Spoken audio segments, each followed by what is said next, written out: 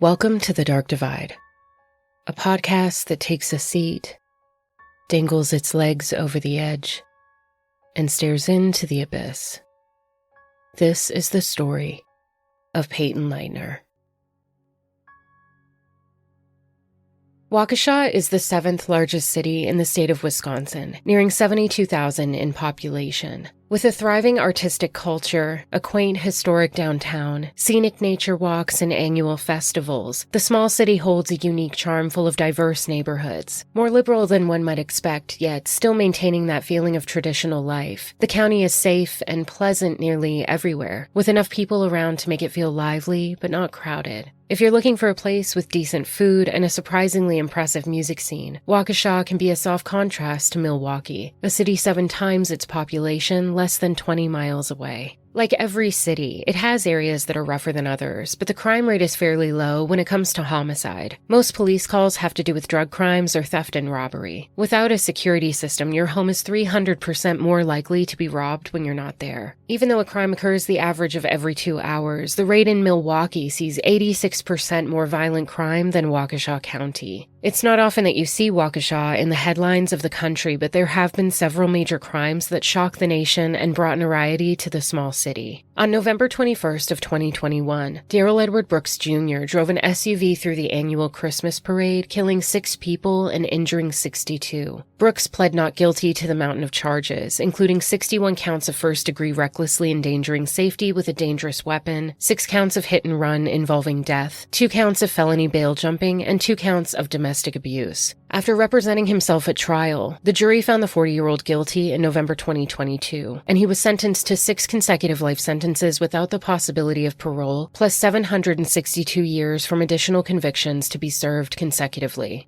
August 2024 would end the near 3-year span without a homicide in the city, when 24-year-old Sean Couture called his father and stepmother to tell them he had just shot and killed his grandmother. After 74-year-old Nancy Lovejoy found a gun in her grandson's room, an argument ensued and a very drunk Sean shot her 6 times through the heart. Tactical units surrounded the home in a brief standoff until Sean was bit by a police dog inside the home and apprehended. The gun had been purchased earlier that year after Sean completed a prior probation term. Couture faces a 2025 trial for first-degree homicide in a domestic abuse situation with a dangerous weapon, operating a firearm while intoxicated, and resisting arrest. And that year would continue on a tragic climb in numbers. In October 2024, the body of 56-year-old Carlos Maldonado was discovered in a wooded area, wrapped in a tarp and covered in branches. His hands were bound with duct tape, and the cause of death was a fatal gunshot wound. After the medical examiner concluded that Carlos was killed in April, investigators collected evidence showing video surveillance of 62-year-old Kevin Leishwick hiding the body in the park. Further searches would produce evidence in his home, including a hit list that Kevin had created, as well as the firearm used to shoot Carlos in his vehicle. Kevin had been a neighbor across the hall to Carlos in the same apartment building and was arrested in December. On Christmas Day 2024, 18-year-old Naya Vasquez and 15-year-old Exiel Rivera were killed by an unknown suspect who fired into their vehicle around 11:30 that morning. Waiting in the white Kia on a marijuana purchase, they were shot shortly after. Police eventually charged Quinteras Morris and Jeremiah Taylor, both 18 years old, with first-degree reckless homicide. However, Taylor remains on the loose while Morris has pleaded not guilty. In late December 2024, 57-year-old Tara Felton struck a 63-year-old man with her car while driving drunk and left him for dead in the street. Suffering from aortic injury, a brain bleed, and broken leg, he was discovered by a passerby who called 911. After several calls reporting a dangerous driver swerving all over the road, Tara was arrested for the hit and run. The man in critical condition survived, and Tara faces 2 felony charges. And most recently, 17-year-old Nikita Kasap was charged with 9 felonies, including first-degree murder and 2 counts of hiding a corpse after allegedly killing both his mother and stepfather in February 2025. Federal investigators believe this was the first step to gain financial means and autonomy in order to carry out a plot to assassinate President Donald Trump, overthrowing the government and creating chaos involving weapons of mass destruction. After just under 2 weeks of living in the home where the bodies of his deceased parents continued to decompose, Cassapp left with their car, $14,000 in cash, and jewelry. A welfare check resulted in the discovery of the gruesome scene, and by March 1st, Cassapp was arrested after running a stop sign. Authorities are actively pursuing more charges as the investigation continues to unfold, revealing weeks of preparation, statements made to classmates, contacts coordinating his escape from the United States, and recent photographs of Cassapp holding the gun he used. But arguably, the most well-known crime in Waukesha occurred on the morning of May 31st, 2014, when two 12-year-old girls woke up from a slumber party and decided that after months of planning and preparation, this was the day they had to murder their friend. Angie Geyser was no stranger to hard work. Growing up on a dairy farm, a strong work ethic was something she had been exposed to at a young age. By the time she was a teenager, she already had a few various skills under her belt, but she loved jobs where she could interact with people the most. That's how she met Matt Geyser. He was a part-time bouncer at a restaurant she waitressed for. There was something both quirky and yet withdrawn about this gentle giant, who stood around 6'4" and just under 400 pounds. His exterior appearance alone was usually intimidating enough for people to keep in line, but Angie found his sheepish hesitance endearing. In truth, most people wouldn't suspect that Matt had lived a good portion of his life, living with a fear that both kept him company and held him hostage. From childhood, he saw things other people didn't. Orbs of light and auras of color, demons behind him at a glance of his reflection in a mirror, multiple voices whispering secrets all at once. He would take notice of every exit sign and open window, beckoning to him during moments of going through the motions of normal day-to-day life. Matt's family was extremely religious, choosing to see his schizophrenia diagnosis as a test from God and treat it with as much Jesus as possible. Rarely did they bring him to psych wards. In the end, Matt learned how to cope with his limitations on his own, repeating facts rooted in reality to himself under his breath, making sure not to have any mirrors in his home, sleeping too much or too little depending on the level of the flare-up. His symptoms were minor compared to other people, so when Angie began to date Matt, his diagnosis wasn't a big part of their lives, not even on a daily scale. He wasn't big into socializing or partying and preferred quiet nights with their shared interests. Creating a space of acceptance, they made each other feel seen and loved in a way that they hadn't quite experienced before with anyone else. Matt was 30 and Angie was 23 when the tiny white stick spread its two blue lines across the screen, changing their lives forever. They had been together for 2 years, and conversations about children had made their way into thoughts of the future. A diagnosis like Matt's carrying on to their children was rare, with only a 10 to 15% chance of risk. The two of them decided to start their family. They would need a bigger apartment and better health care, so Angie would go back to school to supplement the family with a higher income. Matt had always struggled to maintain employment, but that was okay. He could stay home with their child. Both of them were thrilled to welcome their baby girl, Morgan. Projecting their religious values, Matt's parents demanded that they get married, and by the time Morgan was 3 months old, they tied the knot, adopted a couple cats, and started to grow their family tree. Angie soared through technical college with flying colors, securing a job as a neurodiagnostic specialist, monitoring machines during patient operations. Sometimes she would have to drive anywhere up to 100 miles on short notice to assist in surgeries, but all her commitment allowed them a good amount of luxury. They purchased a condo in Waukesha. Matt took a part-time janitorial position, and a routine of sorts began to unfold. Angie would wake up before sunrise and usually arrive back home around Morgan's bedtime. It was bittersweet to miss out on all those moments that Matt would tell her about when she returned from a day's work, but fatherhood was something that lit Matt up with purpose and planning. Instead of isolating and failing to take care of himself, becoming a stay-at-home dad was massive structure, giving him an outlet of childhood creativity and a space of non-judgment and empowerment through interacting with the outside world on Morgan's behalf. Even little things like teaching Morgan how to brush her teeth or do her homework, driving her to school, reading her Harry Potter books before bed. The two of them developed a deep bond rooted in friendship. Morgan was Matt's little shadow, a daddy's girl through and through, always wanting to go with him wherever he went.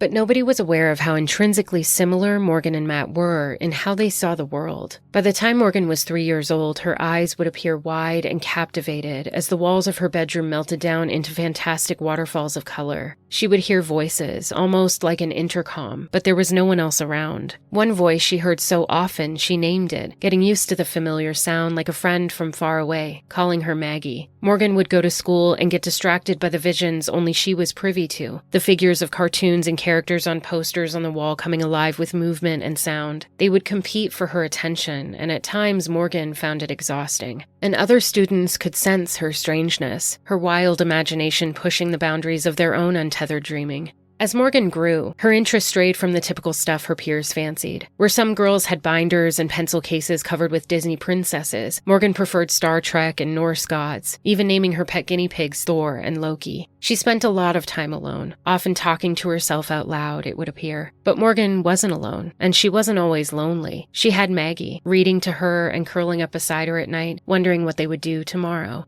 Matt and Morgan loved the outdoor adventures they would have, hiking along trails, swaying as high as they could on swings in the park, literally hugging trees that bordered the beach, frolicking quickly in the hot sand before it had a chance to burn the bottoms of their feet. But sometimes Matt would become emotional, taking a breather, walking away to light a cigarette with his eyes welling up and stare somewhere off in the distance towards something Morgan couldn't see. The look of fear brought out a protectiveness in her, unable to verbalize the connection between them, the wordless sharing of a secret unspoken. After she learned about divorce from another student at school, she asked him once what he would do if her mother left him. "I'd probably kill myself," Matt told her, absent-mindedly forgetting his discretion. Morgan couldn't get that thought out of her head. Little did she know her father had attempted to take his life once, when she was 2 years old. After 2 weeks in the ICU, fully comatose, his waking up had been a miracle, the biggest feeling of relief to Angie. The fragility of life and death always hung thick in the air after that. Angie was proud of who her daughter was becoming. She didn't think twice about having the weird kid because she too had been the weird kid. The 12-year-old biking home full speed with a copy of Stephen King's It in her backpack. The teenager who ran away to the nearest city to soak up a little anonymity. Morgan was even more independent and self-assured than Angie had ever been at that age. She didn't seem to care much about what other people thought. But sometimes Morgan did long for genuine company. Someone like Maggie, but more real. Someone other people could see. Company had a tendency to keep the voices at bay. So when she met Bella, it had been a welcome relief. Bella could hear the voices too, she had told Morgan. And as the trove of her imaginary friends grew in number, Bella did her best to keep up with the new names, always trying to reach Morgan in the places she disappeared to, physically beside her, but her mind somewhere else entirely. Morgan talked a lot about Bella when they weren't together. "I can't wait to tell Bella about this. I can't wait to show Bella that." They were inseparable. After school, they would email each other for hours until bedtime. Sweet gestures and silly jokes. Morgan would confide in Bella without worry, knowing that she would never judge her for a thing. "These days I live in my own world and I'm happy that you join me in it. And I'm also terrified of the color red now too." And indeed, Bella did notice Morgan changing. Morgan had tried to tell her parents about it all at various times throughout her childhood, running into their room as a toddler, claiming that ghosts were coming out of the walls and keeping her up, talking about how characters from Harry Potter held her hand and walked with her between classes. At the time, it seemed like nothing more than creative fantasy come to life with an imagination that would go far. But something was taking hold of Morgan, flipping her mind like a switch, distorting fact and fiction into a blur of surreal and indistinguishable. Morgan did her best to keep up. Joe and Stacy Leutner couldn't help but feel at times that Morgan was a bit of a bad influence on their daughter. The two had met at 9 years old, and since that fateful day in 2011 were fast and close friends. "Hi, I'm Bella," Payton had introduced herself to the quirky girl everyone else kept their distance from. There had been another girl named Payton in kindergarten, so Payton started using the nickname from her middle name Isabella, and it stuck. Even though other girls found Morgan strange, unable to relate to her interest in Star Trek and mutant superheroes, Payton didn't mind what seemed like an active and amusing imagination. When Morgan would sit by herself on the steps of the school hallways or eat alone at a table during lunch, Payton would always join her. Well liked by everyone, she'd had the chance to quote-unquote join the popular crowd, but they'd only offer up a seat if she dropped Morgan as a friend. Without a second thought, Payton chose Morgan. She loved their inside jokes and peculiar games where sometimes Morgan would dart off running, almost as if toward someone else, but there was never anyone there. Payton found it endearing to attend Morgan's birthday parties, themed with characters she couldn't quite remember the names of, or how she hated typically revealing Halloween costumes and opted to go as things like vampires or Spock.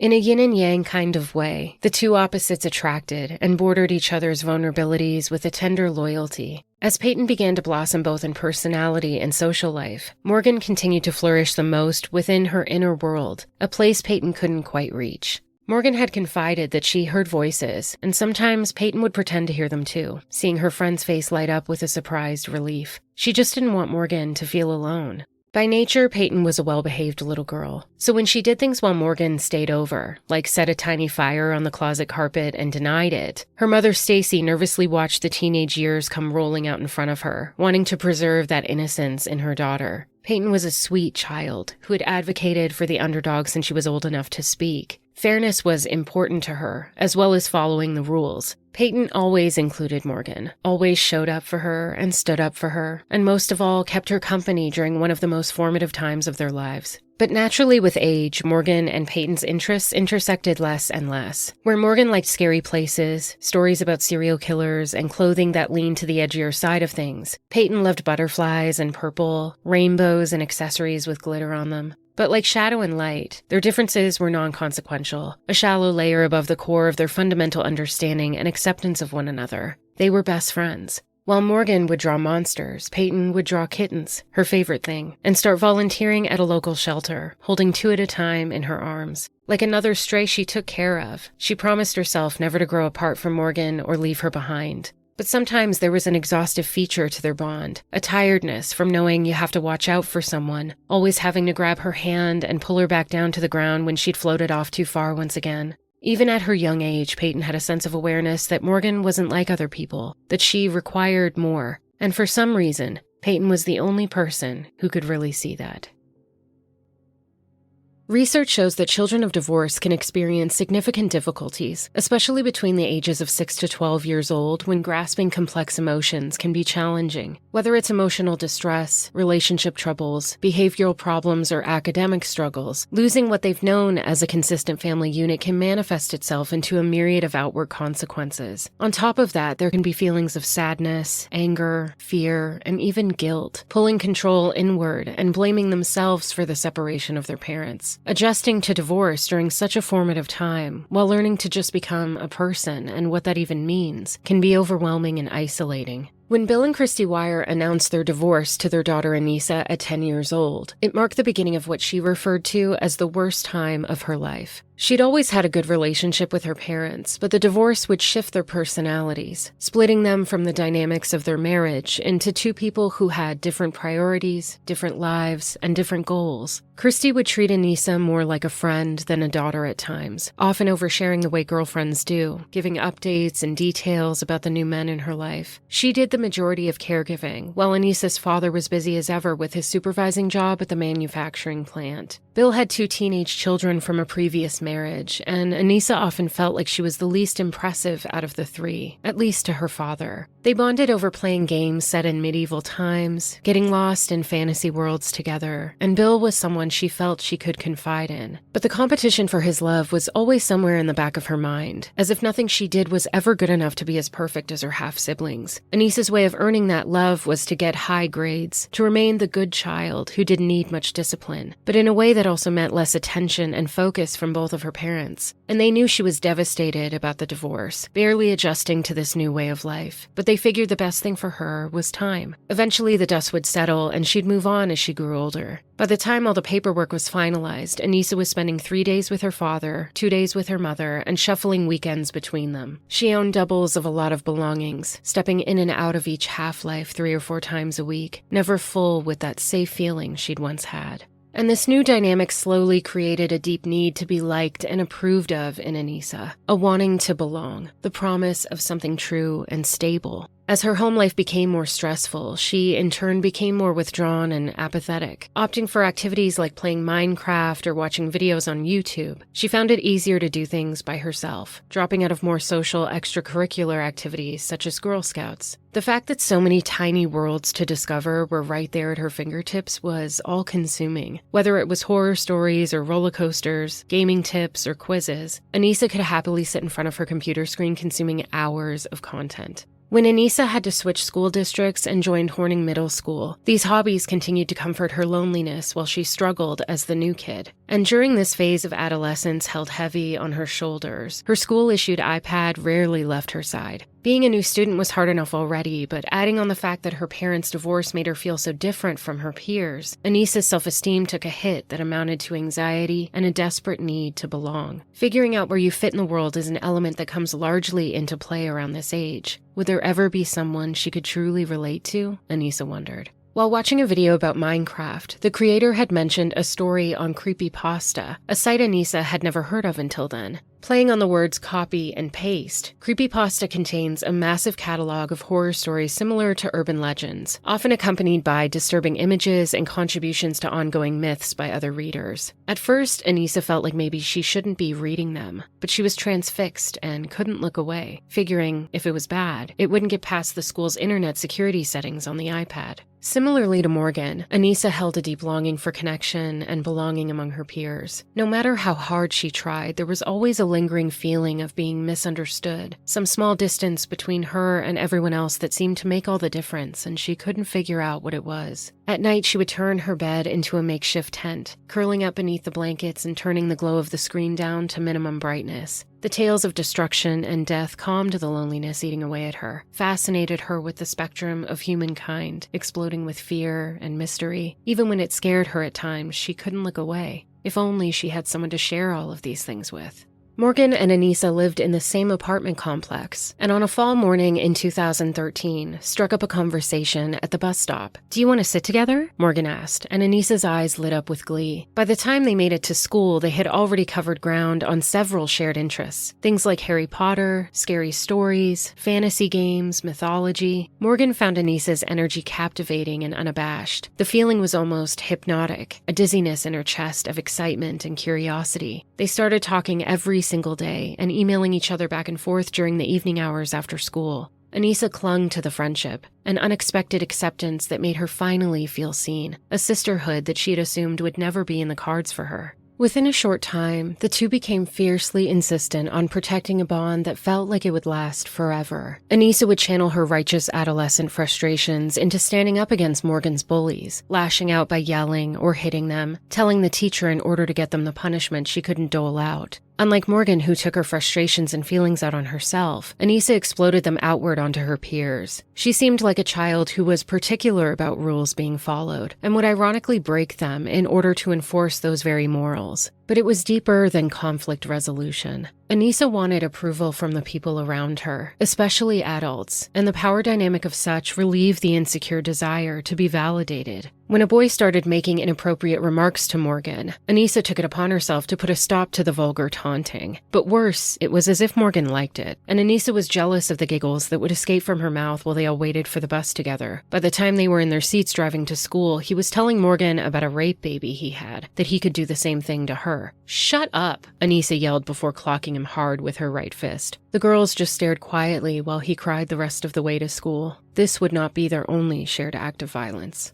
Morgan tried to blend the two major friendships in her life, but Anissa didn't like Payton, and Payton didn't like Anissa. She thought she was rude and inconsiderate. The way she punched Morgan in the arm sometimes when she got mad at her made her stomach drop. Anissa would curse, whisper inside jokes under her breath to Morgan, leaving Payton purposely out of the know. "You're a bitch," Anissa had shouted at her once, hitting her with her backpack. "Stop it, Anissa," Morgan would plead, feeling sad to see the person who stood up for her all this time be treated so callously. Payton would often distance herself from the two of them. It was like Anissa could do no wrong in her eyes. Morgan had always been more of the leader in their friendship, but when it came to Anissa, she was passive and eager to please. What Payton didn't realize was Morgan had always hidden a part of herself to spare the innocence in her friend. There was a dark curiosity in her, feral for nurturing, itching to be shared out loud. She could gossip with Anissa. She could say scary things. She could walk wild with whatever mood struck her and never be lectured about why it wasn't nice. "I hate so many people in school," Morgan emailed Anissa one evening, listing out girls she didn't like. "Let's kill them all with fire and brimstone. And knives," Anissa replied. Morgan smirked at their crass sense of humor. But at school, Payton and Morgan remained as close as they ever were. Anissa got the most of Morgan on the bus and after school, always feeling some invisible bubble the two of them were in that she just couldn't penetrate. Slight tinges of rejection would wash over her, a feeling that Anissa considered almost unbearable. She wished that the two of them wouldn't be friends. She wished that Payton would just disappear. "Hey Morgan," Anissa emailed her one night in December. "You want to see something cool?" Even though the website Creepypasta contained plenty of stories considered tame and creative by most adults, sometimes Anissa wasn't so sure that these were just fantasies. A trove of digital horror folklore, there was no shortage of strange and unsettling. Fans would suggest that some of the characters were real or based on real people. Jeff the Killer is actually Jeffrey Woods, who was a young boy turned serial killer. This is all true, Anissa read a comment, and it made her stomach churn. Jeff the Killer is one of the most well-known characters on Creepypasta, first referenced in a YouTube video uploaded in 2008. He's usually depicted as a noseless, pale man with hollow eyes and long black hair. After moving to a new neighborhood, Jeff is in a violent altercation with bullies at his new school, disfiguring his face. Growing increasingly disturbed from this traumatic event, he isolates, becoming obsessed with outward perception and injustice. Killing without remorse, he becomes psychotic and unstoppable. "Go to sleep," he whispers from his carved Joker-esque grin, which is usually the last thing you see before the darkness devours you. The line between reality and internet culture myths were blurred the most with stories like these. Anissa Googled Jeff the Killer, who zeroed in on what looked like a legitimate newspaper clipping. The skeptics had no idea what they were talking about, she thought. There were things in this world that just couldn't be explained away. These campfire-style stories spread like wildfire, even gaining specific pop culture references and inspiring a myriad of artwork, fan fiction, and even video games. Depicting the most well-known digital boogeyman, the game Slender, The 8 Pages, was released on June 26, 2012. Inside the first-person survival horror game, the player must collect 8 scattered pages in a dark forest while avoiding the Slender Man, who gets closer and less predictable with each page. You shut your flashlight off to save power and hide yourself, but one wrong move and he's right behind you, startling you with his contrast white. Arguably the most well-known character on Creepypasta since his origin story in 2009, Slender Man is an extremely tall and thin humanoid in a black suit with a featureless white head and face. Even though it was an entry into a Photoshop contest, the fictional mythology would catch on like a virus. 2 photographs depicting groups of small children racing away in front of him in fear are undeniably chilling in atmosphere.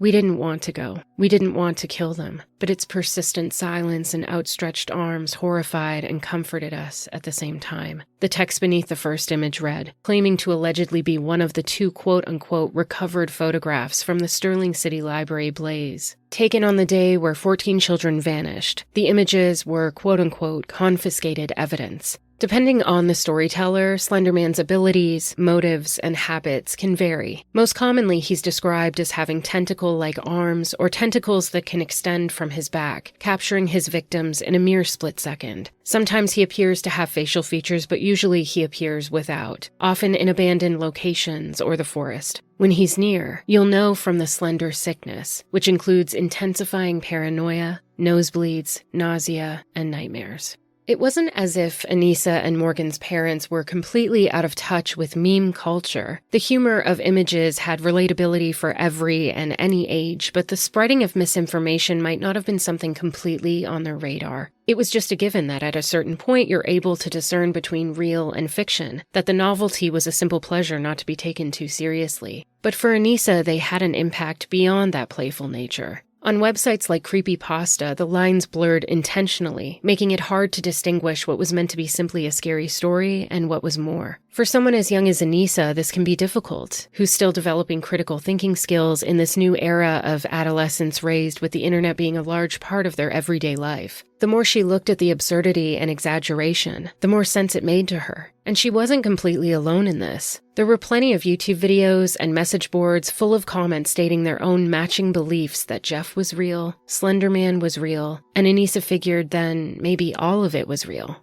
"I know you like ghost stories, so maybe you'll like this." Anissa showed Morgan her favorite Creepypasta entries. Enthralled, Morgan was struck with a comforting familiarity. So many of these images matched the visions of faceless figures and haunting shapes that had followed her around since she was a small child. Morgan stayed up late every night, needing to consume every bit of information, fueling what would soon become a shared obsession. Each morning she couldn't wait to talk to Anissa on the way to school, reviewing their favorites and excitedly reacting to details about the paranormal, the homicidal, and the insane. This is why there were times when she felt close to Anissa in such a different way than Payton. I could never talk to Bella about things like this, Morgan thought to herself, already able to see the upper lip sneer of disgust that Payton would give whenever she spoke about gore and death. "Stop talking about mean things," Payton would say, a slight scolding tone in her voice. Morgan thought about Slender Man constantly, feeling both validation and curiosity. She no longer felt crazy anymore when Anissa nodded after Morgan asked, "So, he's real?"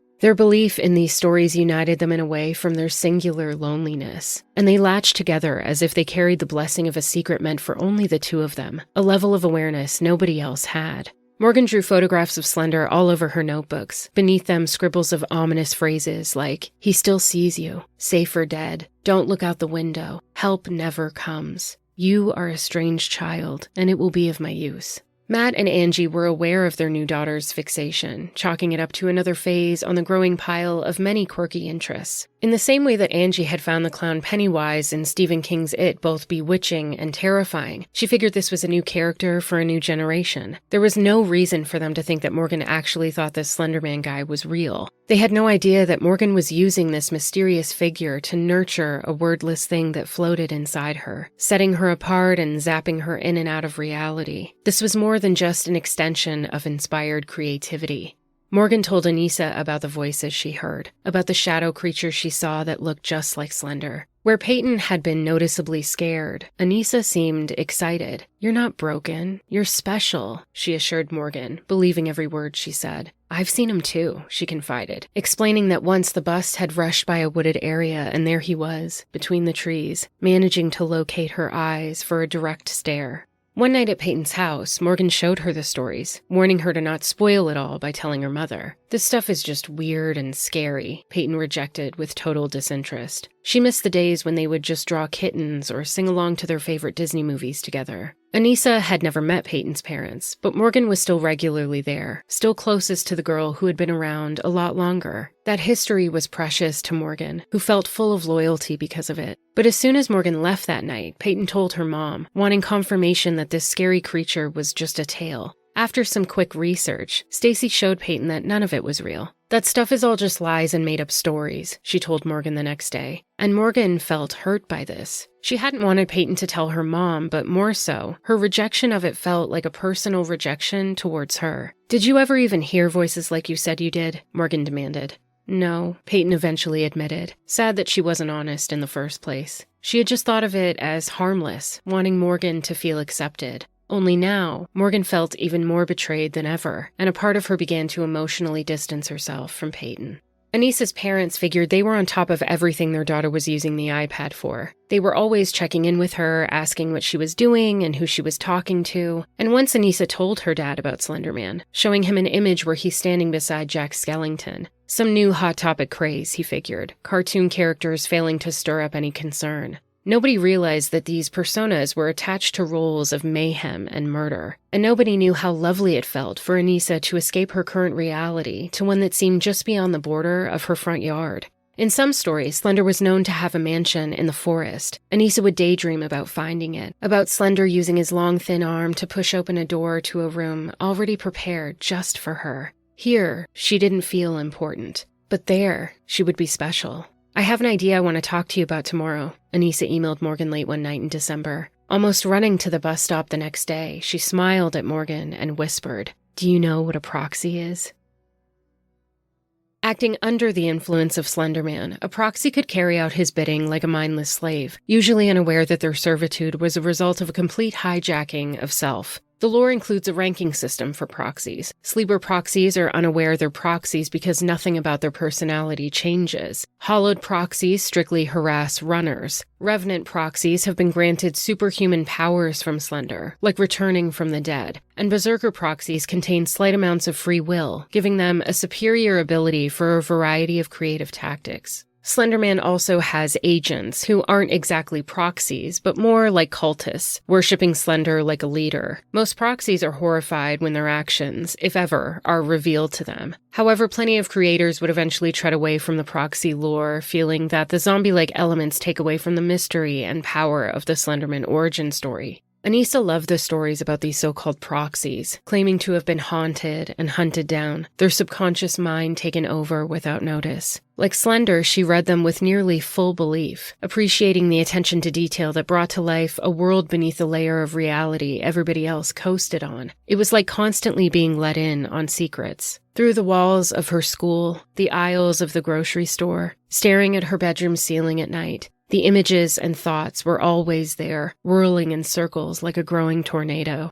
"We're clever enough to do that," Anissa would tell Morgan one day, pointing to a recollection of dramatic exaggerations that, at most, were just well-written pieces of fiction. But for them, they were testimonials. They could be berserker proxies. Both girls became adamant that their secrets pulled them closer to each other than ever before. Picturing giant walls of gray stone, moody candelabras giving only the dimmest light in the cold echo, they played off each other like tour guides, making their way through Slender Man's grand mansion in the forest. It was closer than anyone knew. They could probably walk to it in a day, Anissa would suggest. Later they realized that this particular forest they had in mind would take at least 100 hours of walking. Plotting pathways and protection from various animals, the girls started to brace themselves for a future of battle and reclusion. A feeling of prophecy and belonging would wash over the hollows of their insecurities, filling what was empty with purpose. Winter continued on psychedelic and electric, especially for Morgan, who had a reason to listen harder to the voices she had once tried to stifle. Finally, there was logic in the senseless, and a reason for her separate nature. Every day they dug into unseen realms as if they were proving the skeptics wrong with each discovery, further validating this manic hunger. In order to demonstrate their loyalty, their efforts would have to be painstakingly sacrificial. In order to avoid being killed by Slender Man, they would have to carry out his bidding with the ultimate slaughter. It would have to be someone they loved.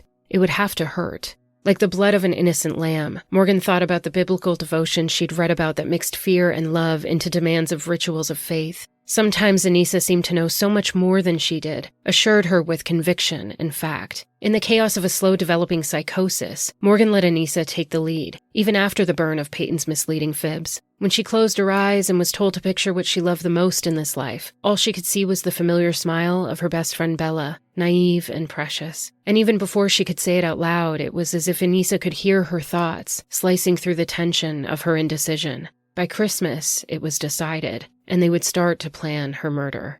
Not wanting to always rely on Anissa for directives, Morgan dove into the obsession and paranoia, becoming an expert in make-believe aspects as if they were as real and logical as mathematical equations. She checked out armfuls of books on crime from the library, scouring pages of crime scenes and ancient punishments, bracing herself with defiance, refusing to allow the fear to make her small in the wake of this coming greatness that Anissa referred to as necessary. Needing to be sure, Morgan would fake Slender sightings, testing her honesty. After catching her in what was an obvious lie, Anissa would email her a heartfelt apology, promising to never betray her and only lie for their benefit to other people. Morgan accepted immediately. "It's fine. Stop feeling like shit. It was hurtful what you did because it reminded me of what Bella and girls in the past have done to betray me. But honestly, I used Vulcan mind tricks, so I didn't feel upset at all. Just promise not to fake anything from now on. And this involves your stuttering and twitching that you keep up for about a minute every 3 weeks. Trust me, I can tell the difference. Physical and mental disabilities are no joke." Anissa confided that she hadn't wanted Morgan to feel insane because she saw things that Anissa didn't. But for Morgan, these mismatched pieces started to fill out a rational puzzle. She could see and hear things when others couldn't because she had been chosen. And if Morgan wanted to become a proxy, Anissa wanted to come along. She wanted to live with Morgan forever in the mansion, wanted to protect her always. Falling into roles almost seamlessly, they would nickname each other appropriately. Morgan called Anissa Scorpion, both amazed and nervous at how she could lash a sting out of nowhere. And Anissa called Morgan Child, sometimes Kitty, encapsulating her playful sweetness and required guidance and instruction.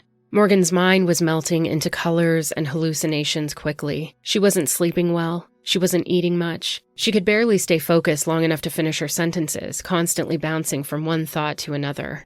In January, a classmate observed a rubber mallet falling out of Morgan's backpack while she was stuffing her binder in. She was mortified when it was reported to the principal, who watched as she collapsed into a begging and crying mess, asking if there was anything she could do to keep this misunderstanding from leaving the office walls. "I didn't mean anything by it, I promise. I was just holding on to it for protection," she admitted. Morgan had grabbed it from her mother's collection of gardening tools, unsure if other proxies or even Slender himself might come for her before the time was right. Instead of asking Morgan why she felt the need for such protection, the principal suspended her for a day and called home for an immediate pickup from school. Completely humiliated by the most severe punishment she had ever received, Morgan told Matt on the way home about the distant whispers that seemed to come up right behind her ear, the washed-out colors that wrapped up objects and robbed her focus. "Stop making things up," Matt replied. Morgan bit her bottom lip in frustration as she stared out the window for the rest of the quiet ride home. What good would pretending to hear voices do for her, she wondered.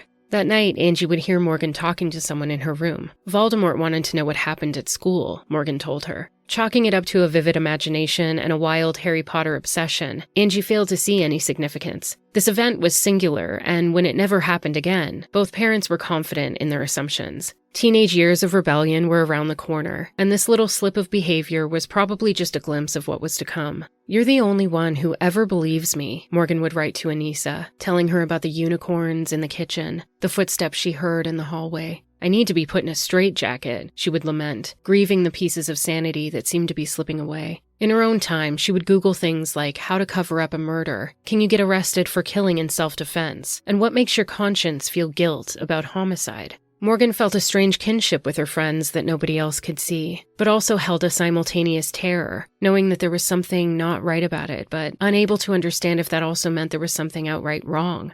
As the colder weather morphed into flourishing spring, Morgan's mind was like a desert of decay. Her behavior escalated from withdrawn and weird to more outwardly expressive. She laughed loudly at inappropriate moments, barked at other children, or threw bugs on them, fascinated with their disgust and fear. At her core, Morgan wasn't the rebellious type, nor was she particularly defiant to authority figures. Surrounded by adults who were all stretched to their own limits for one reason or another, not one person had the proper training or intuition to truly see what was happening to her. Even on her worst day, she was still considered just a strange little girl who sought attention by acting out. Even Anissa would seemingly cry out for help in the most subtle of ways, finally confiding in her father about creepypasta stories, waiting for a lecture about the deep end that she found herself drowning in. But instead, he said nothing. Overwhelmed by the recent death of his ex-wife, Bill Weier was facing a tremendous challenge of single fatherhood for all of his children. At the end of May, Anissa's half-siblings would be moving in, and the dynamics of her life would once again shift, with any scraps of attention falling to the wayside, Anissa figured. She couldn't wait for the smell of pine and the escape of freedom, hand in hand with the only person who understood her. Speaking in code, the girls would plan the details of their murder plot on bus rides to and from school. Morgan had a hard time taking pleasure in it the same way Anissa did, knowing her sacrifice was greater, that the cost would hurt her more. Every time Payton slept over, Morgan would glance at her sleeping soundly, wishing that it could be anyone else on the slab like a soft lamb. "It's necessary," she would repeat Anissa's instructions to herself, knowing that it had to be this way. "We can do it to her peacefully in her sleep," Anissa explained to Morgan, trying to make her feel better. Morgan's birthday party was at the end of May, the same exact weekend that Anissa's siblings were moving in. Anissa would stab Payton in the neck while she slept, they would cover up the body, escape to the forest before anyone else was the wiser, and their new life as proxies would begin. Payton excitedly RSVP'd Morgan's official invite. One by one, the dominoes were falling into place like waves of fate washing away any other option. Death was the only answer. Morgan went out for birthday sushi on May 16th, eating a veggie roll and telling her mother about how she hated violence and refused to eat animals. Matt and Angie gave their 12-year-old daughter Star Trek convention tickets, a gift that lit Morgan's eyes up with thrill. Things had been shifting at home lately. She was getting close to teenage years, and it was showing. Her mood was inconsistent and worse, unpredictable. Morgan preferred to be alone in her bedroom more often, and didn't rely on her parents for her main source of companionship and approval like she had in the past. But this was how things go, Angie thought to herself. Morgan recently started her period for the first time, and her mother thought of the confusing mess of hormones and insecurity that girls can go through when their body starts to change. It was easy to see all of these things as singular events instead of a domino effect. Angie had no idea that thoughts of righteous murder and the burden of protecting her family from a forest-dwelling demon was weight on her daughter's shoulders. Morgan's party was just 2 weeks away, and every minute that passed was full of both dread and anticipation. Sometimes Morgan never wanted it to arrive, and other times she just wanted to get it over with. Payton had been talking nonstop about the sleepover, and Anissa had even taken her aside to apologize for the time she'd hit her in the past and for the time she'd made her feel badly about herself. Payton was surprised, but also relieved. It was admirable for Anissa to take responsibility for her actions, something Payton felt she didn't do enough. She cared about Morgan so much, and the last thing she wanted was something wedged between them, causing distance. So she accepted the apology, happy to have that all behind them. Maybe now the three of them could become a group of good friends.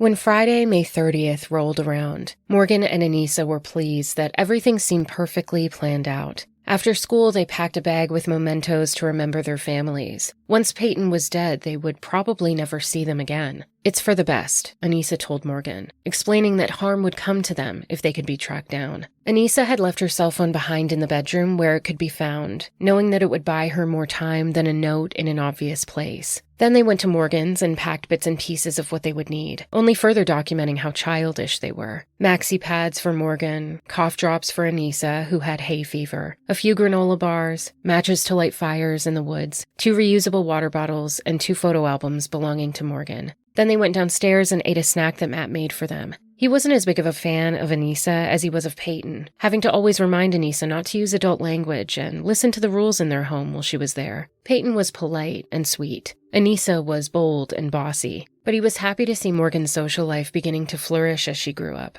All he wanted for his daughter was acceptance in a world he had felt no belonging in. Payton was also busy at home packing, but her items were for a sleepover, not a getaway. She grabbed her brown backpack with a pink butterfly and stuffed in some Jolly Ranchers, silly putty, a charging cord for her phone, her toothbrush, and a purple nightshirt to sleep in. She included a stuffed cat teddy bear and, thinking of Morgan, also 9 cat magazines for them to flip through. Her change of clothes for the next day included yellow capri pants and a t-shirt with the words love, hope, smile, beautiful, dream, and justice above a peace sign. She would wear her favorite blue and white slide-on sandals with it, shoes that were difficult to run in. Payton was eager to leave, but Stacy had some plans of her own and would drop her off at Morgan's later that evening. "Why does your mom feel like she can control the plans of my party? You should ask her," an annoyed Morgan demanded when she called to tell her. After repeating the question to her mother, Stacy hesitated bringing Payton over at all, unimpressed with Morgan's disrespectful attitude. Nevertheless, within a few hours, the girls were together and Morgan's birthday party sleepover was in full effect. Matt took them to Skateland roller rink, where the 3 of them laughed and did their best to stay up on their feet. Morgan opened her presents, a Star Trek mug from Anissa, and a stuffed banana, Nerf gun, and duct tape with gummy bear print on it from Payton.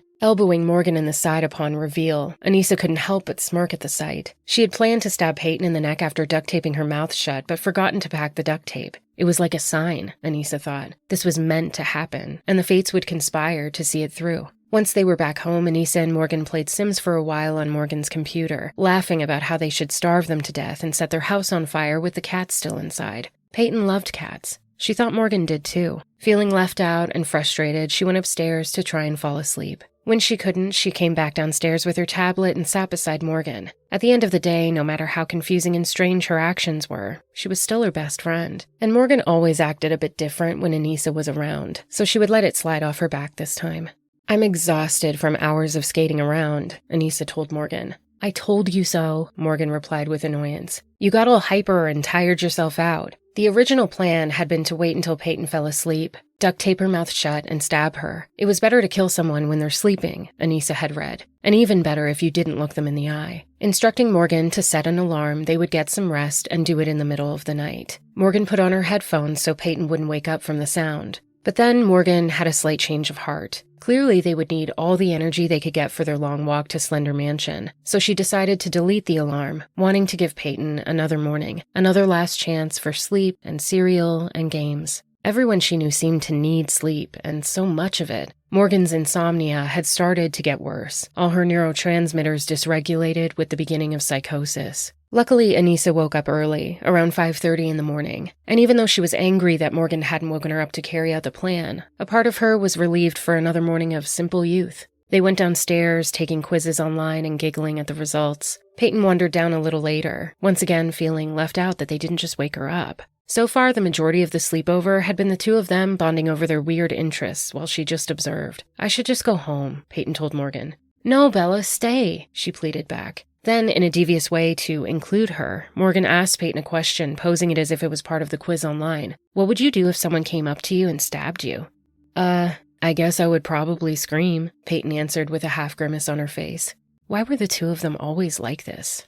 The rest of the morning went on a little lighter. The 3 of them ate homemade donuts and strawberries that Angie set out for breakfast before playing with the silly putty Payton had brought. Morgan had a collection of party clothes and Halloween costumes downstairs, and the 3 of them played dress-up. "I'm a princess," Payton exclaimed, wearing a frilly lace dress from one of the boxes. Anissa gave Morgan a look with her eyes as if to say, "You know what we need to do."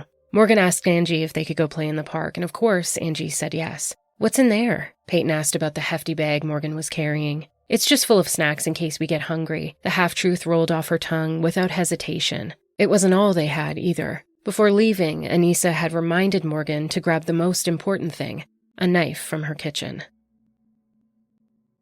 Matt and Angie didn't usually allow Morgan to walk to the park alone, but given that it was her birthday, they made an exception, assuming she would be safe in a group of 3. While Payton was prancing around pretending to be a princess, Anissa had told Morgan the park would be the perfect place to do it. The deed, she called it, distancing herself from the actual act of murder. Even though it was a sunny 75 degrees outside, both of them dressed for colder weather, anticipating the marshy darkness of Nicollet National Forest to bring a chill to their bones. Covering over 1.5 million acres, the forest spans through bogs, wetlands, streams, glacial lakes, and meadows. The girls planned to survive on things like blueberries, raspberries, blackberries, and mushrooms until they arrived at Slender Mansion, welcomed for their loyal service as proxies. During the walk to the park near Morgan's house, Anissa thought about how, in just a few hours, their new life was about to begin. There was a slight sadness to it, knowing that she would never see her parents and siblings again, but the reality of the unimportance washed the thoughts away as quickly as they came. She imagined winning Slender Man over. The unspeakable bond created from a mix of pride and devotion would sustain the both of them. All Anissa needed was Morgan, and vice versa, in a place where they could be understood and needed, and maybe in some horrific way, even loved.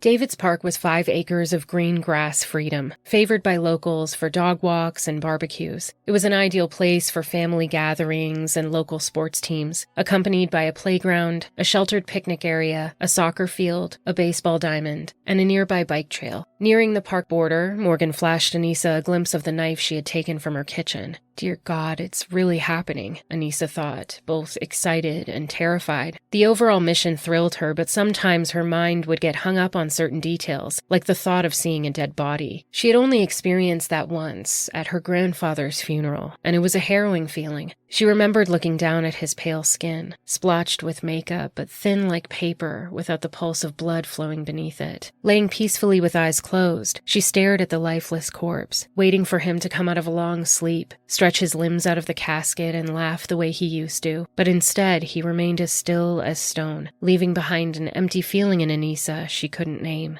"Over there is perfect," Anissa whispered to Morgan, pointing to the building of public bathrooms. In their childlike way, the girls imagined the seamless plot carrying on without a hitch. They would take Payton into a stall, lock the door, and stab her. Propping her up on the toilet to appear as if she was using it, both girls would sneak back under the gap under the stall and the floor, while Payton's blood escaped down the floor drain. Nobody would suspect a thing for hours, maybe even days, as the girls made their way out of Waukesha and into the forest. But it wasn't as easy as they had hoped. When they arrived, Payton made a beeline straight for the playground equipment. Any passerby would have seen a crystal-clear picture of adolescent innocence. 3 girls laughing and climbing and jumping with each other, enjoying a serene Saturday morning of carefree youth. Morgan watched her best friend, feeling sad that it had come to this. It's necessary, she reminded herself, knowing that she could never forgive herself if anything happened to her parents because of her. Glaring at Morgan with a look of annoyance, Anissa knew she needed to keep her friend on track. "Let's go," Anissa elbowed Morgan in the ribs, heading towards the bathroom. Inside the cold echo, Morgan started to sing her favorite songs while Anissa walked by the stalls, choosing the perfect spot. "Oh my God, look at this crazy stuff," Anissa called Payton over, lying about vandalism to entice her interest. Payton's upper lip curled in a bored disgust. These weren't the kinds of things she found exciting, but nonetheless, she walked over to check it out. Morgan followed her, locking the door behind them before she started talking to Payton about Slender Man and proxies, explaining the things that had taken over her mind for the last several months. Ugh, this again, Payton thought to herself, trying to stop her eyes from rolling and hurting Morgan's feelings. She tried to be nice, but the bathroom smelled funny, and she didn't understand the point of what they were doing. "It's my birthday, so you have to do what I say," Morgan reminded her. Suddenly, Morgan grabbed Payton by the arms and pulled them behind her, displaying her to Anissa, who did nothing. "I need to talk to you in the next stall," Morgan said with a disappointed tone, letting Payton's arms fall to her side. As she listened to their whispers, Payton stood there waiting, feeling left out as usual.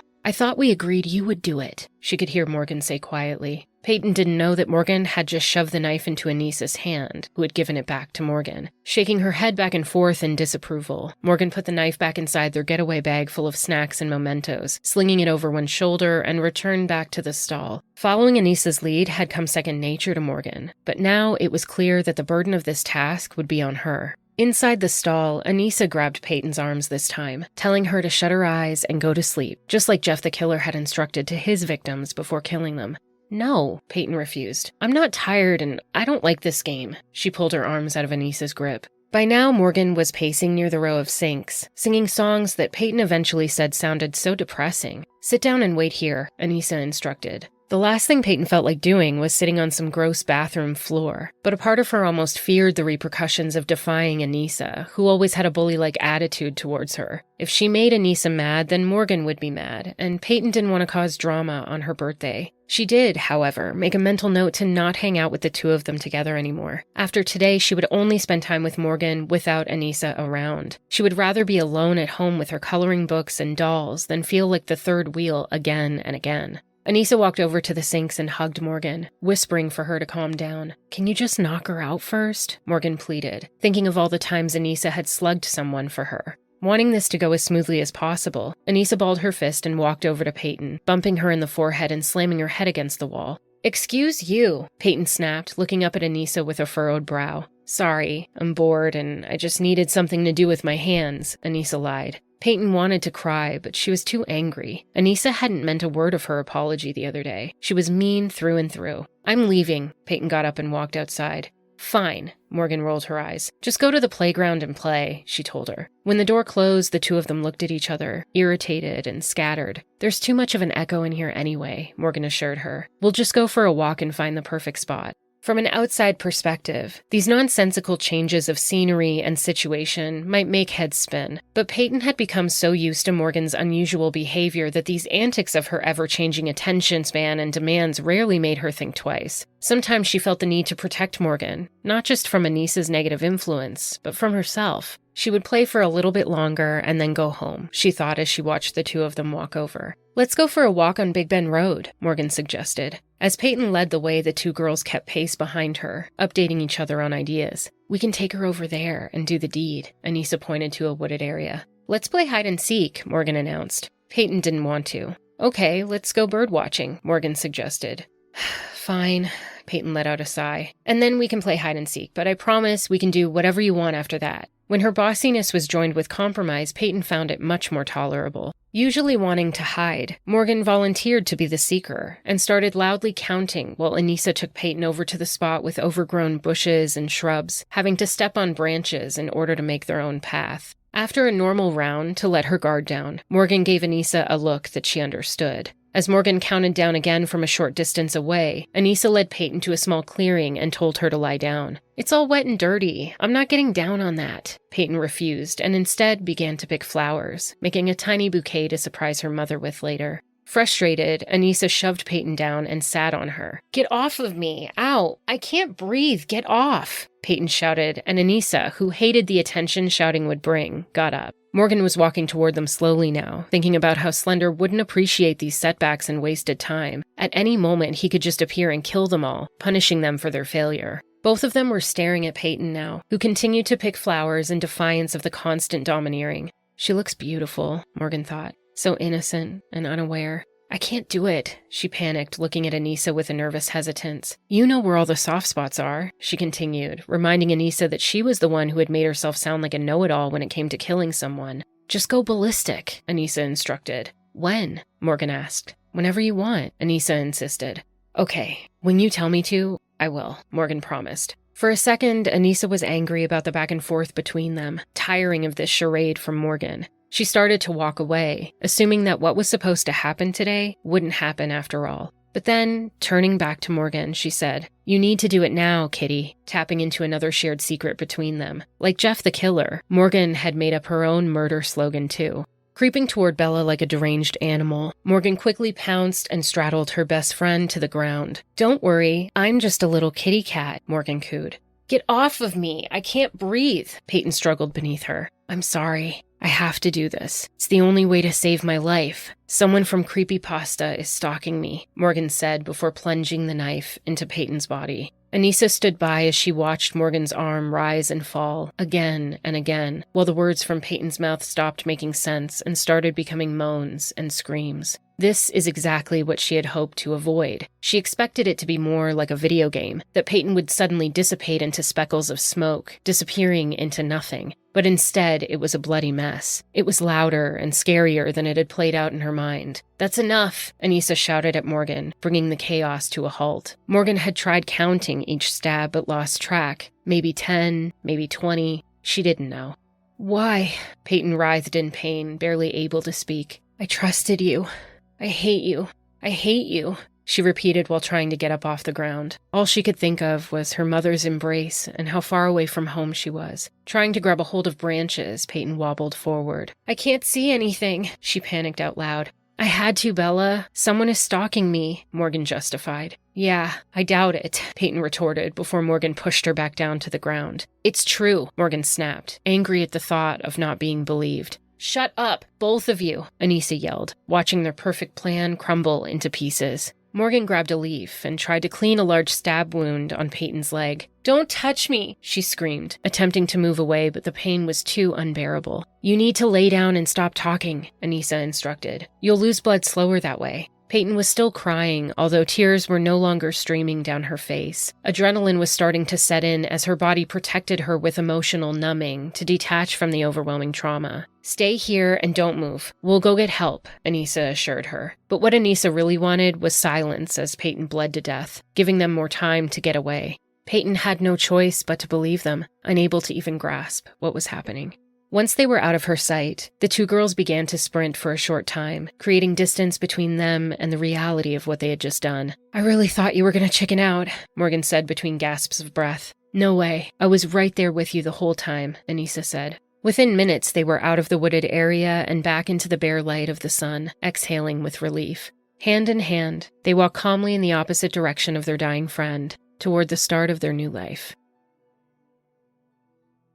Run for the Bucket is a 5K charity race that circles Fox River Park and takes place around the end of May or beginning of June each year in Waukesha. The play on words references a pun for the cause, research at the Medical College of Wisconsin for cyclic vomiting syndrome, a disorder characterized by episodes of severe vomiting that have no obvious cause. Affecting all age groups, children and adults alike gather together to walk or run the course, take group pictures, meet up with others who also have CVS, and cross their fingers for raffle prizes. The entire event takes place over the span of a couple hours. Around 10 in the morning, when the event was wrapping up, Greg Steinberg got on his bike and started to ride home. Big Bend Road has a bike path leading straight to the highway, and it was almost immediately after turning onto the trail did he notice a girl with brown hair lying in the sunlight off to the side. At first, his brain didn't compute the scenario. He thought maybe she was doing it on purpose for some reason, but once he got closer, she turned to face him with a look of sickly pale white and begged, "Help me, please. I've been stabbed." Conscious, but struggling to breathe or even move, Payton could feel her injuries with more accuracy as time went on. Her white shirt was almost completely red with blood by now. She had used every ounce of her strength left to drag her body out of the wooded area and closer to the road. After that, she had stayed still, praying that someone would find her, wanting nothing except to be in her mother's arms. Hi, sir. So, are you with this 12-year-old female? Yeah, she says she's having trouble breathing. She said she was stabbed multiple times. Stabbed multiple times? Yeah. Okay, sir, are you with her right now? Yes. Is she awake? She's awake. Is she breathing? Yeah, she's breathing. She said she can take shallow breaths. She's alert.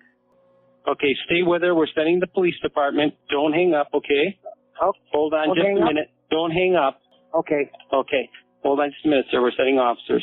Okay. Is there any assailant around? I didn't even look. I don't see anybody. Okay, stay right with her, sir. Is she on the ground or is she standing up? No, she's laying on the grass. Laying on the grass. Stay right with her. Just let me know if she is remaining conscious or not, okay? Okay. Is there any bleeding going on? Her clothing has got blood on it. Where are the wounds? Do you see where the wounds are? No, I don't know if I should be rolling her over and checking or not. Do you know where? Okay, just stay with her and just let me know if she's conscious or alert or stops breathing or anything. Hold on, I'm going to talk to the ambulance. Police are also en route. Okay, thank you. Somebody's coming. Just keep her in that position. Just let me know on her breathing. Okay. Your eyes are still What's your open. name, sir? My name? Your name. My name, Greg Steinberg. Greg. Okay, were you just passing through? Yes.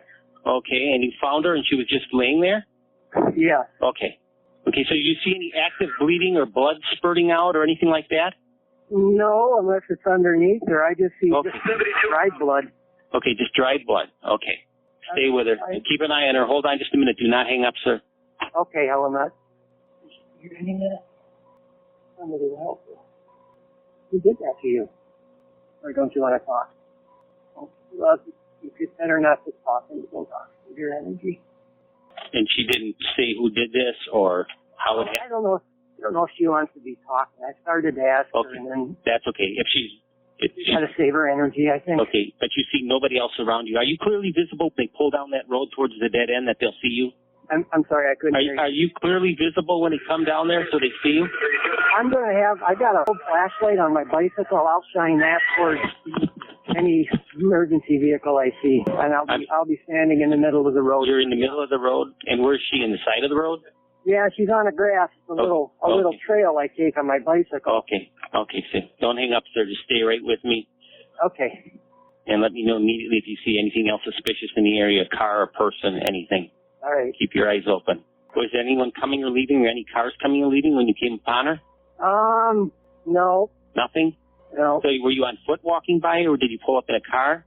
Bicycle. You're on a bicycle. Yeah. How did you see her? Did you just... She's right in the middle of the little path I take. Middle of the little path. Okay. Yeah. There's a squad car coming now. Okay, the squad car coming? Okay, so lay the squad car down, protect her. Here he's coming. Does she have a bike or anything with her? No, I don't see it. One sandal is off, but, maybe 3 feet away from her. Okay, so lay that officer down. I'm going to let you go.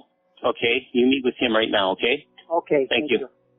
When Dan Klein got the dispatch call, he thought it had to be a mistake. Waukesha wasn't the kind of place that had stabbings or attacks on children, and certainly not children attacking children. Crime-wise, his job was relatively predictable and low stress compared to the neighboring cities. But the sight of this little girl, who claimed her best friend had tried to kill her, would freeze-frame him in a moment that would stick with him always. It's one thing to hear about these things on TV. It's another to be looking right at a child covered in so many wounds you can't even tell how many there are. "Where does it hurt?" Klein asked, trying to locate the source. "Everywhere," Payton whispered. Paramedics rushed to the scene, and police would have forensic photographers meet her at the hospital to document her injuries, which would most likely become evidence if what she said was true. By the time she arrived, Payton could no longer talk. Her pain was too extensive. Needing a basic amount of information from her, officers asked if she was able to at least nod yes or no to a few questions. Barely alert but determined, Payton complied. Had she been stabbed in the woods?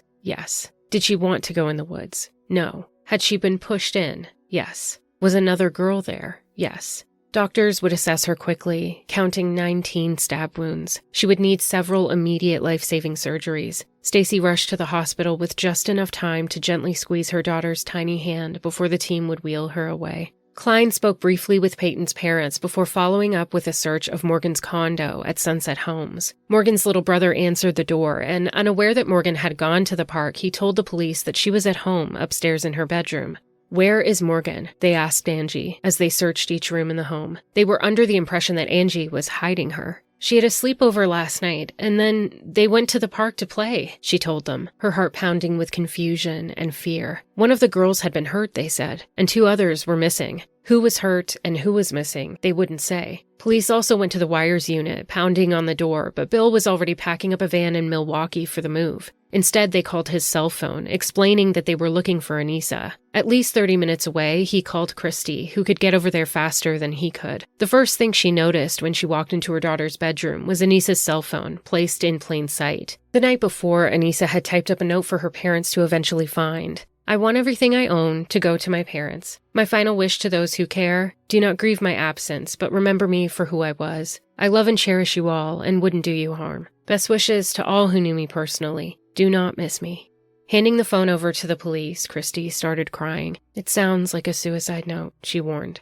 With that, an official search for both Morgan and Anissa would begin immediately. Police would dispatch canines into the area of woods where Payton was stabbed, blocking it off with yellow tape. Helicopters circled overhead as reporters arrived to the active crime scene, warning the public to be on the lookout.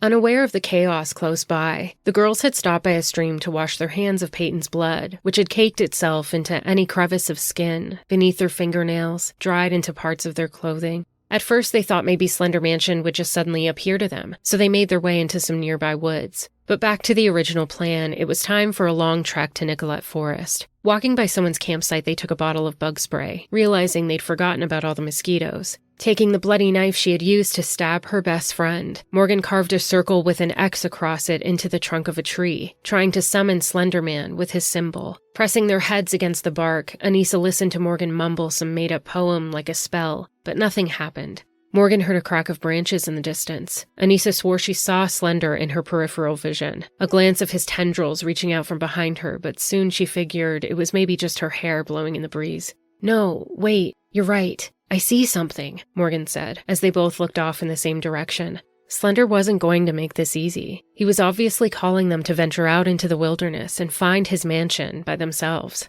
Anissa was getting thirsty, so they walked to a Walmart supercenter in the distance, filling their water bottles in the bathroom. Anytime Morgan had been to Walmart, she had seen at least one man walking around with no shirt, even though a sign on the door entry warned about no shoes, no shirt, no service. People basically dress up half naked there, she assured Anissa, who was afraid that their faces might already be on television. But Morgan figured nobody would think twice at the appearance of two girls who looked a little disheveled. Using soap, Morgan was able to wash off the rest of the blood on her hands that hadn't come off in the stream, forgetting her beloved fingerless lace gloves on the counter. They made their way to Fox River and stopped to rest and drink some water. The girls shared one bottle at a time, taking tiny sips, knowing they needed to conserve the rest for the journey. Morgan took out her photo albums and cried as she flipped through pictures of people and pets that she would never see again. "It's okay. I think you just need to keep your sugar levels up," Anissa comforted her. But deep down, she was worried. Morgan was already losing it, and they hadn't even gotten out of Waukesha yet. When they passed by a local furniture store advertising free cookies and lemonade, Anissa took that as a good sign. She helped herself to 4 cookies and some fruit snacks.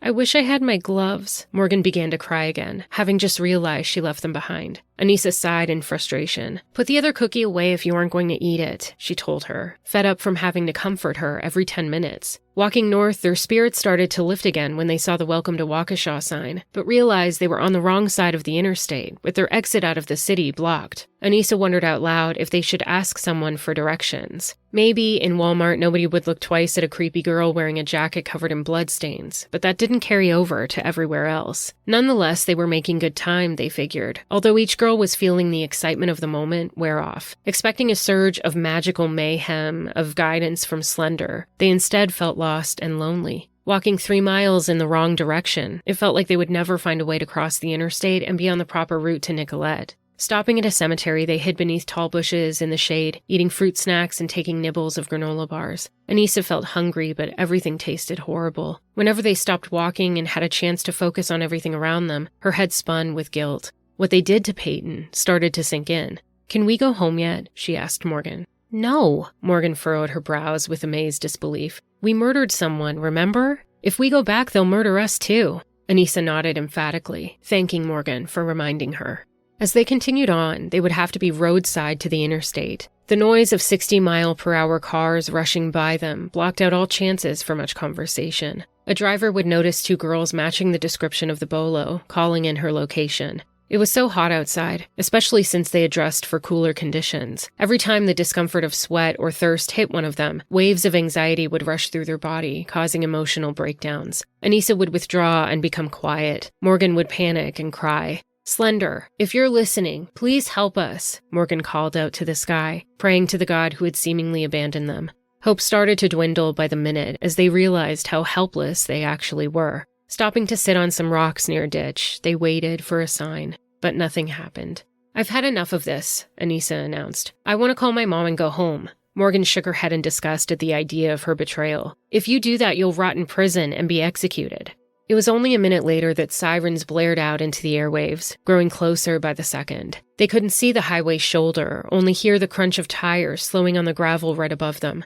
"Put your hands where I can see them," an officer shouted, ordering the girls to make their way up the ditch towards multiple men in uniforms with their guns drawn. "I was forced to kill my best friend," Morgan said as they locked her wrists in handcuffs. "Are you okay? Do you need medical attention?" one asked Anissa, observing the blood on her shirt. "No, I'm just scared," she replied. Authorities would look them up and down, sharing glances of confusion. It would be the most surreal arrest of their entire career. After grabbing Morgan's inhaler, Angie and Matt made their way to the police station. The authorities had been searching the entire condo, including all of Morgan's notebooks and computer, but nothing had been shared with them about the actual circumstances. They handed over every single thing they asked for, sure that this was all some sort of big misunderstanding. Maybe we should cancel the Star Trek convention, Angie wondered out loud, contemplating the reality that her innocent little girl was bordering on a new chapter of teenage rebellion. By the time they arrived, Morgan was already inside an interrogation room. "We're just going to ask her a few questions," one of the staff explained. Relieved that she was okay, Matt and Angie sat on one of the wood benches and waited patiently for this whole thing to blow over. The American Psychological Association has called for specific protections when it comes to interrogations, especially for children. Research suggests that the best practices are to limit the length of time for questioning to 2 hours, with breaks every hour. Videotape the entire duration, and either have parents or lawyers present. Preferably, it should take place at a time when the juvenile would already be awake, and it's crucial that interviewers are trained in reducing the risk of false confessions. Recognition of influential external factors, such as intimidation from police officers or the need to please authority figures, is a significant aspect to keep in mind. At such a critical point of brain development, children think and behave differently than adults. As a whole, juveniles are much more susceptible to negative influences and outside pressures. And when it comes to youth, interrogators should steer clear of using typical behavioral analysis to determine whether they're telling the truth or not. For instance, it's common for them to slouch, to fidget, or avoid eye contact. These observations cannot prove deception in the same way they might for an adult who's being interrogated. And it's equally important for the interviewer to gather information as much as it is for them to safeguard youth, without focusing on adult-oriented tactics such as leading questions, lying, or suggestion of consequences. The American Psychological Association even cites research stating that evidentiary and trial use of statements by children younger than 14 should be prohibited. Still, over half the states in the U.S. hold no minimum age for prosecution. And even though they stress that a legal guardian, attorney, or both should be present for at least the Miranda warning or even the entire interrogation process, many states, like Wisconsin, allow children to be interrogated without the presence of a parent.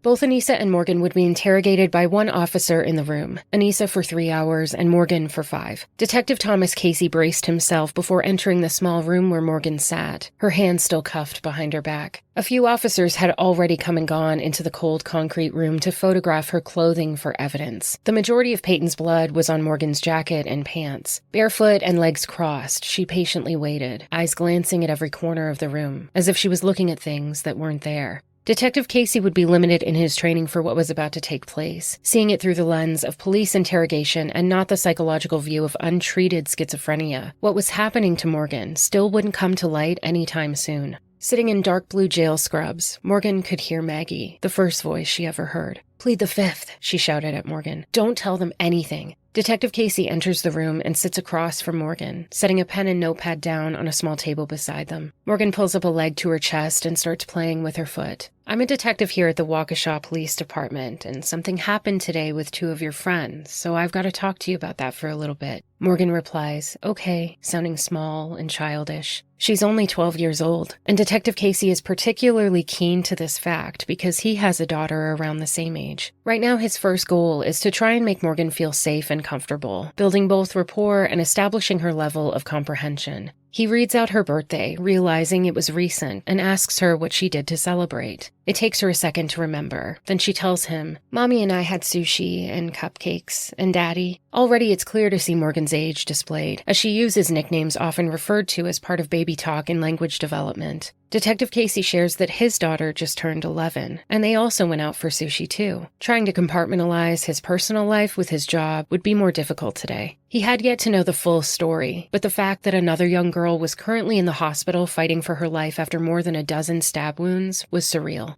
Right off the bat, Morgan has no issue saying "I don't know" when she simply doesn't have an answer for his questions. Where Anissa feels the need to please or placate with adults, Morgan holds a flat affect of apathy at best. He asks about Star Trek, dressing up for Halloween. During the search, Morgan's interests were everywhere, showing a girl with quirky and unique hobbies, a blend of science fiction and stuffed toys. The year before, she was a vampire, and she tells him about how other costumes were a bit showy, waving her hands around her chest and shoulders. Morgan doesn't like revealing clothing. Even day-to-day, she prefers pants and graphic tees over more feminine styles. He asks about school, what grade she's in, how she does. "I do pretty good," she tells him in a pleasant matter-of-fact tone. He compares how they grade students at the school his children go to. This is an area he has a lot of experience in, so the conversation starts to unfold with more ease.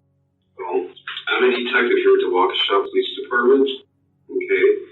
And something happened today with, looks like two of your friends. And so I got to talk to you about that for a little bit. Okay. So I got some questions for you today. But just before that, I just want to find out a little bit more about you.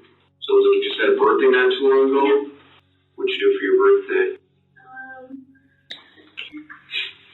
Alright. It's alright. Oh yeah. Mommy and I had sushi and cupcakes and Daddy. Did you live with your mom and dad or just one? Both. So you and your mom had sushi? Where'd you have sushi at? My daddy was there too. At home. You guys bought it someplace and brought it home? How'd you like that? It was fun. What's your favorite kind of sushi? I only eat stuff with vegetables. It's funny, my daughter just had her 11th birthday and we had sushi for her birthday too. It's funny that you guys both like sushi. So you had sushi before that or was that sort of the first time? So did you guys get presents for your birthday? What'd you get? Just to a Star Trek convention. Where's that at? I don't know. When is it coming up or? It's soon. You like Star Trek? Yeah. Who likes Star Trek, your mom or dad? Both? Really? Did you dress up for Star Trek stuff for Halloween? What were you last year? This year or the year before? Tell me both. I was Spock this year and then last year. Spock? And last year I was a vampire. That doesn't sound like it's Star Trek related. No. How'd you pick a vampire? Because all the other costumes looked a bit showy. Very much showy. I mean, I don't like wearing short sleeves or poofy stuff. They were too revealing. That makes sense. How do you do in school? How are your grades? I think I do pretty good. Did you graduate this year? What? Yeah, graduate school's almost over in a couple weeks here.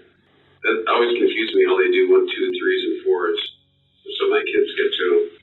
Another officer briefly interrupts to bring Morgan some paper socks for her feet. Interrogation rooms are kept colder for a reason. The last thing an interviewer wants is someone to be too comfortable during questioning. But when it comes to Anissa and Morgan, they understand the unique task of making sure they're warm enough, that they have food and water if they need it, and that fear or discomfort isn't a motivating factor when it comes to answering their questions. How do these work? Morgan unfolds and folds the light blue booties. She finally slides them on. Oh, is it like in an operating room? Detective Casey chuckles. Yeah, a little bit. He asks if she knows who the President of the United States is, and if she knows her home address. This will serve as a mini-check on a status of her cognitive awareness. And Morgan answers, even if she's slightly confused about how what she ate for her birthday dinner or Barack Obama has anything to do with stabbing Payton in the park. Then he asks Morgan if she ever watches the news. She doesn't very often, usually only at her grandma's sometimes. Morgan brings both knees to her chest and slides her hands into the booties on her feet, warming up her ice-cold toes. The news usually has things that aren't very appealing to her, she tells him, like people kidnapping children and doing gross things to them. She doesn't pay much attention, but it's all gross, she concludes. He asks about teachers at school, which one is her favorite and why. She tells him about her reading and writing teacher, her favorite because she's nice.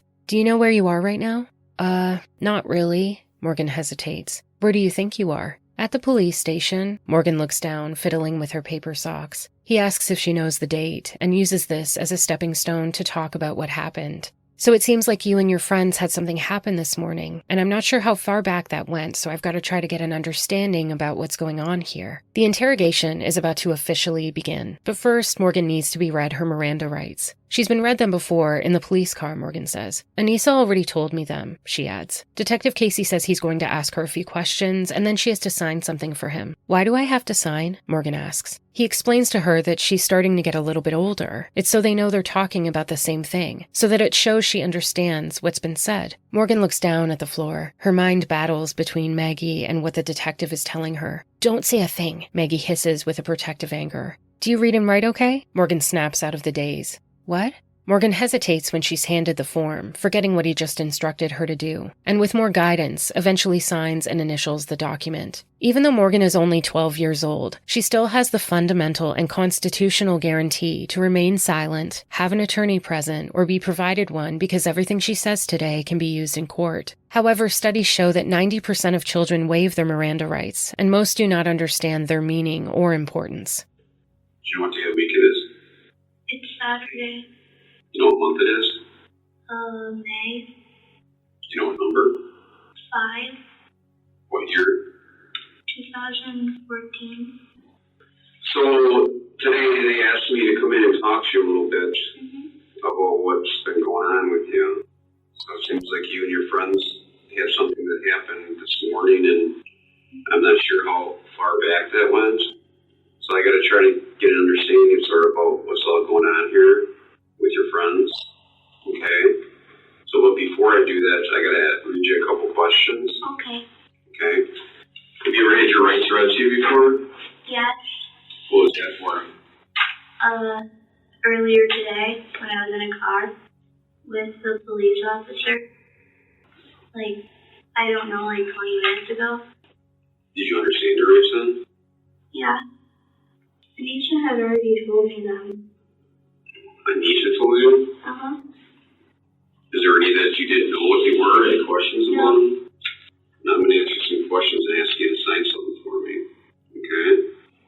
Why did I have to sign? Just so that you know that you sort of understood it.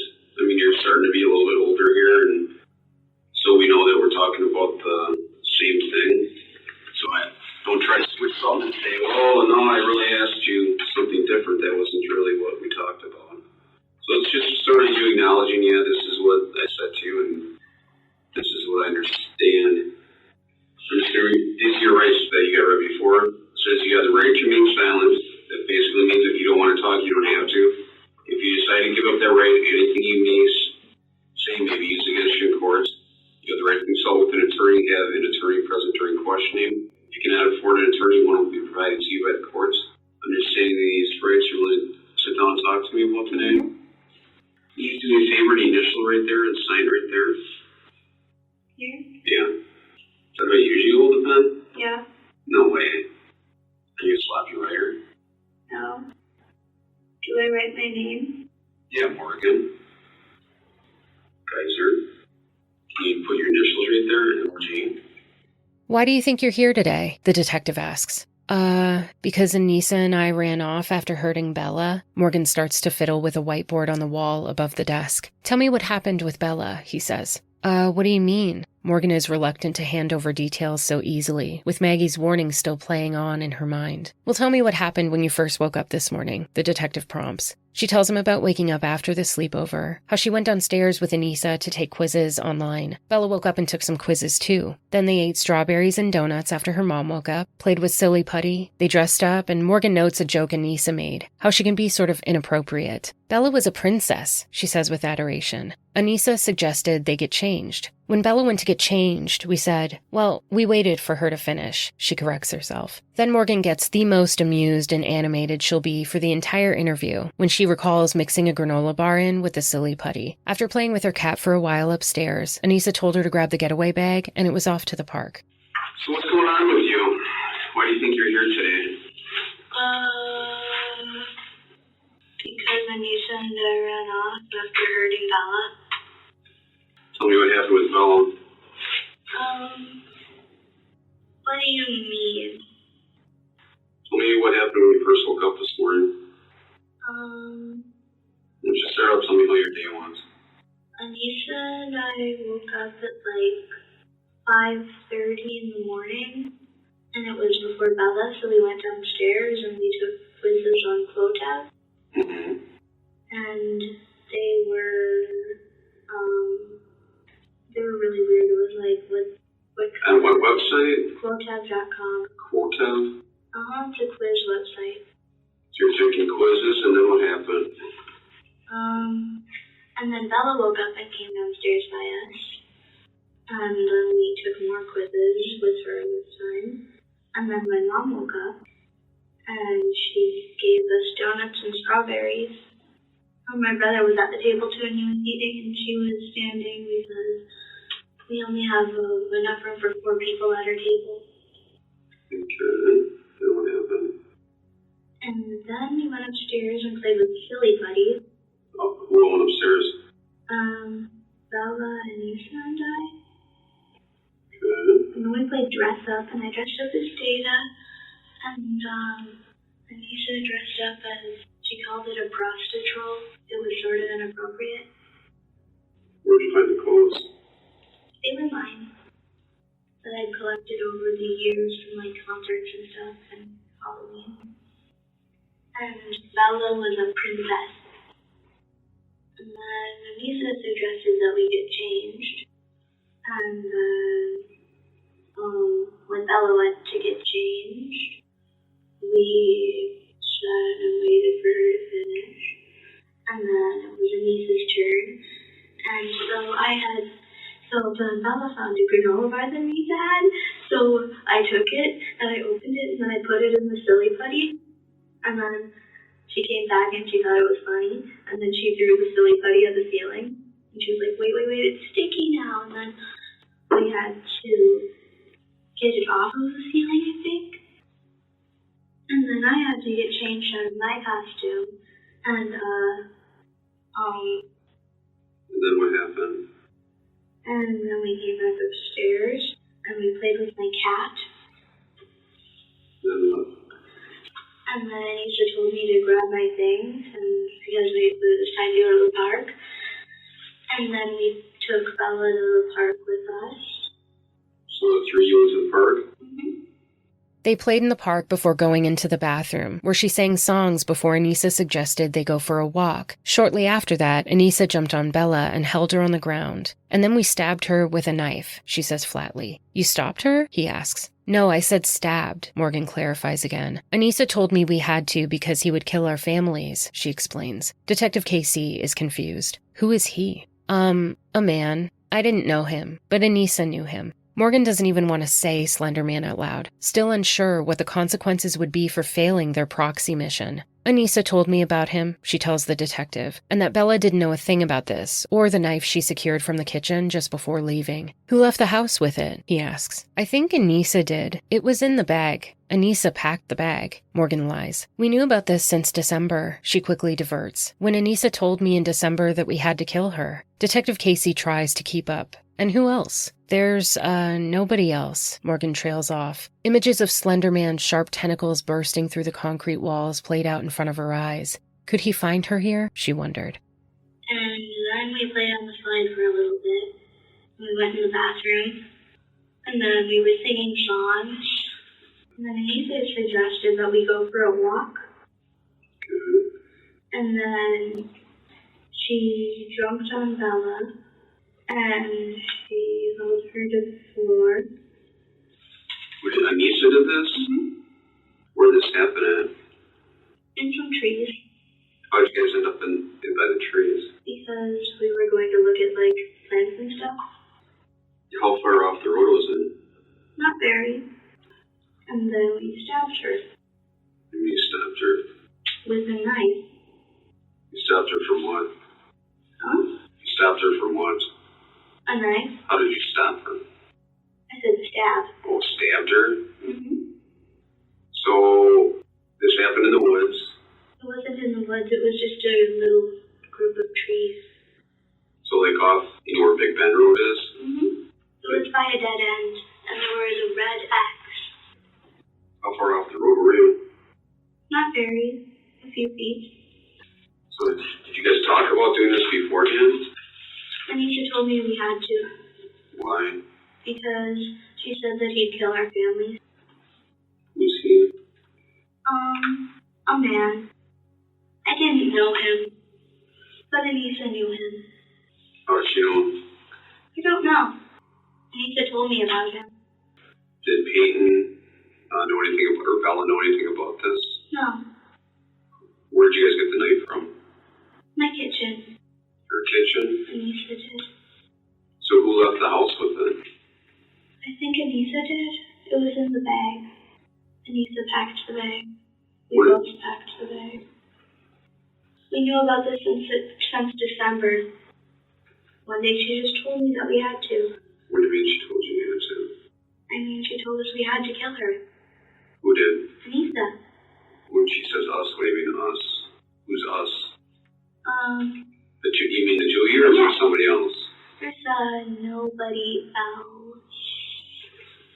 So you guys have been planning this for a while. Detective Casey is scribbling a mile a minute on the knee of his crossed leg. Since December, Morgan agrees. She was my best friend since 4th grade, Morgan says, dropping the nickname and calling her Payton. So why did you pick Payton? He asks. I didn't pick her. Whoever Anissa was talking about did. She made it seem necessary, Morgan continues. Detective Casey is still confused about this third person, as Morgan answers all of his questions with chipper yeps, unaware that he's so caught off guard by this admission. He asks about their planning, if anyone else knew about it. Morgan shakes her head no. So what were you trying to do when you stabbed her? Detective Casey asks, still finding the entire idea of homicide between 3 young girls so difficult to wrap his head around. Kill her, Morgan says plainly. I might as well just say it. We were trying to kill her. I don't know why it was necessary, but it seemed very necessary. Knowing the significance of these statements, the detective writes down what she just said, word for word. Morgan's hands fiddle in the silence. This is going to get me arrested, isn't it? Morgan asks. But she says she won't take any of it back, because it's the truth. Recalling the antique methods of torture and punishment she had read about in the book she checked out from the library, Morgan was willing to face any consequence. She was relieved that the months of deceit and sneaking around were over. It had become mentally exhausting in every way.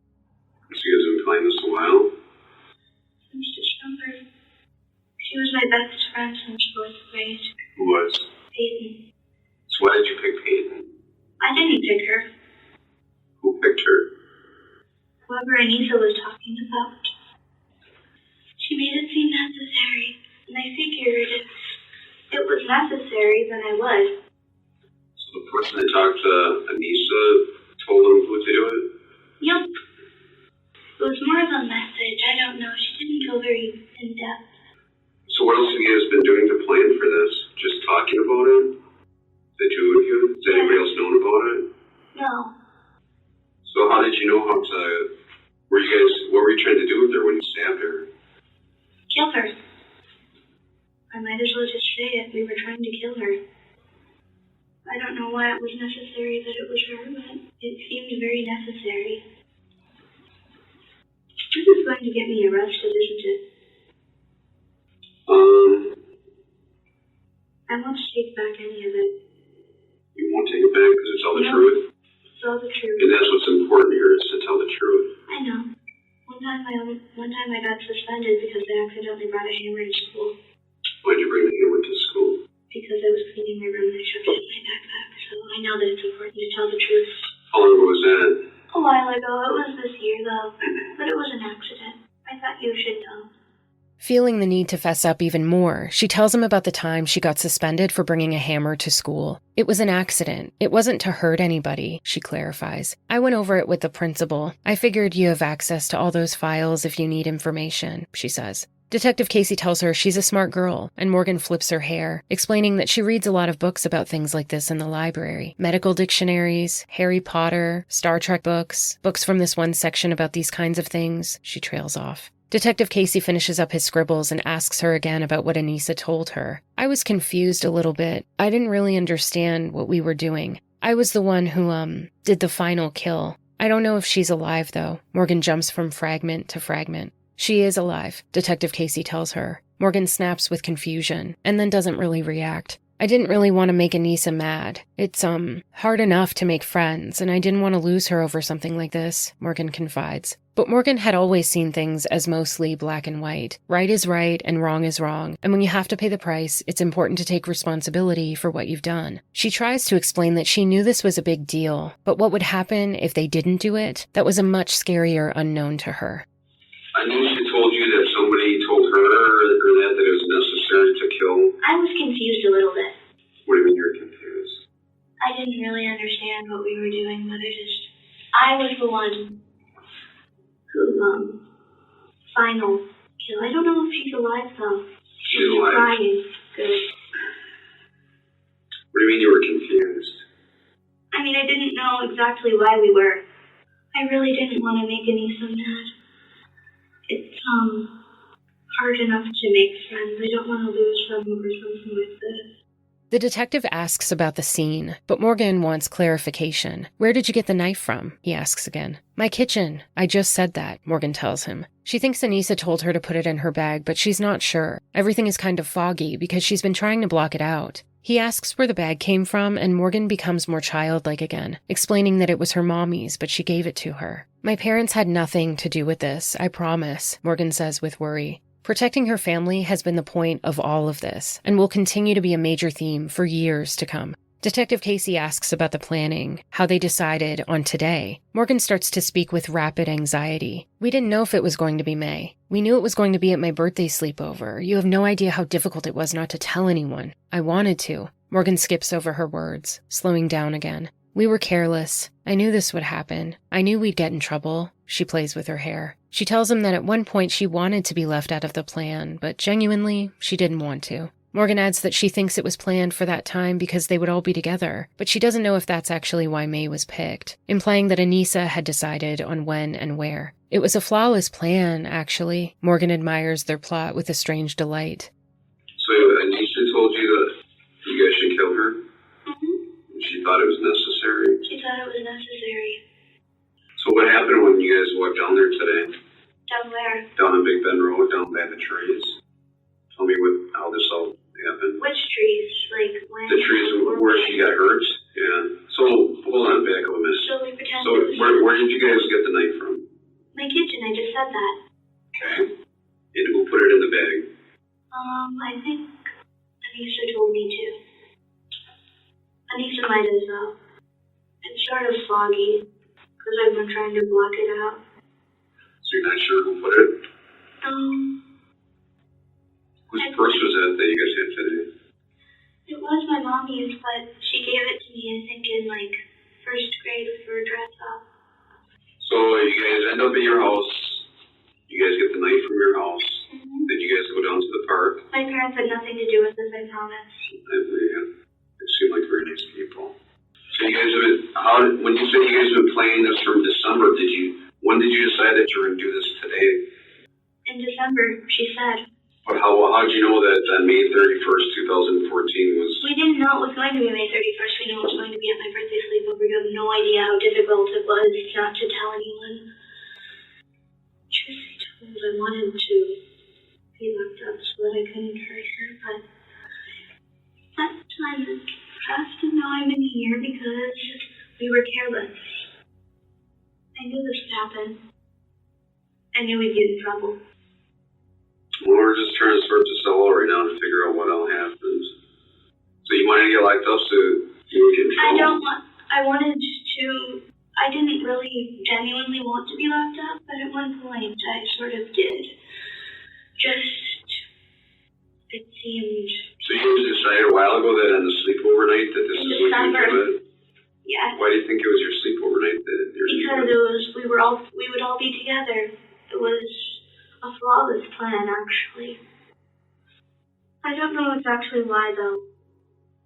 Why did you guys go into the woods? He asks. Because we knew what we had to do. Morgan's tone drops flat. We led her there and tricked her. The last thing she said to me was, I trusted you, and then she said, I hate you. And then Anissa lied to her, said we would go get help. I didn't have anything to do with the lying. That was all Anissa. While Detective Casey is writing everything down, Morgan adds, people who trust you become very gullible, and it was sort of sad, Morgan explains with a haunting lack of emotion. She tells him about playing hide-and-seek before Anissa jumped on Payton. She had said, Morgan, now, or at least that's what she thinks happened. It was all so fast, and she's trying to forget. Morgan rests her chin on her knee and stares at the wall. She tells him about their code names, Scorpion and Kitty. Then we stabbed her. Morgan again uses the word we. She pulls her arms inside of the shirt, pushing the collar up over her chin. I think Anissa stabbed her first, and then I continued to. Anissa was like, make sure she doesn't escape, Morgan recalls. Detective Casey clarifies again. So you think it was Anissa first? Mm-hmm. You sure?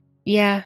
Not really, Morgan admits. She's been trying to block out the screams all day. How did you get the knife from Anissa? She sort of just shoved it in my hand, and there it was, Morgan tells him. It sort of just happened. It didn't feel like anything. It was like air. Morgan flicks her arm up and down with a slight stabbing motion to demonstrate. He asks what happened once Anissa shoved the knife in her hand. She demonstrates the stabbing motion again. You know what happened, didn't you? Morgan urges, not wanting to talk in detail about this part. She had told Bella it was necessary, and she still believed that, even now. Please don't cut off my head, Morgan pleads in a whisper. Nobody is going to cut off your head, Detective Casey assures her. So you guys got the knife from your mom's house.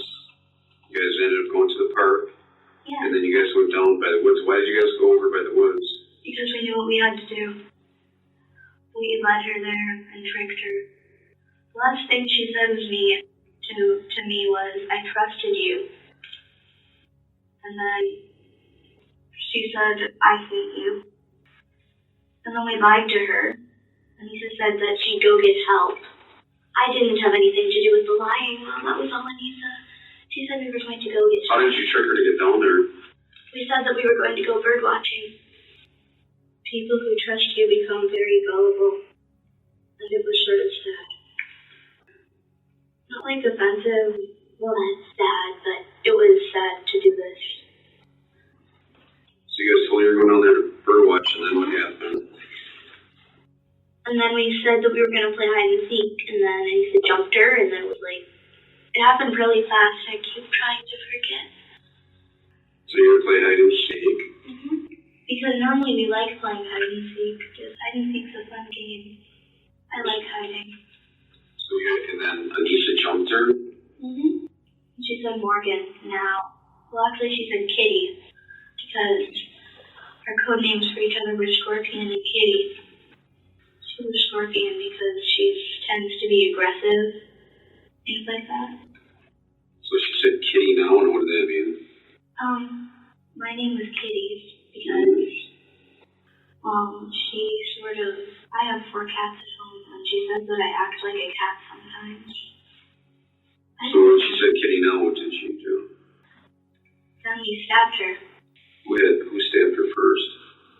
I think, Anissa stabbed her first, and then I continued, and then she was like, Morgan, make sure she doesn't escape, and then it was like, So you think that it was Anissa first? Mm-hmm. You sure? Yeah. Not really. Sort of confusing, because I've been trying to block out the screams all day. So how many times, so then how did you get the knife from Anissa? She sort of just shoved it into my hand, and there it was. And then I didn't know what I did. It sort of just happened. It didn't feel like anything. It was like air. So she put the knife in your hand, and what'd you do?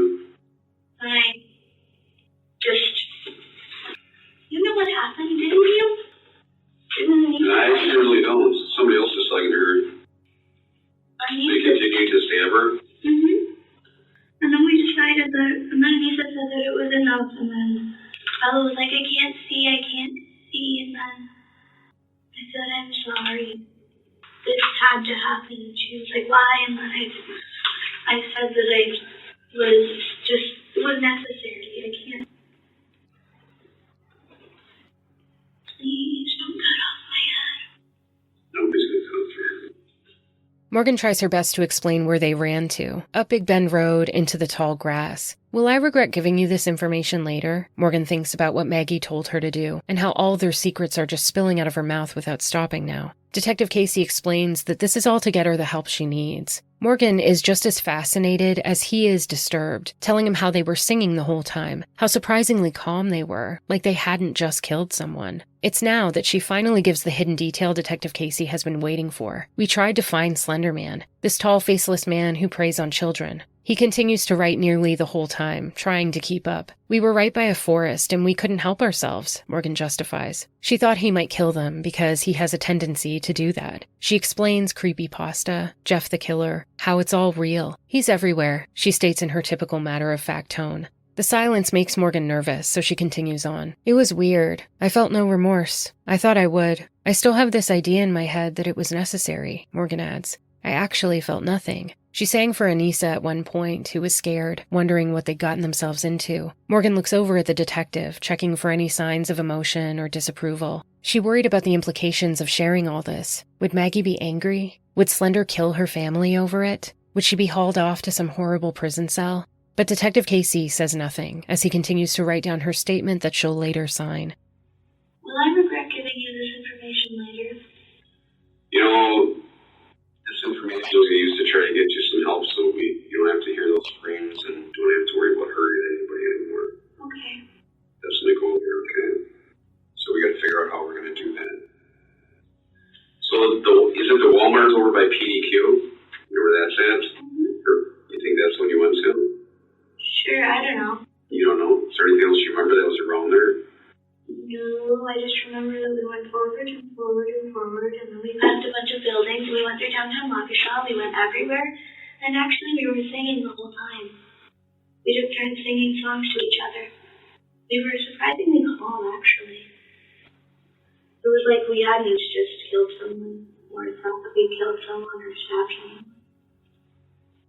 It was. So how did you guys get a ride from anybody, or you guys just kept walking? No, we got there by ourselves. Do you remember walking around the railroad tracks or a street? We walked across the railroad tracks one time, and we went into a few like ditches with forests and trees.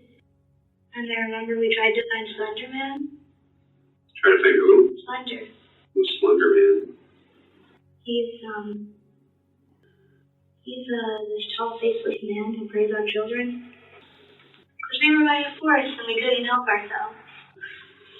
So is it a tall, faceless man? Mm-hmm. Where are you trying to find him?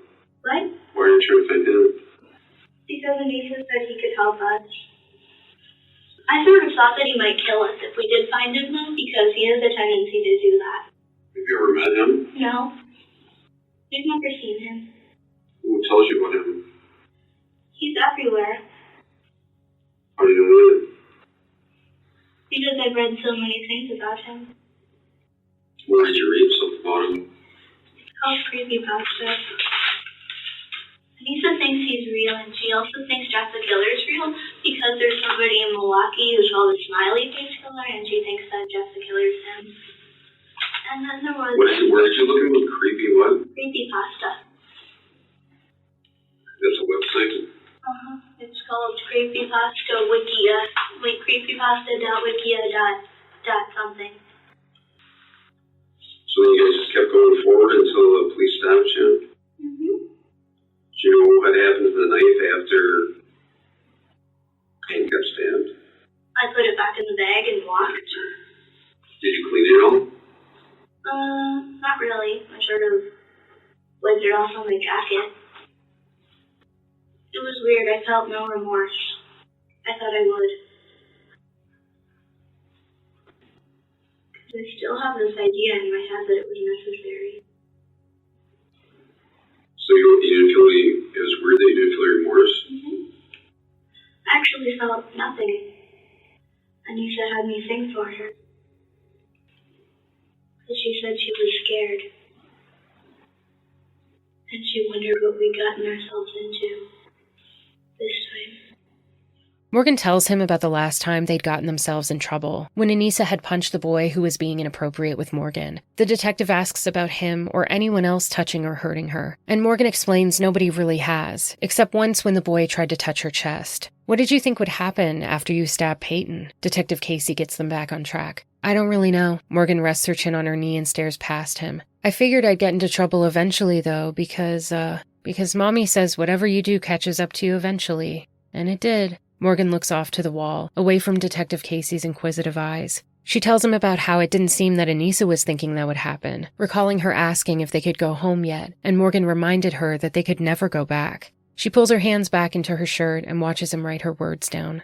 What do you think should happen to somebody that stabs somebody else? He asks, gauging both Morgan's level of guilt and understanding of the law. They either get put in some sort of weird place, or I expected to be a prisoner, but I didn't know what to expect. I don't think I'm insane, though, she finishes. He asks if she's ever wanted to hurt herself. Morgan hesitates to explain how she can choose not to feel on command with her Vulcan mind tricks. Although she has hurt herself, but not on purpose. She's clumsy and falls down the stairs a lot. And sometimes I do this. She mimics hitting her head over and over. She says she doesn't take any unnecessary pills, although she did recently stop taking a steroid for her asthma, which can get bad enough that she's had to miss school. Sometimes Anissa slaps people in the face for no reason. She slapped Morgan plenty. Detective Casey asks more questions, trying to figure out if they had planned to hurt anyone else, if she's thought of stabbing other people before. Only jokingly, not seriously thought about it, she explains. I've wanted to hurt people before, but they're not nice to me, so they deserve it. But Bella is nice to you. Why did you want to hurt her?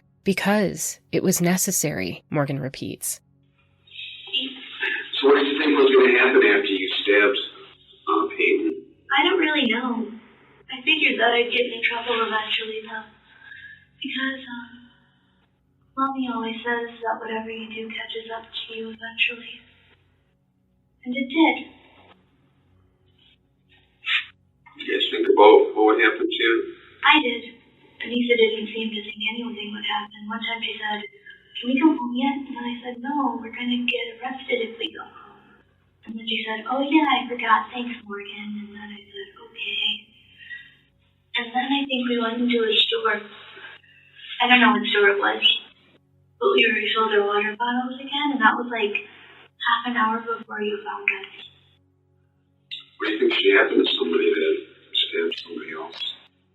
I expected that I'd either get put in some sort of a weird place, or I expected I'd either get put in prison or in an insane asylum. I didn't know what to expect. I don't think I'm insane, though. You ever thought about hurting yourself? I've learned to make myself numb to pain on command. What does that mean? Vulcan mind tricks. So you ever tried to hurt yourself? Not really. Sometimes I do. What do you mean? Most of the time it's not even on purpose. What do you mean by hurt yourself? Well, I just fall down the stairs a lot, and sometimes I just, do this, and I accidentally, do this instead of this. Do you ever try to take any pills or stab yourself or kill yourself? Unnecessary pills? Yeah. I recently stopped taking a necessary pill. What was that? It was prednisone or something like that. It was for my asthma because it was really bad. My parents made me stay home from school. So have you guys thought about hurting anybody else or just Bella? Sometimes Anissa slaps people in the face for no reason, like me. How about stabbing people? Ever thought about stabbing anybody else? Only jokingly. Not seriously thought about it. So not really, or not seriously? Not really. I wanted to hurt people before, but they're not nice to me, so they deserve it. But Bella's nice to you. Why did you want to hurt her? Because it was necessary. Why was it necessary? I don't know. So why did you decide to stab Bella? He asks again. It was necessary, Morgan says, her face in her palm, staring down at the ground. He asks if she feels bad that she stabbed one of her best friends. I thought about it, but then I decided that remorse would get me nowhere. It's easier to live without regrets if you decide that you don't want to feel, Morgan admits. And Detective Casey is shocked to hear this movie-esque answer roll off her tongue with no emotion at all. Don't you? She asks. Don't you rather not feel things? It's a negative emotion. What's the point of feeling it? He talks about making different choices. Of course she wouldn't do it again. Morgan stops herself from scoffing. His line of questioning is silly to her at times because she thinks in such black and white ways. For her, this is simple math. If she knows what she did is wrong and she won't ever do it again, isn't that enough? Why does she also have to feel things about it? Not feeling had become a skill that she was proud of. Detective Casey asks if Anissa liked Bella, but Morgan can't ever tell who Anissa likes. One minute they're fine, the next Anissa is calling her a bitch. And yes, Bella was her only friend for the longest time, but still, she tells the officer, it was necessary to do this, and she doesn't know why. Anissa has other friends, but Morgan hates them. They call her creepy. So why did you decide to stay at Bella? It was necessary. Did you feel bad? That is stab one of your best friends. I thought about it, but then I decided that remorse will get me nowhere. It's easier to live without regrets if you can just decide that you don't want to feel. Oh, don't you? Don't do it. Just, don't you rather not feel things? If you don't, it's a negative emotion, what's the point of feeling it? So you don't have to do it again or stay away from it or make different choices. Oh, right. I can't do it again. Of course not. Right, if something's bad, then you don't do it anymore. Mm-hmm. But sometimes is it good to hurt somebody else? I mean, that would be bad too, right? So does Anissa like Bella? I can't really tell who Anissa likes and doesn't like. So you think she dislikes Bella? Probably, yeah. She always calls her, I don't want to say it. She always calls her a bitch. Why? I don't know. Because she's being one? I'm just assuming. I don't really know what the definition is. So do you like Bella pretty much? You ever been mad at her? She was my only friend for a long time. Because So why would you hurt your only friend? it was necessary. What do you mean been necessary? I don't know. Somebody told you that? Mm-hmm.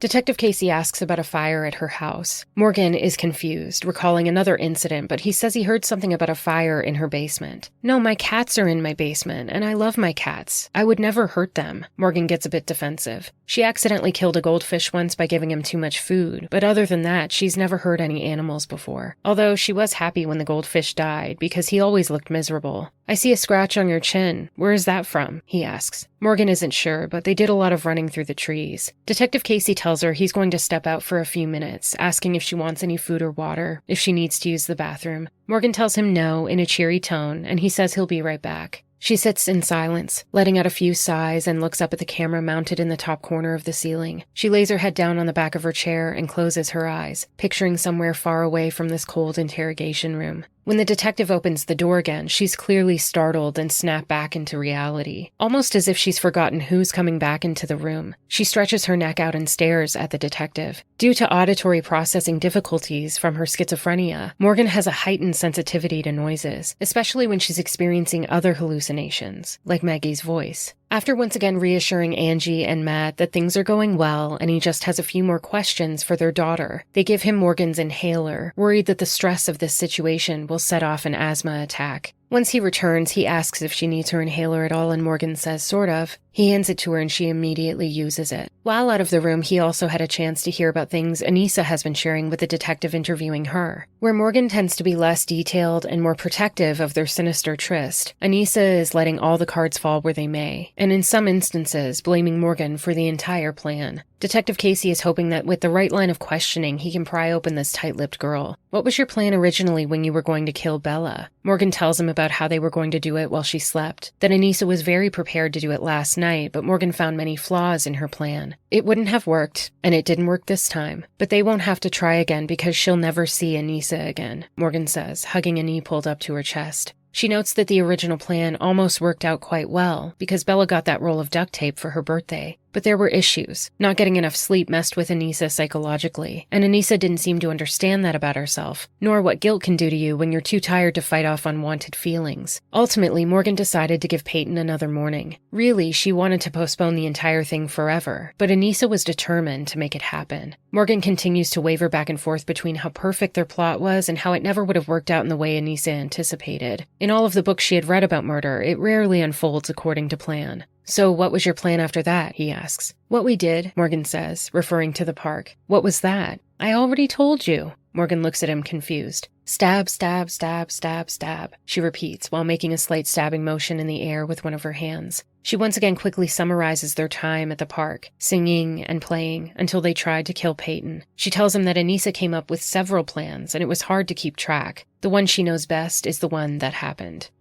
What was your plan originally when you guys were gonna kill Bella? Well, she was sleeping, so I didn't have to look in her eyes. How were you doing when you were sleeping? I don't know. It didn't work out very well. What do you mean? Meaning, we couldn't have... Well, actually, Anissa was very prepared to go with it, but she said that... So who was prepared to go with it, Anissa? Anissa was very prepared to do it that night, but then... Was that last night? Yes. I found many flaws in her plan, such as the fact of exhaustion. I know how she was with her sleep. It would never have worked. It didn't work this time, obviously, and we're never going to try again because I hope I never have to see Anissa again. So what were you guys originally going to do? And when she was sleeping, how were you going to do that? Do the same way we did now, except we probably duct tape her mouth shut or something. I don't know. Whichever way would be the most logical, if there's any logic in killing people, which I don't think there is, actually. So if you guys duct tape, do you guys have duct tape? Actually, it worked out quite well. Bella got me duct tape for my birthday, and Anissa was like, ooh, and I was like, Anissa, it won't work like that. Because she doesn't understand what it does to you psychologically when you don't get any sleep, and what the guilt can do to you that you nevertheless have constantly underlying if you kill someone, both of which mixed together would cause a mental breakdown. So you know how Bella gets when she doesn't get sleep? Oh, I know how Anissa gets. Or Anissa? Yes. Because I had a sleepover with her one time, and I don't like sleeping at sleepovers at all. And all of my friends like sleep and need sleep for some reason. But, so then she started, like, marking out of bed, and then I was putting Silly Buddy on her pillow and things. So then that didn't work out duct taping her, so did you guys... I didn't even try. Oh, you didn't even try? That was just what I guys talked about it? I tricked Anissa into falling asleep, telling her that I wake her up at 2 in the morning so that she could kill Bella. I wanted to give her at least one more morning. What did you want to give one more morning to? Bella, and I didn't think it would work. I didn't think any of this would work from the start. Things like this never work out. From what I've read and heard, and... You wanted to give Bella one more day? I wanted to see if I could put it off forever, but it didn't seem to work out like that. So, what I did was, Anissa wasn't very happy when she didn't wake up at 2 in the morning, when she woke up at 5:30 instead, which was sort of because I might have woken her up a little bit, because I don't like not having to talk to people. If there are people that I can talk to, I woke her up and then we played on phone, and then she was like, what are we going to do now? So then... What was your next plan after that? What we did. What did you do next? I already told you. What was that? Stab, stab, stab, stab, stab. Did you try to stab her before that? No. Did you guys go to the park? Yes. What happened at the park? In the park, we played, and she went on the swing, and I was in the bathroom. What happened in the bathroom? I was singing. What happened after that? Did you try to hurt her at all or bump her head? Detective Casey asks, knowing bits and pieces of what Anissa is describing in the room next door. Anissa did, Morgan tells him. She wasn't really paying attention because she was busy singing like Anissa had told her to. She lets both hands fall down to her propped-up foot on the chair, fiddling with the lid of her asthma inhaler, clicking it over and over again. Her near-constant fidgeting and other repetitive movements are symptoms of psychomotor agitation, purposeless motions to relieve the restless tension she's feeling. But along with her hand flapping, periodic rapid speech, inconsistent eye contact, Detective Casey sees this as typical childish behavior, chalking it up to the nervousness one might feel in this situation. After the bathroom, where did you go? He asks again, trying to paint a cohesive start, middle, and ending to her statement. I already told you, Morgan says. Stabby, stab, stab, stab, she repeats in a flat tone. They tried to play hide and seek, even though Bella doesn't like it. She kept pouting and wasn't having a fun time, Morgan adds, clicking her inhaler lid over and over. Morgan counted first, and then she found them. Then Anissa did the jumpy thing and said, now, Morgan. What happened then? And then we stabbed her, Morgan said in a slightly annoyed tone. Who had the knife? He asks. Most of the time, I did. Anissa was sort of holding her down. I know Anissa had it too, she adds, but she doesn't remember when. Where did you have the knife? Detective Casey asks, writing down every word. In my pocket, Morgan says, contradicting her first answer nearly an hour ago. While he continues writing, Morgan breaks the silence. We didn't want to do this. He asks her why they did, and she explains that she was afraid of what would happen if she didn't, afraid of all the things Anissa was talking about. Hold on a second. I'll be right back, okay? He starts to walk out of the room. Hold that thought, okay? He instructs. But the non-linear line of questioning, along with the confusion of her hallucinations, is already making it difficult for Morgan to keep her feet planted in reality. So then after the bathroom, where'd you go down? I already told you. Where's it? Over by the trees at the dead end. And what'd you do there? Stabby, stab, stab, stab, stab. Hide and seek. What's that? I already told you. So you guys are playing hide and seek. Mm-hmm. How did that work? It didn't work very well because Bella, I don't think, like hide and seek. So what were you doing? So you told me before that you were going to do bird watching. Was that the truth, or was that? Yeah, so we did tell her that we were going to go bird watching. It was like I can document some birds.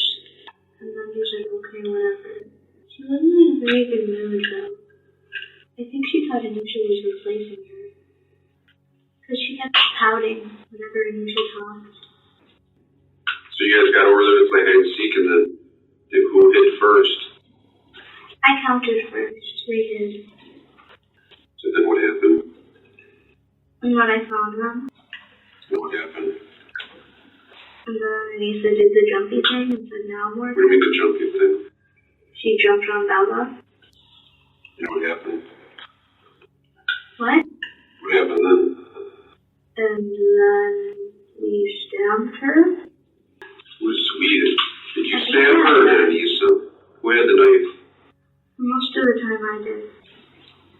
Anissa was sort of holding her down. So you had it most of the time, or you had it all the time? I think I had it most of the time. I know Anissa had it too. What? I don't really remember. We both have had it though. So when you left your mom's house with the knife, where did you have the knife? In my pocket.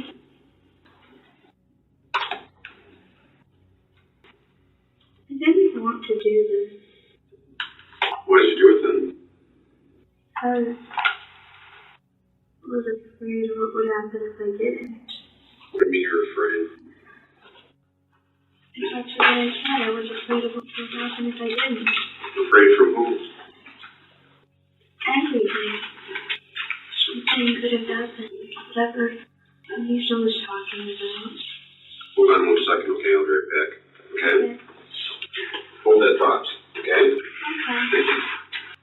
Detective Casey returns to dive back into the topic at hand, asking Morgan again what she was afraid of. She says pretty much everything. Anissa would have never forgotten how she let her down. Bella would have freaked out and everyone would be mad at her. She was terrified of what could happen if they didn't go through with it because Anissa told her someone would possibly hurt her family. So you said that you were afraid? Mm-hmm. What were you afraid of?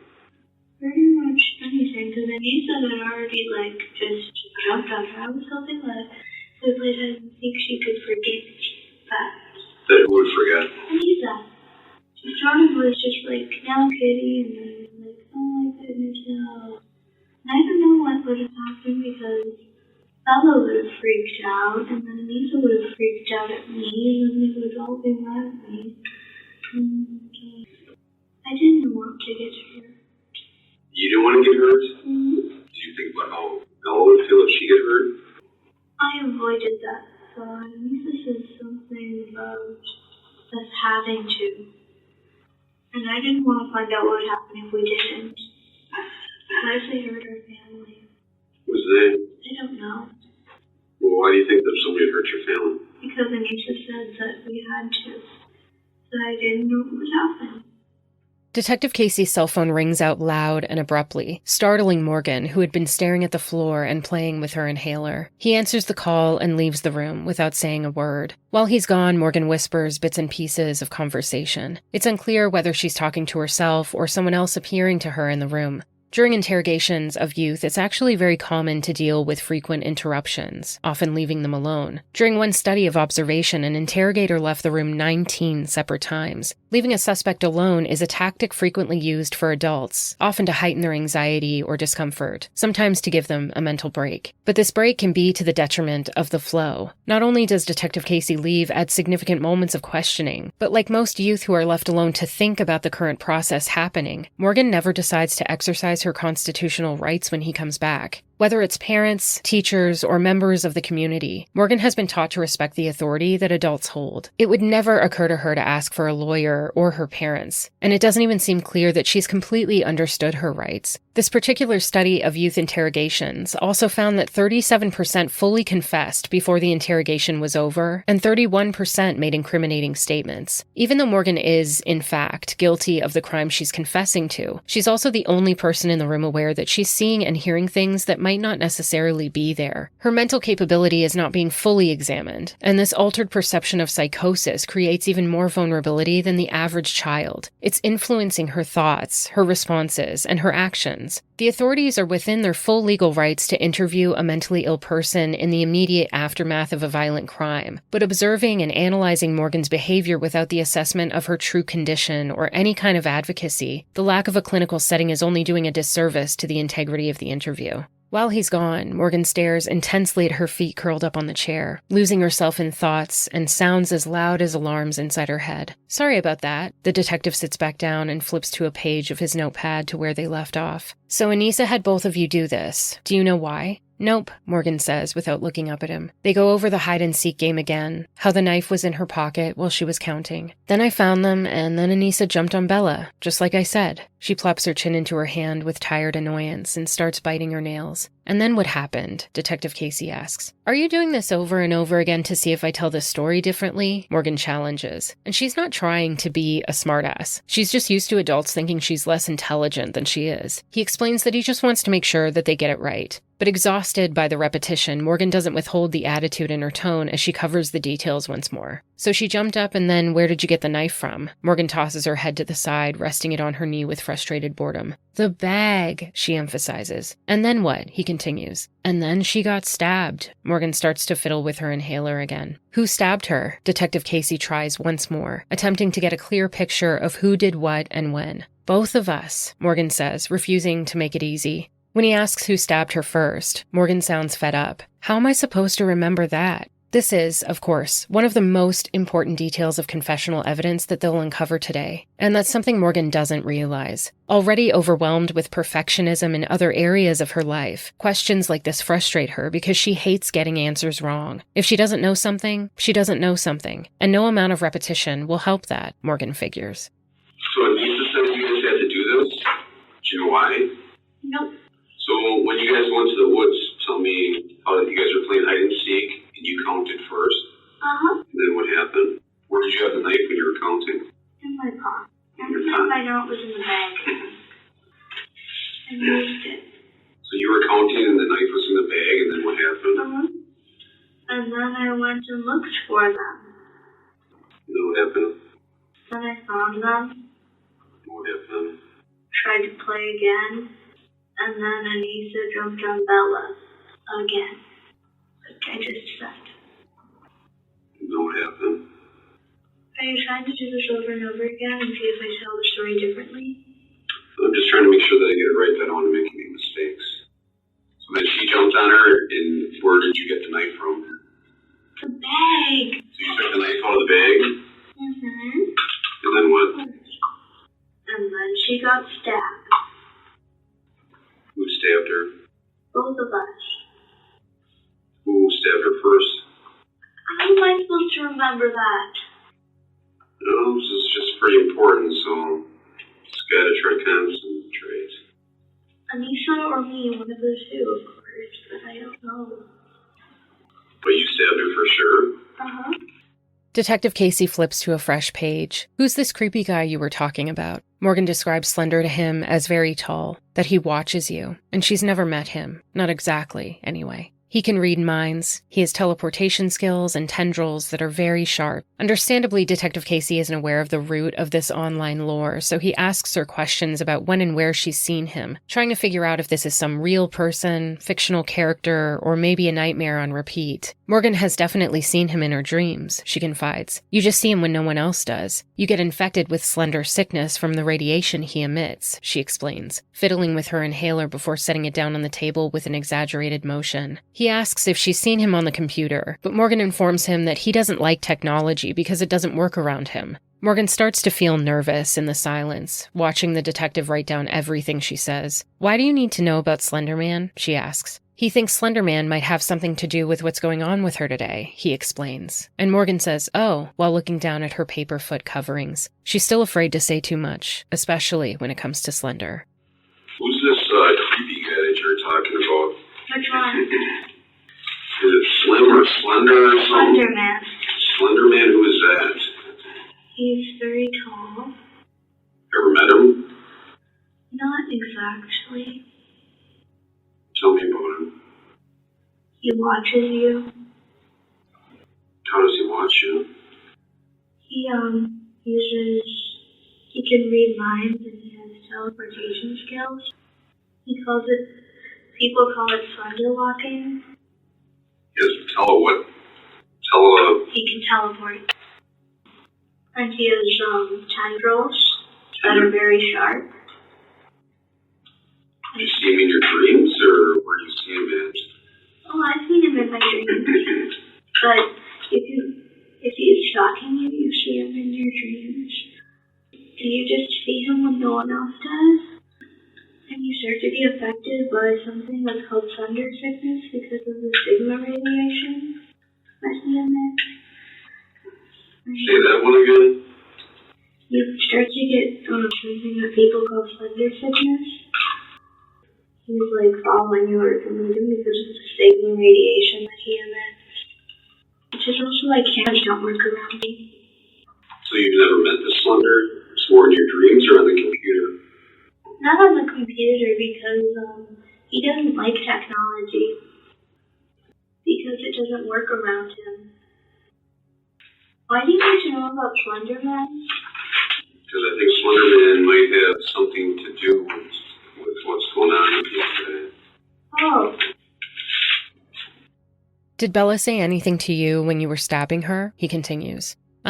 She said two things, but it was afterwards. She said, I trusted you, and she said, I hate you. And she kept whispering, I can't see, over and over and over again. I can still hear it when I close my eyes. Morgan stares at Detective Casey, trying to gauge a reaction. Instead, he flips through his papers and explains they're going to go over all the things she said today. He's going to read it out to her and make sure it's correct. Okay, Morgan says quietly. He asks if she's still not hungry at all. Morgan says no, still fiddling with her feet. After some more silence, she rests her chin in her hand, stares at the floor, and sadly asks, Are you going to put me in prison where I'm going to rot and die? This inquiry gets his attention. He sets the notepad down and clasps his hands behind his head. He looks at her while she stares at the floor, listening intently. I don't think you're going to prison, and I don't think you're going to rot and die there. We probably got to get somebody to talk to you and try to figure out what the best circumstances are for you. Detective Casey is interrupted once again by his cell phone ringing. Morgan quickly snaps from staring at the floor with her head rested in her knee and abruptly jumps backward in her seat with both hands raised up in front of her. Gaining composure, she puts her head back down on her knee while the detective takes the call in front of her. The volume is loud enough that Morgan can most likely hear what the person on the other line is saying, but she just stares at the floor with apathy. She's starting to grasp that they're in serious trouble, but to what degree she can't understand. Did Bella say anything when you guys were stabbing her?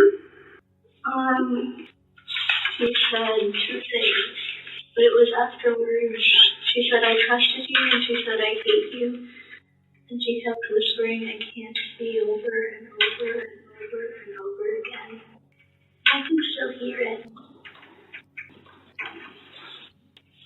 I see it as I close my eyes. It was really weird. So I'm going to start writing some notes down about what you told me on a piece of paper here, and then I'm going to go over it with you and read it to you. I'm sure it's all true. Okay. You still hungry at all, or you need anything? You sure? Are you going to put me in prison and I'm going to rot and die? I don't think that you're going to prison, and I don't think you're going to rot and die there. We probably got to have somebody talk to you and try to figure out what the best circumstances for you to make sure that you don't you type of casing. Okay. While the detective goes into the hallway, Morgan begins to sing lyrics from her favorite artist, Owl City. She repeats the song Tidal Wave twice over to soothe herself. I wish I had covered all my tracks completely, 'cause I'm so afraid. Is that the light at the far end of the tunnel, or just the train? She sang out softly, relating to the words like never before. She fiddles with her inhaler some more, tracing shapes in the air with it, before dosing herself again. If Morgan was an adult, this behavior would be seen as manipulative, some Jodi Arias-esque tactic to feign innocence. But with Morgan, it actually is, to a certain extent, a show of a specific type of innocence. She isn't singing because she knows she's being watched, or is too psychopathic to care that she may have killed someone. She isn't even sure what's completely real right now, period. This is an age where often moral development is still evolving, and even though she's generally aware of what's right and wrong, she still suffers with the naivety of a girl who's been 12 years old for 2 weeks, unable to work out complex ethical dilemmas. A 12-year-old can be highly pressured by peers, so the concept of morals and values continually wavers, and it's normal for someone her age to struggle with multiple perspectives of things. Morgan always found it easier to understand the significance of responsibility when it's less attached to emotion and more attached to logic. And these attributes that have set her apart from her peers will majorly come into play for the next several years of her life, as Morgan discovers why this is the case. After the call, the detective returns and asks Morgan who lives with her on Big Bend Road. Mommy, Daddy, my brother Ben, Smokey. She starts to list her cat's names, but he tells her that he doesn't need those. He clarifies that her birthday was the 16th, but the party was yesterday. She had a sleepover for her birthday last year too, she tells him, and that was more fun. Obviously, she adds.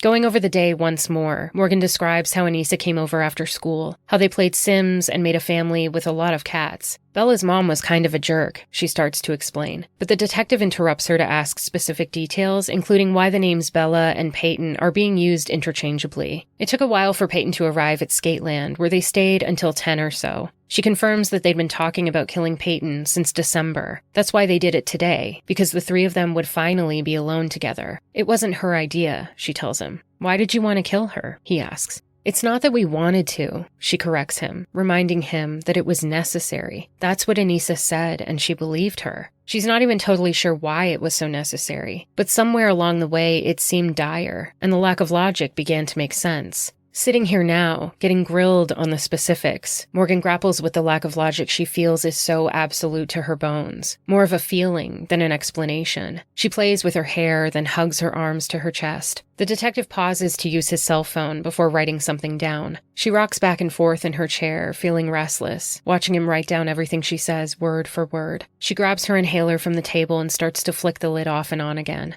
I didn't want it to be today because I just wanted to have a normal sleepover, she adds, explaining that the original plan of killing Payton in her sleep was made in December, but when Morgan didn't set an alarm for 2:30 and failed to wake Anissa improvised, and she wasn't happy about her messing things up. Morgan, again? She says in a singy-song tone, doing her best impression of a sleepy and disappointed Anissa waking up that morning. I honestly don't know why we did this, Morgan admits. The detective stops for a second and looks up at Morgan, catching her empty gaze. For the life of him and all his police work, he doesn't either. So when do you think it was that you guys started talking about killing Payton? You told me before December. I don't know when it was. It wasn't my idea. Was it Anissa's idea? I think so, yeah. It was in December, so. Of last year? This year. I just met her this year. Well, this is 2014, so we haven't had it December yet, so it had been. Wait, oh yeah. So it'd be 13. Mm-hmm. So in December of last year, Anissa and you started talking about killing Payton. So why did you want to kill Payton? Huh? Why did you want to kill Payton? It's not that we wanted to. Before you said it was necessary? Mm-hmm. Why was it necessary?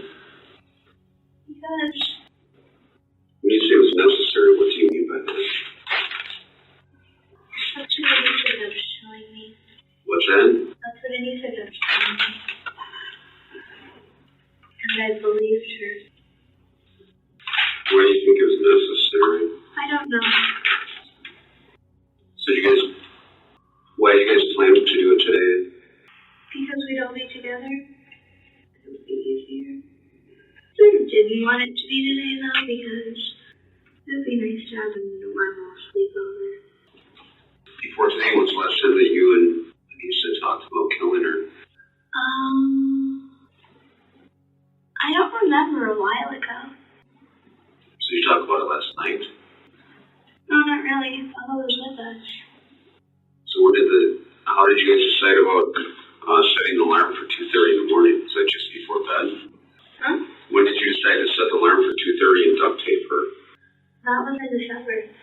But did you guys talk about it last night? No. Or this morning? This morning. Okay. Anissa told me the plan. So you're going to duct tape her and then stab her? I don't know, probably. I never really did think that plan would work, because it is the dead of night, and how on earth are we supposed to do anything such as hide the body, so I didn't think it would work, personally. I thought So originally the plan was to duct tape and stab her, but you didn't think it was a good idea? I thought that we'd just make a lot of noise, because you can still scream if your mouth is shut. So you were supposed to set the alarm for 2:30 a.m.? I didn't. Once again, he goes over the knife details. This point about the knife is extremely important, and both detectives are trying to figure out where the knife came from, who had it in their possession and when, and of course, who stabbed Payton with it. During Anissa's interrogation, the motive comes into play a lot more, with the detective trying to figure out how this character became so real that it produced the outcome it did. In contrast, Morgan's interrogation is disorganized with her lack of disclosure and short answers, as well as her inconsistent guidance from Detective Casey, where Anissa feels the need to please the adults around her and always comes up with an answer. Morgan is quick to offer up what she knows and avoid what she doesn't. She's still living in active fear of what will happen to her or her family if she doesn't get this process right. And she isn't sure if this is going to end up in more serious consequences than the time she brought the mallet to school. It's clear that both girls are too young to understand the full repercussions of their actions, nor the seriousness of what they've done. And Morgan may not realize that every time she talks about this detail, it changes in subtle yet significant ways. "When do you think you had the knife?" he asks. But Morgan quickly tells him that she doesn't know. This morning, probably. Having not really slept at all the night before, she's nearly lost all sense of time. "I'm never going to a park again," she tells him, flicking at her inhaler and staring at the floor. "Not that I'd be allowed to," she continues. But Detective Casey brings her back to the knife, asking where she put it. "In my pocket," she says matter-of-factly. She tells him that Anissa tried to knock Bella out. She knows that they went to the park at 9:30, but she can't tell him why they ended up in the bathroom at first. "I didn't pick it, so I don't know. I didn't choose the location." Although she can surmise that the park itself would have been too out in the open for something like that. Now it's clear, she tells him, that she can see the flaws in Anissa's plan. So you guys woke up and you guys played for a while? Mm-hmm. When did you get the knife? I don't remember. I wasn't looking at clocks until like 9:30 or something. When do you think you got the knife? I don't know. Was it last night or do you think it was this This morning? morning, probably. Where did you get the knife from? The kitchen. I'm never going to a park again. Not that I'd be allowed to. But I'm never Where did you put the knife then? in my pocket. You know what time you went to the park? 9:30. You guys played there for a while or Mm-hmm. The playing is fun. you guys went to the bathroom? Yep. Happened in there? Anissa tried to knock Bella out. Bella got all mad and stuff. And I was pacing in circles. Why did you guys pick the bathroom to do it? I didn't pick it, so I don't know. I guess it is closed off from the rest of the park, but it would be very, very easy. I think she has some flaws in her thinking skills. Obviously, I didn't choose the location. In her plan or in her thinking she had flaws? In her plan. Again, they come to the part that Morgan doesn't want to think about. She's been actively trying to use her Vulcan mind powers to erase those memories ever since it happened. It wasn't very deep in the woods, just a little gathering of trees, she describes. I counted, and then I found them when I reached 100. I started to count again, but then Anissa jumped on Bella, and then we stabbed her. Morgan again uses the word we. To her, this was an equal plan, and she doesn't think that who had the knife and who did the stabbing matters all that much. I'm not going into detail about that, Morgan warns. She fiddles with her inhaler while he writes. So Anissa jumped on her, and then what happened? We stabbed her, Morgan says with a tone of exhaustion. Once more he tries to clarify who had the knife. I have a right to not go into details about that if I don't want to, she replies. He asks if this is because earlier she said she doesn't remember or she doesn't want to tell him. I don't remember. It happened really, really fast, she says. She can agree that she stabbed her at least a couple of times, but when he asks how many, she says, I don't know. I didn't know I was supposed to count. Morgan gives a little hint of attitude here. She's not usually defiant or stubborn when it comes to authority figures, but she doesn't like this game of being asked over and over again. When she feels like someone is trying to trick her, she withdraws in any way she can. Detective Casey meets her attitude with a bit of frustration. He's going easy on Morgan for many reasons, but he's not about to put up with sarcasm or snark. He starts listing amounts. 50, 100. I think she'd be dead if it was 100. She stares at him with confusion as if to say, are you stupid? A few seconds later, she starts to giggle. Sorry, I'm thinking of a video. She apologizes, but Detective Casey doesn't even acknowledge it and continues to ask about the stab amounts. She still doesn't know. She would rather not answer than take a guess, even if it means going in circles. Detective Casey asks if there was a lot of blood. There was a very, very considerable amount, she says. And then what happened? We said goodbye and walked away, Morgan says coldly. You guys went in the woods? Mm-hmm. How far into the woods were you? A few feet. We didn't go very far. Because they weren't really woods, it was just a gathering of trees. So how did that work? You guys went in and you counted first? Yep. And then what happened? And then I found them.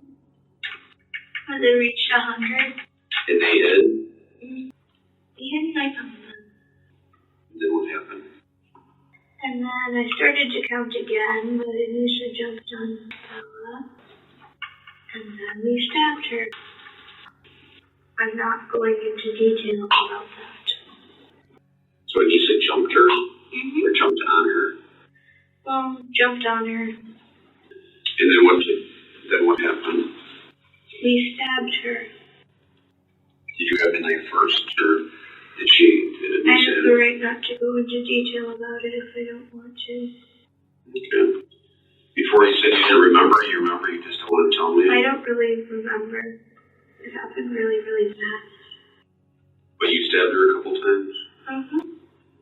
How many times do you think it was? I don't know. I didn't know I was supposed to count. How many do you think? Like 1 or 2 or 5 I don't know. or 10, 50, 100? I don't know. I think she'd be dead if it was 100. What, a few times? A couple times? Sorry, I'm thinking about a video about llamas, but I don't know.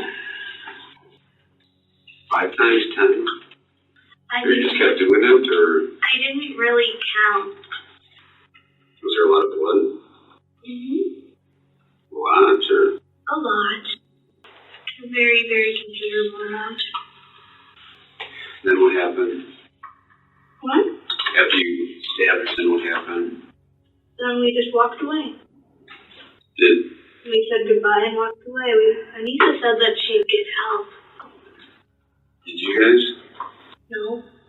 The detective asks if she tried to help Payton. No, there was nothing I could have done, Morgan justifies. She knew Payton was still alive. She had yelled at Morgan not to touch her after an attempt to clean her wounds with a leaf. They saw the police and had to run, eventually slowing down as to not look suspicious. We were already covered in blood, she recalls. That's why they went to Walmart, to wash the blood off and refill their water bottles. With that, Detective Casey's phone rings out again. Except this time, Morgan was so focused on snapping her inhaler lid off and on that she doesn't even get alarmed with fear like the prior 2 times. He takes the call in front of her, laughing at something an officer says on the other end. This doesn't break the flow of the interview, but it does break some of the seriousness Morgan was almost feeling. They continue to talk about Walmart, and Morgan informs him that considering some of the things they sell and the people who shop there, 2 girls covered in blood would blend in with the other oddness. She forgot her favorite gloves on the sink. I wasn't very happy, but I had to get over it very quickly. She wore them every day, and even after wearing them to murder her best friend, she figured she still would have done so.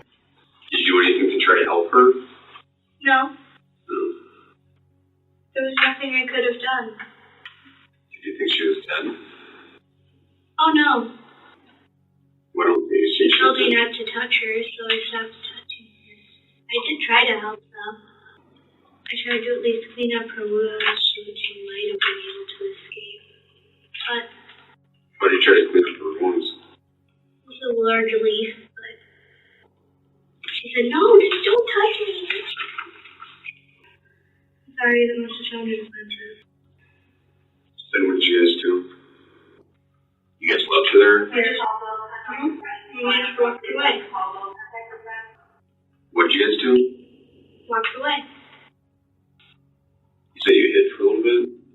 Because we saw police, and then they came closer, so we just ran.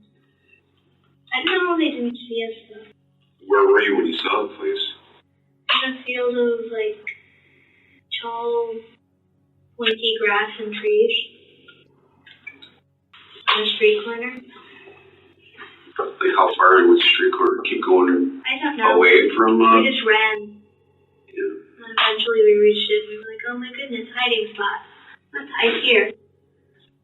You guys walked her, or you guys were running? We were walking because we didn't want to look suspicious. We were already covered in blood, which looked suspicious, so we didn't run. So then you guys went to Walmart to fill up the water bottles and clean up? Yeah. And possibly today. Detective Casey. Okay, I'll drop it off. We're just looking at a while yet here, so. Okay, thanks a lot. Bye. So Walmart, you filled up your water bottles and washed off the blood? We considered the fact that we might be questioned why we were covered in blood, but then we decided it's Walmart. So there are That's normal? You had a lot of blood on you? Did you leave anything at Walmart? I left my gloves. What kind of gloves did you have? They were lacy and my aunt gave them to me. I wasn't very happy, but I had to get over it very quickly. Because I always wear those gloves every day, so I figured. Where did you leave them in Walmart? In the bathroom. Just sitting out there on the floor? On the kitchen sink. No, not the kitchen sink, just the normal sink.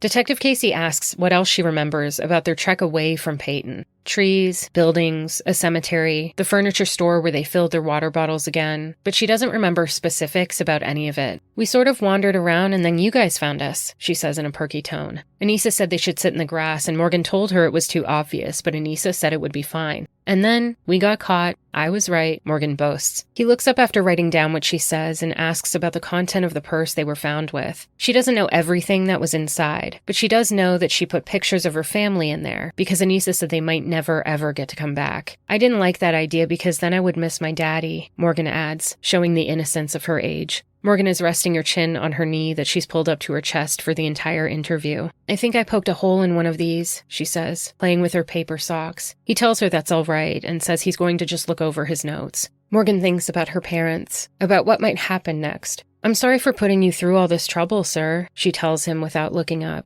Detective Casey assures her that it's fine. He thinks she needs some help, someone to talk to. What do you mean? She asks, staring down at her hands by her feet, picking at her fingernails. He talks about Slender Man, how these thoughts probably aren't real, about how thoughts of stabbing your best friend isn't the best thought to be having. Morgan looks up and meets his eyes. unsure of what to say.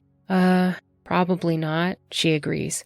Up until this point, Morgan has had her parents not believe her, friends pretend along with her, and other adults chalk things up to strange quirkiness. This is the first time someone has outright said that what she sees and hears isn't real. It's both validating and scary. She doesn't want to lose her friends, but she also doesn't want to go through life with only one foot barely planted in reality. You know that's probably wrong to do, right? He asks, and Morgan just stares at him. The melty look of the walls behind him, the colors blurring around his head. She doesn't know what to say. How can something be both right and wrong? She can't explain. When something is necessary, right and wrong seemed so inconsequential. Detective Casey looked up from his notepad and meets her gaze again. Yes, no, maybe, he pushes. But lots of people have seen Slender Man, Morgan offers up. But yes, when it comes to stabbing, she thinks it's probably wrong. Again, probably, because this had to happen. Anissa had told her so, and Morgan had felt it in her bones, seen Slender in her dreams, felt like this was the answer to all the questions she had about why she had always been so different from everyone else. If it were right, I wouldn't be here. Morgan tilts her head to the side, resting it on her kneecap. Detective Casey agrees, telling her she can't go around stabbing people and needs to talk to someone to try and work these things out. Isn't it legal to stab someone if they try to stab you first? Morgan inquires, thinking of the books she's read and things she's heard. He asks if she thinks that's what happened here. Oh, no, I'm just wondering, she assures him, and rambles a little about a debate she had with a student on self-defense laws.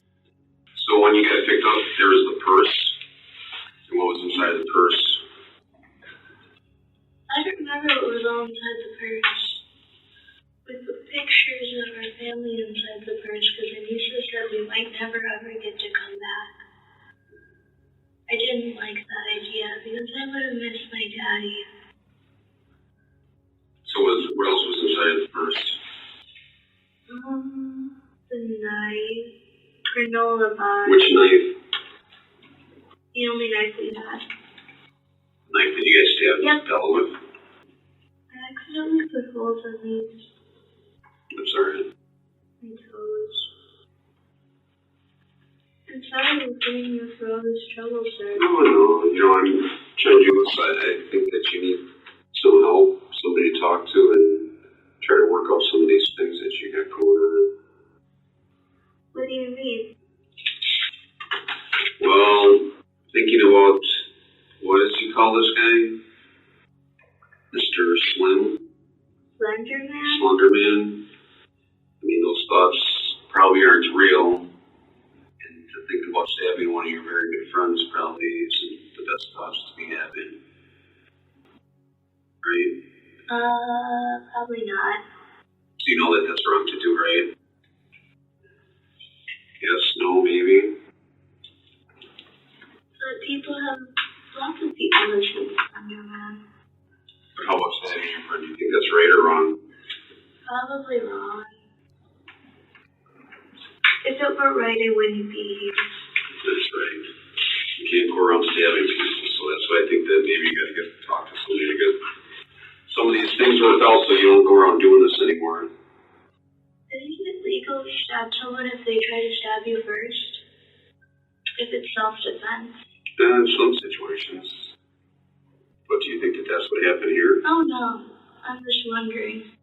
Detective Casey tells her that he's going to read out what he's written so she can let him know if anything's wrong. Then she's going to sign each page. By the time he sets the paper out in front of her, all the letters jumble into shapes and zigzags before Morgan's eyes. He reminds her twice that she needs to sign her name. Afterwards, he tells Morgan the time, and she thanks him. He asks if she wants anything to eat, and she says no. Did you want to see your mom or dad? She hesitates. Maybe. It's a layered question. She's afraid they'll be mad and she'll be in trouble. And she's even more afraid that somehow it would lead Slender right to them with nobody else in the room to offer protection. The detective interviewing Anissa had ordered food for both girls, a burger and fries. Morgan takes 3 French fries out of the takeout container, closes it, and pushes the rest of the food away to the other side of the table. Curling her knees up to her chest, she picks the fries into tiny pieces with her fingers and eats them slowly. After a while, she dumps out more fries onto the table and eats them while she paces around the tiny room. She's extremely restless now, after hours of being questioned. She attempts to crawl under the table, but it's too low for a comfortable fit. Instead, she moves around the room in a rhythmic march, kicking up her feet every so often. She starts to dance to the music in her head, hearing it loud and clear. She can't wait to go home, get into her own clothes again, and listen to Owl City. She would make this right, and she'd tell Bella that she was sorry, she thought to herself. But instead, Detective Casey comes back into the room and explains that she's going to a place where kids go when they get into trouble. They're going to take her right now, and he reminds her to grab her inhaler. He places the handcuffs on her wrists behind her back once again. There would be no soft place to sleep. There would be no making amends. Anissa would be much more forthcoming during her interrogation. Even though the girls were aware on some level that what they did to Payton would get them into trouble, each one would hold their own resentment against the other in an attempt to absolve themselves of the bigger portion of blame. And regardless of who would end up bearing the brunt of their twisted plot, they would be right in their accusatory belief. If they had never met, none of this would be happening right now. Fiddling with her friendship bracelet, Anissa looked down at her hands, which were literally and metaphorically cleaner than Morgan's. Still in her clothes she had put on that morning, she hadn't been asked to change because the spots of blood and dirt weren't as visible on her dark blue sweater and jeans. She's uncomfortable, sitting with her arms crossed, holding her elbows. She waits in the corner of a small room a few doors down from Morgan. The anxiety and anticipation was unlike any feeling she'd ever experienced. Even though she had been no stranger to discipline or even having to visit the principal's office, Anissa hated getting into trouble. Teachers saw her as a stickler for following the rules, and her eagerness to please adults and win over their favor with information would end up filling in the gaps where Detective Casey had found himself stumped. Detective Michelle Trusani had just been at the hospital visiting with Payton and her family, getting the few answers Payton was able to offer up before emergency surgeries. Since the violent crime took place between 3 young girls, the detective figured that this would be about jealousy, a boy, or both. She enters the room and hands Anissa a bottle of water, who is still thirsty and tired from walking nearly 10 miles after leaving the park. She asks if there's anything else she can grab for her. Food, water, a blanket. Anissa declines the food, but would like a blanket. The difference of demeanor in both detectives is soon obvious, as Trusani approaches Anissa with a gentle curiosity and a warmth that makes her immediately comfortable. And from all outward appearances, Anissa seems more upset than Morgan. She's been shaky, gasping to catch her breath at times, and her nose is stuffy from crying. Morgan's untreated schizophrenia tends to weigh more on a flat affect, with a lack of outward emotional expression. She rarely cries, she's often monotone in speech, and her facial expressions can differ from the internal landscape of her feelings. It's not that Morgan isn't sad or scared, but the absence of expected exterior responses had struck Detective Casey with an apprehension he'd only felt with some of the most callous and cruel adult criminals. Neither officer had any experience interviewing children before this, and this event would stay with them forever. As Detective Trusani periodically feeds information over to him, it makes it seem like Morgan is trying to hide the truth, and Anissa is more willing to let it spill out. Anissa had sat in the cold room, thinking about what she would say. Sitting in the back of a police car on the way over to the station, reality sunk in for her in a way that Morgan couldn't yet process. Where Morgan felt fearful of Slender Man, Anissa felt fearful of the consequences. In order to avoid them as much as possible, she would answer every single question that the detective asked, and when she didn't have the answer, she would figure one out. Her misguided belief that people will not only like you, but become less angry with your usefulness, is a symptom of the deep insecurity that had been forming in Anissa as she grew older. In the midst of divorcing, her parents had nurtured this strong sense of compliance in their daughter, sometimes to her own detriment. But in this case, it would be extremely helpful, making the detective's job easier. When authorities are trying to get to the bottom of what's happened, there's nothing worse than someone who remains tight-lipped during an interrogation. Before the detective leaves the room to request a blanket, Anissa says, "Can I ask one quick question? I just want to know how far I walked, because I'm not usually very athletic, and I just want to know." She sniffles and tries to regulate her breathing. As Anissa describes the area where they started to the area where they were found, she wipes away some tears.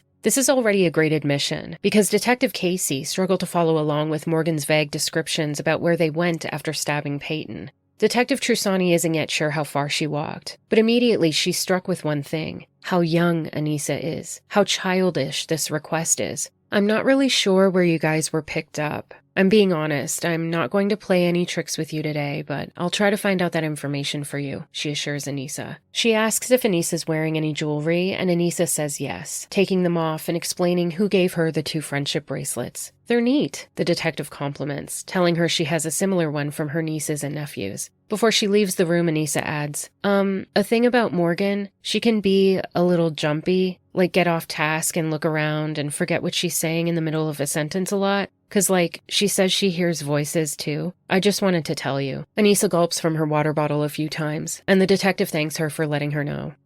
But I will try to find out that information for you. Do you have a wrist, a bracelet on? I have two. Can I have you take those off? I made that one, and then my friend Kelly gave me this one. Oh, they're neat. My nieces and nephews made me the rubber band one. All right, I will be right back with you, okay? Just give me a couple minutes. Okay. This is about Morgan. She can be a little jumpy and get off task and look around and forget what she's saying in the middle of a sentence a lot. Okay. Because, she says she hears voices, too. But I just wanted to tell you. So we're aware of that? Maybe not. Okay. Put off by that, then? Okay. Well, thank you for telling me that. Okay. Okay. I will be right back. Detective Trusani comes back into the room and makes a record of the time by letting Anissa know that it's 3:45. She invites her to slide her chair over to the other side of the small table in the room and says, I need to know the story of what happened, assuring her that her parents are here and they know she's talking to her. Are they scared? Anissa asks, and the detective assures her that they're just happy that she's safe. Then she explains her Miranda rights so that they can begin the official interview. Anissa watches her finger glide across the sentences of the page, sitting forward with her arms wrapped around her lower stomach, as if she's comforting herself from a stomachache. Anissa answers simple questions to show her awareness and comprehension, such as what day it is, her birthday, and her address. She tugs the bottom of her pants down over her Converse shoes. She had hiked them up during the trek with Morgan, trying not to get them wet and dirty for the long walk to Slender Mansion. Anissa starts to cry a bit again, and after agreeing to speak with the detective, she explains that she really didn't know she was in danger until after Morgan stabbed Payton. Unlike Morgan's interrogation, Slender Man comes into conversation almost immediately. Where Morgan isn't completely sure why all of this happened and why it was so necessary, Anissa is well aware of why they did this, where the information came from, and their mission to become proxies. The detective slides her paper away from in front of her and leans forward over the desk, paying full attention to Anissa. She does an excellent job of maintaining her surprise, because this is the last thing she expected to come up as a motive. If anything, it's just as confusing as it is mysterious. Anissa tells her about creepypasta, Slender, their December plans, and proxies, all in the span of a few minutes. The detective grabs her pen again and starts to take notes, quickly realizing this roller coaster of details is one that might be difficult to follow. Okay, thanks for waiting. I just want to let you know that it's 3:45. Sometimes it's hard to know what the time is and kind of lose track. Do you want to come on over by the table here? Sure. Should I slide the chair over too? Yeah, you can slide the chair over. That's fine. That's okay. It's loud in here, right? Echoes? Yeah. So I need to know the story as to what happened today, because it's been quite a day, and even stuff that happened, yesterday. And I kind of know bits and pieces, but I don't know the full-on truth. And the only people that know, really what happened are people that were in the place where it happened, okay? Your parents know that you're here talking to me, okay? And I'm glad they're so glad that you're safe. We were scared for you guys, okay? And before I find out the truth from you, before I find out what the real story is of what happened today, I need to read you your rights, your Miranda rights. Have you ever heard of that before? Okay. Have you ever seen a show where sometimes on TV they read people their rights, like cop shows and stuff like that? Okay. Like when somebody gets arrested, they say, so you're under arrest for that. Right. And then they read them their constitutional rights, okay? So I'm going to read those rights to you, okay? And the main point is here, I still don't know what happened, and I don't know who did what, and I need to know that today, okay? Because, some serious stuff happened today, and I need to know, okay? But I can't ask you any of those questions until I read you your rights, okay? Do you know what day of the week it is today? Saturday. Yes. Okay. What's your date of birth? November 10th, 2001. Okay. And so that makes you 12. Okay. If you cannot afford an attorney, one will be provided to you by the court. In understanding these above rights, Are you willing to speak with me and tell me what happened today? Is that a yes? The silly thing about this was I didn't know I was in danger until after Morgan stabbed Payton, or Bella, as people call her. They call her Bella? Uh-huh. You go to school, Payton? Yes, Bella? Okay. So, can we start from the beginning? So you guys, this was a birthday party, right? Okay, kind of tell me what happened. So, there's this website called the Creepypasta Wiki. Okay. It's full of like horror stories that are meant to purposely scare you through like online literature and all that. Okay. And there's one of them called Slender Man. It's like really Slender Man. It's Slender? Slender Man. Oh, Slender Man, like a skinny guy. Yeah. Okay. And he has these proxies or servants, as people would call them. Okay. Masky and hoodie. And Morgan said, "Hey, Anissa, we should be proxies." And I was like, "Okay, how would we do that?" And that was around end of December, beginning of January. Okay. And a proxy again, what is a proxy? It's like a servant or like an apprentice. Okay, and they're a servant of who? Whichever, they kind of don't have a choice. Slender's like the really big, he's like the head of it all, supposedly. Okay, so Slender's the big guy, Yeah. the top guy, and the proxies are his puppets. Yes, that's how people put them, puppets. Oh, okay. Well, I never even heard of this before. Okay. And it's called Creepypasta Wiki? Yes, ma'am. Like W-I-K-I? Yes. Okay. You can find it online. Sure. Search something like, I Love Jack, which is another killer. Okay. There are killers and proxies. Proxies are apprentices to killers, and killers are either by themselves or have proxies. And the killers have the proxies do it for them?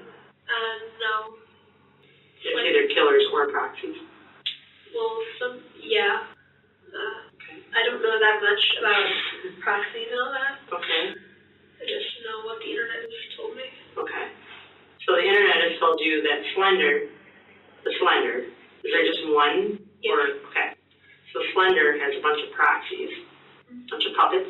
Yes. And amongst these puppets, there are also killers? Yes, ma'am. Okay. So proxies or puppets and killers are not the same? Yes. Okay. Like on a triangle chart, Slender would be up here. Okay. Then it'd be like killers and then proxies. Okay. So killers outrank the proxies. Yeah. And then there's another creepypasta that's supposed to be really powerful. It's like Zalgo or something. It's supposedly a demon with 7 mouths that speak in 6 different tongues, but the 7th mouth doesn't speak until the world is about to end or something. That's what the wiki told me. Okay. So wiki meaning the encyclopedia on the web, right? And people can create their own short horror stories and all that. Oh, okay. That'd be kind of fun. Okay. Yeah. All right. So back in December, January, Morgan told you like, hey, we should be proxies, type thing. Yeah. And you said what? Like. I said, okay, how would we do that? And she said, we have to kill Bella. Okay. Okay. And do you know why she said that? Like why she said that? Because we had to supposedly prove ourselves worthy to Slender. Is she really into the creepypasta? Is she like? Yeah. So you said, okay, well, how do we do that? And she said, well, we have to kill Bella, meaning Payton. Yes. People call her Bella. Okay. Anissa tells the detective that she was scared about this plan, but also excited, because she wanted to disprove the fact that Slender Man doesn't actually exist. She goes on to explain the lore around Jeff the Killer, how she Googled his name, and a similar story came up with articles and photographs that convinced her he was real. And if Jeff was real, then everything else was probably real too. Research suggests that simply the appearance of a website alone can add to its credibility for children, who are often unaware of inaccuracies or exaggerations. Children are far more susceptible to misinformation. A study in the UK found that only 3% of elementary school students were able to differentiate between real news stories and fake ones. A 12-year-old like Anissa might be more skeptical to information that comes through conversation, but even then are still vulnerable to social pressures, for example, believing in Santa Claus, and are rewarded for the strength of that belief. However, where Morgan struggled during her interrogation to confront the possibility that Slender Man isn't real, Anissa has already decided he isn't. She knew it when Morgan asked him to show up and help them, and instead, they were left alone and helpless, eventually in handcuffs in the back of a police car. When it was just the two of them, everything seemed so concrete, but now she wasn't sure. A part of her was hoping that the detective would have heard of Jeff the Killer, who Anissa thinks is a real person named Jeffrey Woods. But of course, Detective Trusani can't confirm this because Jeff the Killer is just a fictional character. Morgan had always used the word we when talking about stabbing Payton, but Anissa never wavers. Morgan stabbed her after Anissa handed her the knife because she's too squeamish. And without prompting, Anissa tells her the knife came from Morgan's house. Speaking in their code, Anissa mentions how they talked over who would do the deed. When she recalls Payton screaming and yelling, Anissa has to hold back tears and panic, grabbing her water bottle and keeping it close. After apologizing for getting upset, she wipes her tears and puts the water bottle back down on the table, telling the detective about the campsite, Walmart, and their walk down the highway. So he's considered a Slender? No, he's considered a killer. He's considered a killer. Okay. Hence Jeff the Killer. Yep. And he's known to exist. News reports say that he exists. If you go on Google Images and search Jeffrey Woods news article, a bunch of news articles will come up, and then there'll be a picture of, a 17-year-old boy with, who kind of looks like me, but it was a black and white picture, and he had kind of the same hair as me also. Okay. Did you cut your hair to make it look like this? No. No. It was just coincidence. And so you guys knew that Jeff the Killer, an actual killer in this triangle, exists, so you thought it would be exciting to find out, hey, if we can be a proxy and prove and do this, kill Bella, then we know that Slender exists. If we saw him, actually, we think we see him sometimes. Okay. Like when we were walking up to where we were going, we saw him, I saw him out of the corner of my eye on this side. Okay. And then Morgan said she heard a twig crack when no one was moving. So today, after everything happened with Bella, when you guys were walking, you thought you saw Slender as you were walking? This was after Morgan stabbed her. Okay. So you thought that possibly you would see the Slender? Mm-hmm. Okay. Did you think that you guys killed Morgan? Bella? Yeah. At first Morgan said I should do it, and that she didn't know what to do. So I handed her the knife that she brought with, and said, "You do it. I'm too squeamish." And she got the knife from her house. We asked her mom if we could play outside at the park, and her mom said, "Sure." So I played at the park, and then I said, "Hey, why don't we go take a long walk?" So we walked, and then there was this grove of trees that we went into, and then we were trying to play hide and seek in the trees to distract her. So Morgan and I were also debating who does the deed, and at first it was me, but like I said, I was too squeamish and said, "No, you do it." So Morgan said, "Whenever you want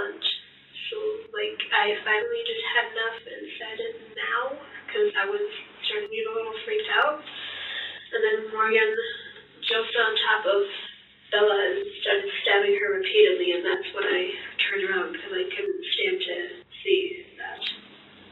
Okay. And then the whole time, Payton was screaming in agony,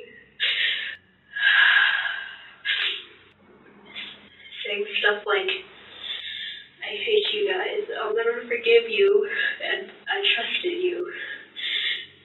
Still walking. And, sorry. So we told her we were gonna get help, but we really weren't. We were gonna run and let her pass away. So we ran.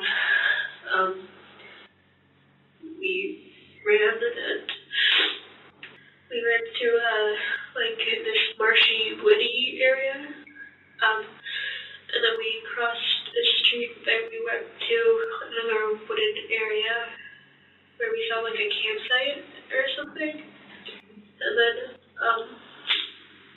that's also where we found the bug spray too. That was in Morgan's bag. Okay. So we were walking, we went to Walmart and we used the bathroom and refilled our water bottles. And then we left. And then Morgan forgot her gloves in Walmart. So the whole time she was saying, "I wish I had my gloves." Anissa continues to describe their journey after Walmart. We started walking in one direction and God, we were walking for like an hour and I complained about being hot. So we sat and I drank from the water bottle and we started again and just kept walking. By then, they were downtown and turned a corner on Morgan's suggestion. Anissa tries to give as many descriptors as she can. She doesn't know street names, but remembers different markers that they saw as they continued on. Then we stopped for more water and talked about how far we had left to go, Anissa says. It seems like strange meandering, and the detective asks about why they had gone so far away. Anissa fills her in about the purpose of all this walking and how they plan to live at Slender Mansion. This, too, was all Morgan's plan, according to Anissa, and Morgan had warned her that asking for directions was not an option. Anissa marks an imaginary map on the wall beside her, explaining where this conversation took place before they kept going. She's rambling a bit, talking a lot with little prompting, which is a form of self-soothing the anxiety she's feeling. Out of everything that's happened, directions and place markers are the easiest parts of this story to tell. After that, we turned left and then kept walking. We walked across a street and then went up a hill. And at the top of the hill, I asked Morgan for some water because we put the water in her bag. Mm-hmm. So I asked her for some water because it was like an hour and a half since I last drank some water. And so I asked for some water, and then we sat down and talked how far away we have to go. And then, why do you have to go far away? What was this discussion about? Supposedly, Morgan found out that Slender lives in the middle of... Slender has this big mansion that all the creepypastas supposedly live in. And it's supposedly in the middle of Nicollet National Park, or Forest, or whatever. Okay. Up in Luna, Wisconsin. Mm-hmm. So we were going to walk the whole way there. I realized it's really, really far. Did she want to walk to Slender? Mm-hmm. She knew that that if we asked someone for directions or anything, the police would probably be called, because what isn't strange about a blonde girl with creepy eyes walking around with a blood-covered jacket, and then a girl next to her looking like this, wearing winter boots. Yeah. So we just kept walking, and then we kept going straight. And then turning like every few seconds, because Morgan supposedly memorized a map, and she knew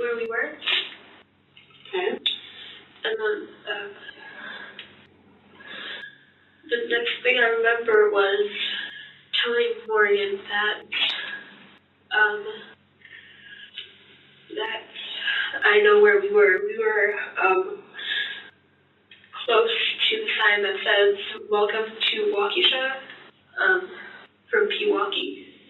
Okay. We were close to there. I told her that we could either walk up a hill and take a longer way around, or we could go straight and cut through the bushes and stuff close to the Fox River, I believe it is. So I told Morgan that we could either go straight or go up the hill. And then Morgan said we should go straight, it'd be faster. Okay.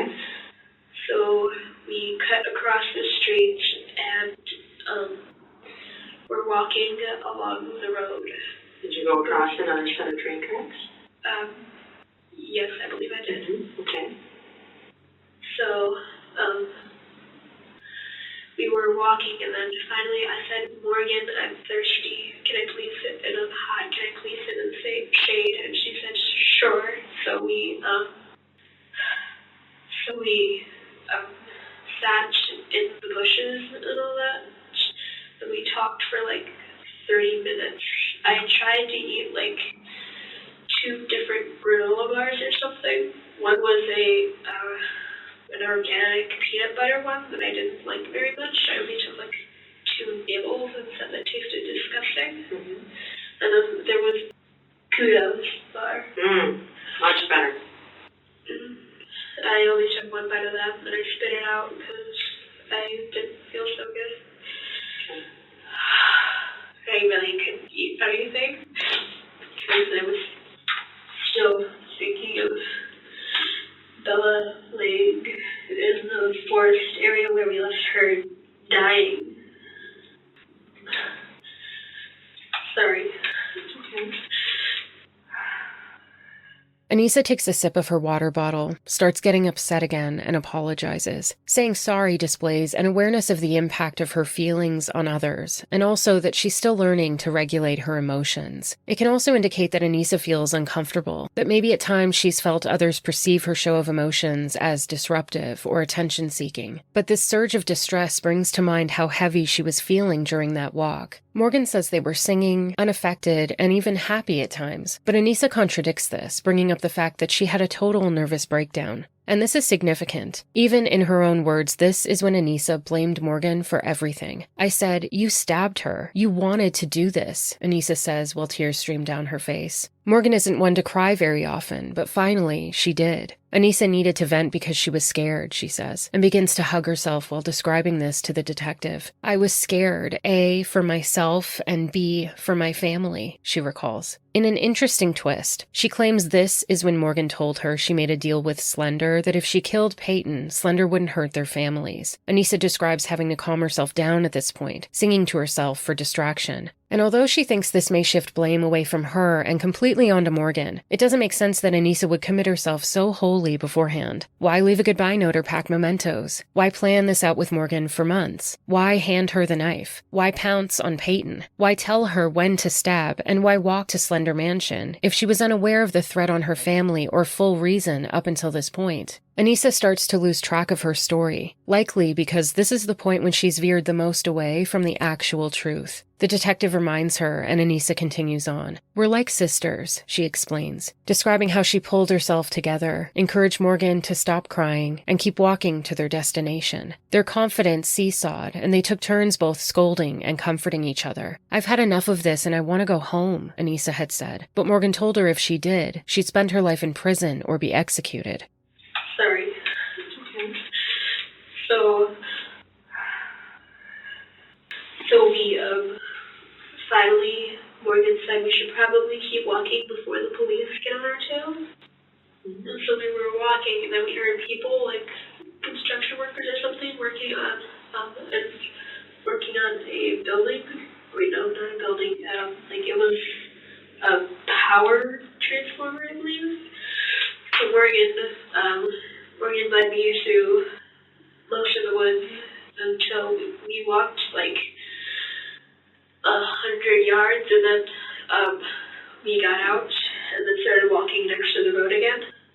And then we're still going straight, and I believe there was a bridge with a freeway on top of it, Okay. and then another hill that could like go either up on top of the freeway or this way towards the airport. Okay. So we were walking, and then I had a total nervous breakdown and blamed Morgan for everything. I said, you stabbed her, you wanted to do this. Look at what Morgan did. And Morgan's not one to cry very often, and then finally she just let go and started crying. And then I just needed to vent because I was scared. I was scared. I was scared, A, for myself, and B, for my family, because after we left Payton in the woods, close to the marshy area that was nearby, she said, oh, and there was one thing I forgot to tell you. I kind of sort of made a deal with Slender, saying that if we didn't kill Bella, that he either would or could kill our families and everything we love. And I don't want that to happen, so that's why I did this.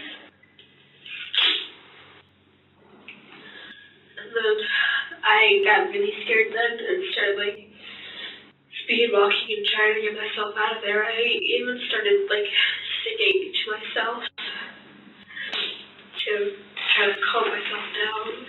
And then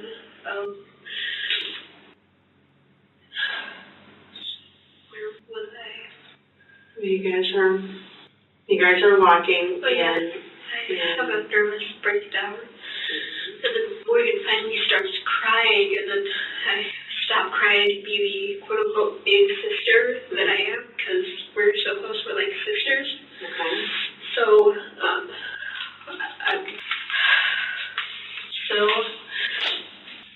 I said, stop crying. I laid down and there was a bunch of rocks close to the road. It was like, it's called a shoulder or something.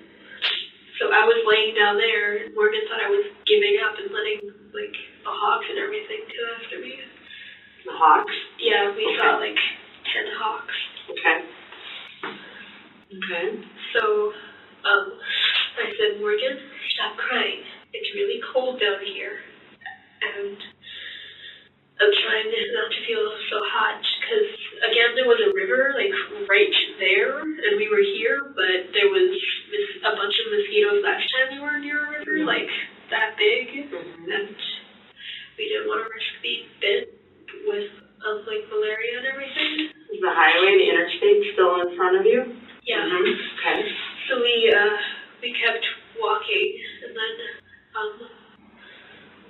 we kept going straight until when I was still laying on the ground, I actually said, I've had enough of this. I want to call my mom. I want to go home. And Morgan said, if you do that, you'll spend your life in prison. Either that or be executed.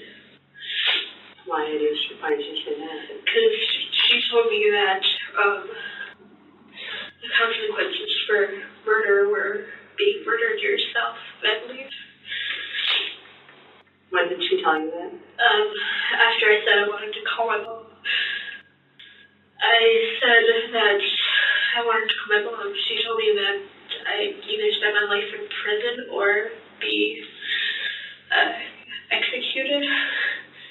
It started to get really hot outside, Anissa notes. In order to get some shade, they found a spot that they hoped would be the least suspicious place to sit for a while, hiding under a pillar near the river. Morgan began looking through family photos she had packed in her bag and had another breakdown again. For someone who doesn't normally show a lot of outward emotion, Anissa's account of Morgan describes a constant tug of war between being an emotional wreck and trying to regulate herself. After at least a half hour of Anissa trying to calm her down, they kept walking and found the furniture store where they refilled their water bottles, drank lemonade, and ate cookies. Morgan was so upset that she couldn't eat much, but Anissa wanted her to keep her sugar levels up, otherwise she gets crazy. After some more walking, Morgan needed to sit down and cry once more. In her own account, Anissa cried once, and Morgan cried several times, needing Anissa's encouragement to continue. Morgan said she was hot and needed to lay down, considering out loud whether they should keep going or face the consequences of their actions. That's when the deputies found them. Anissa talks a little faster during this part, remembering the anxiety and fear of getting caught. She grabs her water bottle and holds it in front of her mouth while she tells the detective what she said to the deputy, how scared she was, and that someone was going to hurt her family. So, the river was still on this side of us, and then there were two column things holding up the bridge. Yep. I said we should lay down on the side that's slanted, like cool off and all that. She's just like, if we do that, people will get suspicious. So we hid behind the round base of the pillar stand closest to the water. Okay. And then she started looking through her pictures and had another breakdown. Okay. And then after like 30 minutes of me trying to calm her down and her crying, we finally started walking again, and then we kept walking straight for a while, and then we saw Steinhoffel, and I said, Morgan, do you want to get some more, do you want to refill our water bottles? Because by that time, they were empty. Mm-hmm. So she said, sure. So we crossed the street, went into Steinhoffel's, and then... So you went to, did you walk into Steinhoffel's? Uh-huh. Okay. And then we filled up our water bottles again, walked in, went to the bathroom, and then we were told that upstairs there was free lemonade, free cookies, and free candy. Morgan needs to keep her sugar levels up, otherwise she goes crazy. So, we went up there, we got a glass of lemonade, we got 2 cookies each. Morgan only ate one and almost cried, saying, I can't eat this one, when she started playing with the other one, and then I told her to save it. So, and then I told her to save it. So then she said, okay. And then she started packing her things up again. So I threw away my stuff and grabbed 2 things of fruit snacks. Because I thought, hey, if we want to keep our sugar levels up, we may as well eat something kind of healthy. Okay. So we grabbed those, then Morgan said, we have to get out of here. So we got out and then crossed the road again, started walking on the side of, here's Steinhoffel. Mm-hmm. We crossed two roads, one going this way and then one going this way. So we crossed those, and then we started walking around, an exit towards Milwaukee. Started going down towards the freeway? Mm-hmm. Okay. And then Morgan said, I have to sit down. And then started crying again.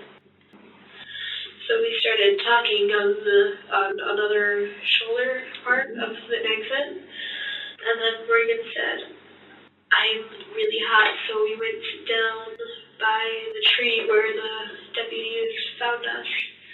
And then Morgan said, I'm not laying down in this.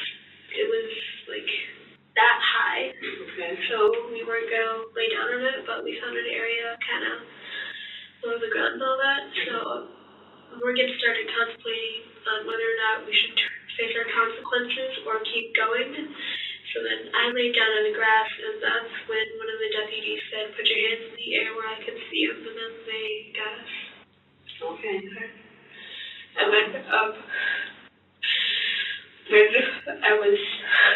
when one of the deputies was talking to me, I believe his first name was Todd. Okay. And his last name started with a C, I think. Okay. When he started talking to me, I said, I'm scared. I was told that if I didn't do something for someone, my family would be in danger. And then he said, you're safe now, don't be scared. Then he put me in the back of the car. And then after 30 minutes, they brought us here. Okay.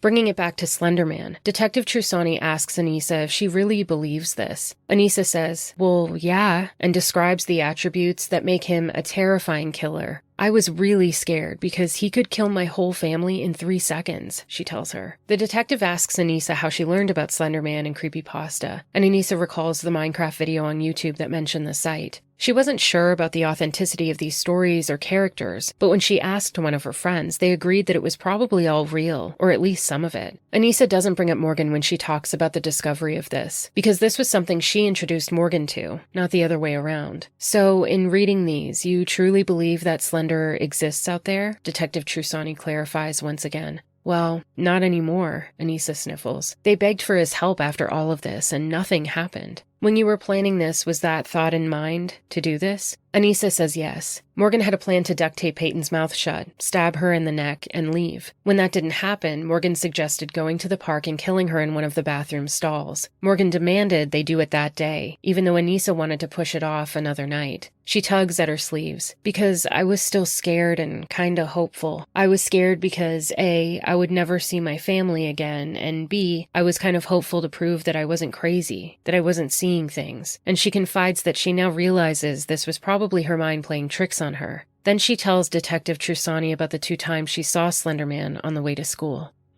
When Morgan said to you that if we don't do this for Slender, our families and loved ones are going to be killed, do you honestly believe that? Well, yeah, because he could be anywhere from 6 feet to 14 feet tall. He's, like I said, a tall guy who constantly wears a suit with a red tie. He doesn't have a face. His skin is white. And at his own will, he can, exploit these tendrils from his back and, strangle his victims. From what the creepypasta wiki said, he targets children most. So I was really scared, knowing that Slender could easily kill my whole family in 3 seconds. So, how did you learn about Slender and creepypasta? I first heard about it on YouTube. I was watching a Minecraft mod showcase. Okay. And it said it was the creepypasta mod. So I was like, hey, what's a creepypasta? I watched the whole video and I was like, oh, that's interesting. A few months later, I asked my friend Kelly, the one who I got the skull bracelet from. Okay. I asked her who that Jack or Jeff or Taylor was from the creepypasta. And then she told me about Eyeless Jack and Laughing Jack. Laughing Jack is supposed to be a clown that also targets children. And then Eyeless Jack, he wears a blue fawn mask, no mouth, 2 big black holes for eyes, and that are oozing this weird black ooze. Are there a lot of your friends that are into creepypasta? So far, I only know of a few.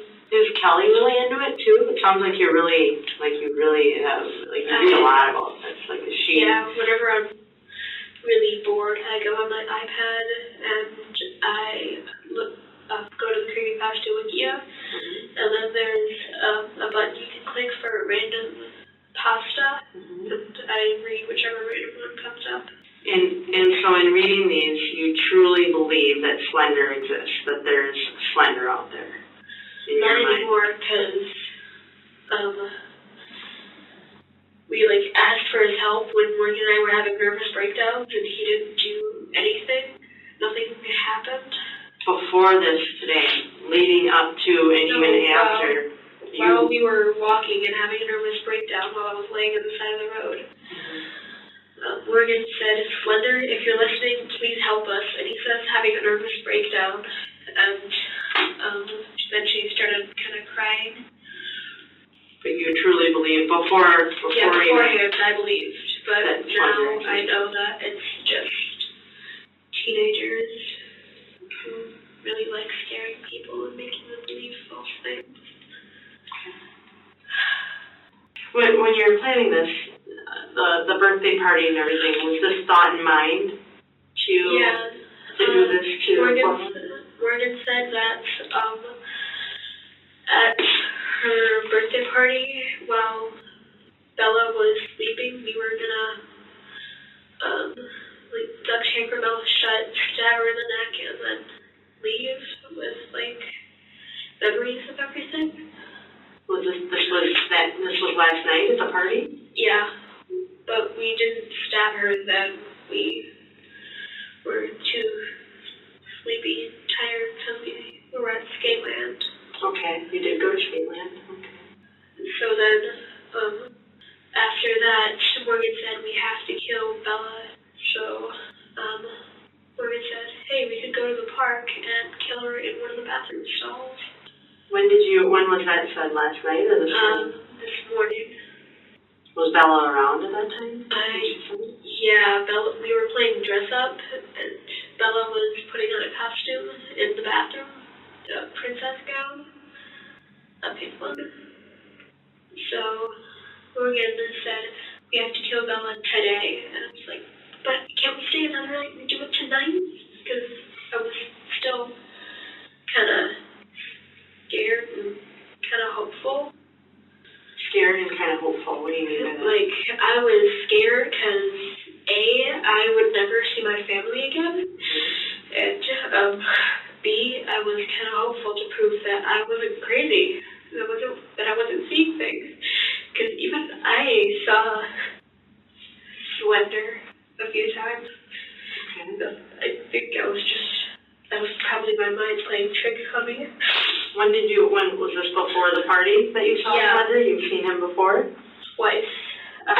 Once, well, they were both on a bus. We ride the same bus to and from school. So we were, talking on the bus. I look out the window and I see this supposed thing standing like this with tendrils, looks exactly like a tree. They were gone like that. And I told Morgan, and so I actually thought that he was real because I saw him. Another officer knocks on the door to gather evidence. Detective Trusani had asked about the blood on her shirt. Anissa told her it wasn't hers because she wasn't injured. They take a break so that she can change her clothes, have photographs taken of the evidence, and cheek swabs done. Trusani uses this time to briefly speak with Casey and compare stories to see where they meet. The officer who comes in for evidence is polite and makes simple conversation, asking Anissa about her age, where she goes to school, and if she's looking forward to summer break. Anissa talks about her plans, telling him that she's going to be staying at her mom's, showing no knowledge or worry that anything will happen to her future. To a certain extent, it seems Anissa is aware that stressing points of Morgan being the one who planned and carried this out, and that she only went along with everything because of imminent threat of danger and death, that she possibly won't be in too much trouble. It's serious, of course, but Anissa believes she's still going home. Anissa returns in the same dark blue scrubs that Morgan was given, takes a sip of water and crosses her arms around her body. Without her jeans and sweater, the coldness of the room is more obvious. Detective Trusani returns and marks the time as they head into the second hour of interrogation. Anissa mentions that her feet are cold. They took her socks as well for evidence, so the detective offers to get her another pair. An interrogation normally has a standard amount of mutual respect, but the kindness both officers show the girls is, of course, because these are special circumstances. The temperature of interrogation rooms is to heighten the discomfort and anxiety, a tactic to increase the willingness to cooperate in a controlled environment. But these interrogations are done with a level of delicacy usually unseen, especially since children are more likely than adults to offer up false confessions. Anissa's behaviors are showing someone who's shaken up, scared, and emotionally distressed, so helping her to relax and maintain focus will only be to their benefit. The detective summarizes what they've talked about so far, gathering further details for each point. Anissa verifies that she met Morgan in October. So how long have you been learning about creepypasta? Anissa says it's been about 3 years since that YouTube video mentioned it, and sometime in November, she asked her friend Kelly about Jeff the Killer. So for at least 6 or 7 months, she's been reading creepypasta consistently. Trusani asks if she's introduced Morgan to it. Anissa tells her that Morgan said she'd seen Slender also, in old pictures that she had. So Anissa told her about him, and Morgan said, "Oh my gosh, I think I've seen Slender outside." She sort of skirts around the question, but the answer is yes. A tall, faceless man who stalks and kills children isn't that so far-fetched from another character Morgan loved a lot, Voldemort from Harry Potter. For Morgan, this introduction opened up a whole new world of validation, giving some sense of explanation for the things she'd seen and heard her entire life. To have another friend that was not only interested in these topics, but affirmed their true existence and even encouraged their significance was most likely a big relief for Morgan. Anissa tells her that eventually Morgan suggested they devise a plan to become proxies, to live in Slender Mansion and take orders from him for the rest of their lives. At the time, Anissa thought it was really cool. She wanted to prove the skeptics wrong, and it couldn't have been done any other way besides killing someone. That's what creepypastas are about, she informs the detective. Even seemingly nice ones are about killing. To gauge the level of understanding, the detective asks Anissa if she knows what physically happens to someone when you kill them. Anissa says flatly, "I believe it's ending a life, and I regret it." She takes a quick breath in. "I've seen stories on the news about shootings, but I never fully understood what it meant to kill somebody until now." Her voice shakes. And when she asks Anissa if she could have done something like that, Anissa is quick to say no with a firm tone. "I'm too nice of a person, too squeamish. I can stand blood if it's my own, but if I have to physically make someone else bleed for my own personal gain, I can't do it. It doesn't sit right with me," she adds. "Since this happened," the detective clarifies, and Anissa says yes. So you're very close with Morgan. You've known her since October. You've been involved in reading the creepypasta since, like November or something. And in December or January, Morgan, who also was into creepypasta, did you introduce her to it, or did she already know about it? She said that she's seen Slender also in, like, old pictures that she has. Okay. So I told her about them, and then she said, "Oh my God, I think I saw Slender when I was like 5, because she supposedly used to live in like a really heavily wooded area. Okay. Slender likes to stay in woods. Wooded areas. Okay. So in December and January, Morgan approaches you and says, she tells you that you should be proxies of Slender. And you say, okay, well, how do we do that? And she says, well, we have to kill Bella, or Payton, right? And this will prove ourselves to Slender. And prove ourselves worthy. Prove yourselves worthy to Slender. Mm-hmm. And what would that do for you? Is that to get Slender to like you? Or to feel important? Technically, if you're a proxy, you have to live in, supposedly you live in Slender Mansion and take orders directly from him. So that'd be neat to you? You would enjoy that, or you think that'd be kind of cool? Or at the time? At the time it was really cool, but I wanted to prove all skeptics wrong. Okay. So when she said that we have to kill Bella to prove ourselves worthy to Slender, you were surprised but excited at the same time to prove that he existed, to prove all the skeptics wrong. And you feel as though in order to do this, you physically had to kill somebody? Yes. Okay. Because that's what creepypastas are about. Okay. Even seemingly nice creepypastas, like Music Keeps Me Calm, are about killing. And you know what happens when you kill somebody? Like physically, what happens to a person? Not legally, but like what would that do to you? Like, do you understand what it means to kill somebody? When you look at it from, I believe it's ending a life. And I regret it. Okay. And that's something you probably recognize today. Mm-hmm. Okay. I've seen stories on the news about shootings in like Milwaukee and all that, but I never fully understood what it meant to kill somebody until now. Until you saw it happening? Mm-hmm. Do you think that you could be able to physically do that now? No. And why is that? Just, I'm too nice of a person. I'm too nice and too squeamish. Squeamish.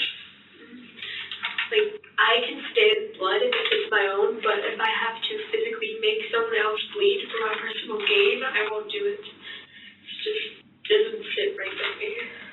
Now, since this happened? Yeah. Okay.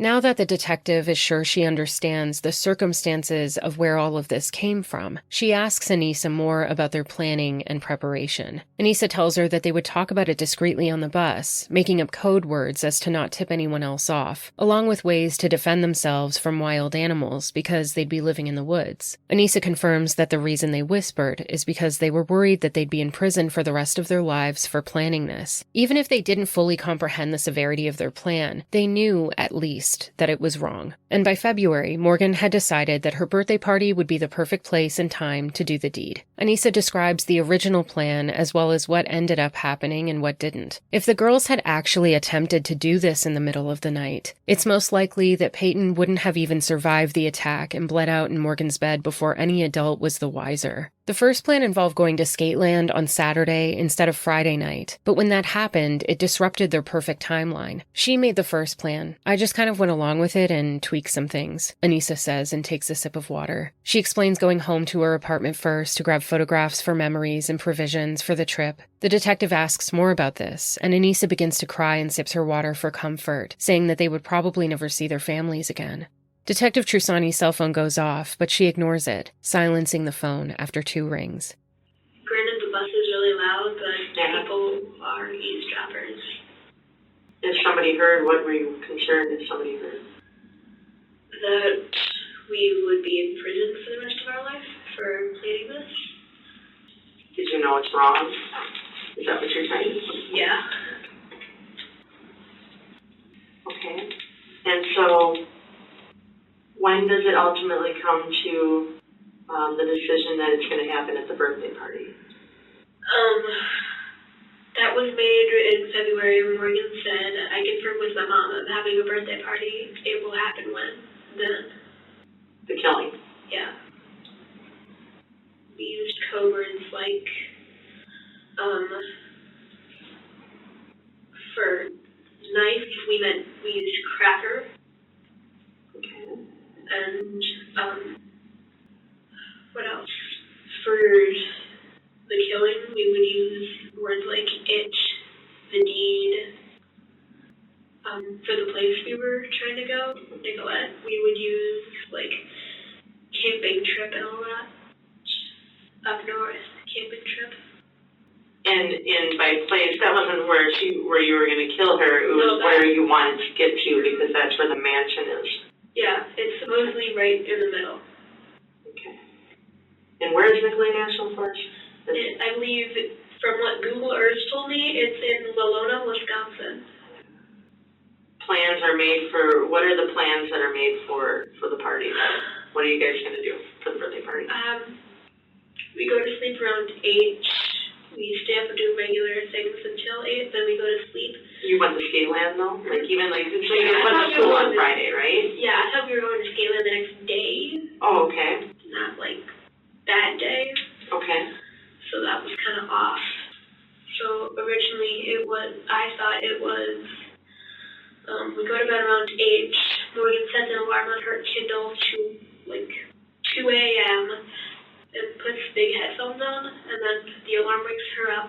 She wakes me up, and then we kill Bella, put her under some covers to make it look like she was sleeping, and then we run. And just leave her at Morgan's house. Mm-hmm. That was the original plan? Yeah, until it changed.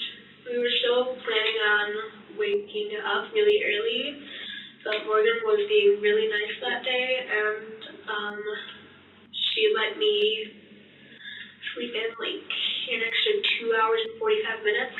On that day, meaning today? What day? At the sleepover last night. So she was being nice. What do you mean?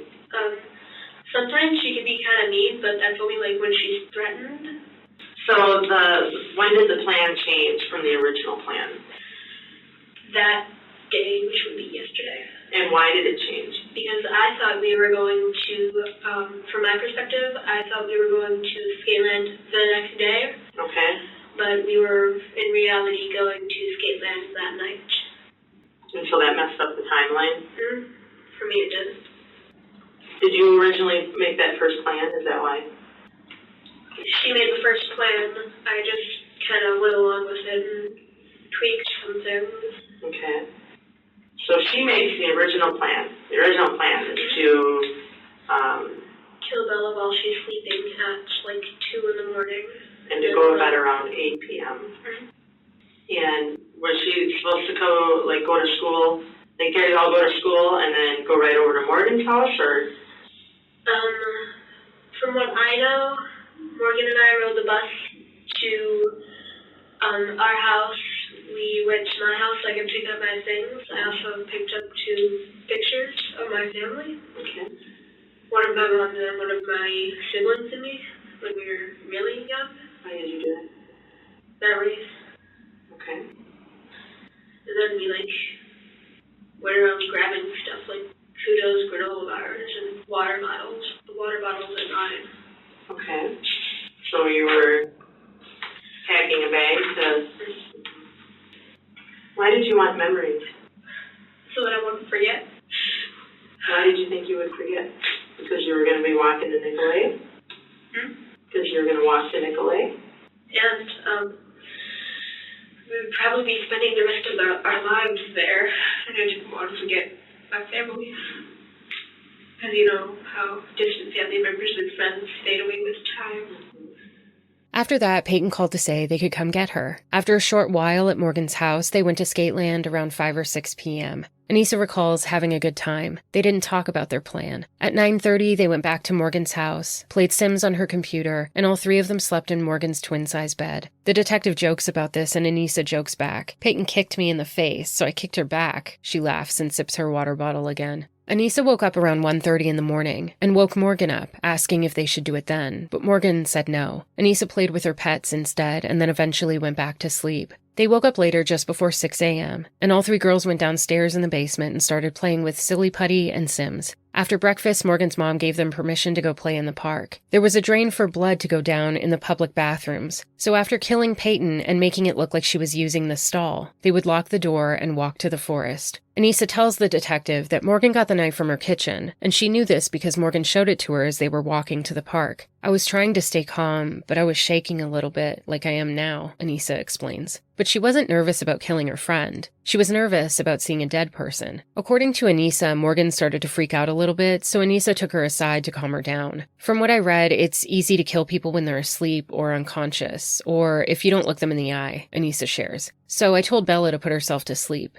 Is it okay if I have a blanket? Anissa asks, glancing up at the vent blowing cold air directly down on her. Even though she claimed that Morgan was the one to come up with a plan to stab Payton asleep in bed, it's interesting that Anissa is the one to share why this would have been the best way to do it. The detective leaves the room, and Anissa looks down at her hands while she's gone, picking at the dirt beneath her fingernails. Where did you guys sleep, on the floor then? Or... No, we all slept in the bed. One bed? Yeah, it was a twin.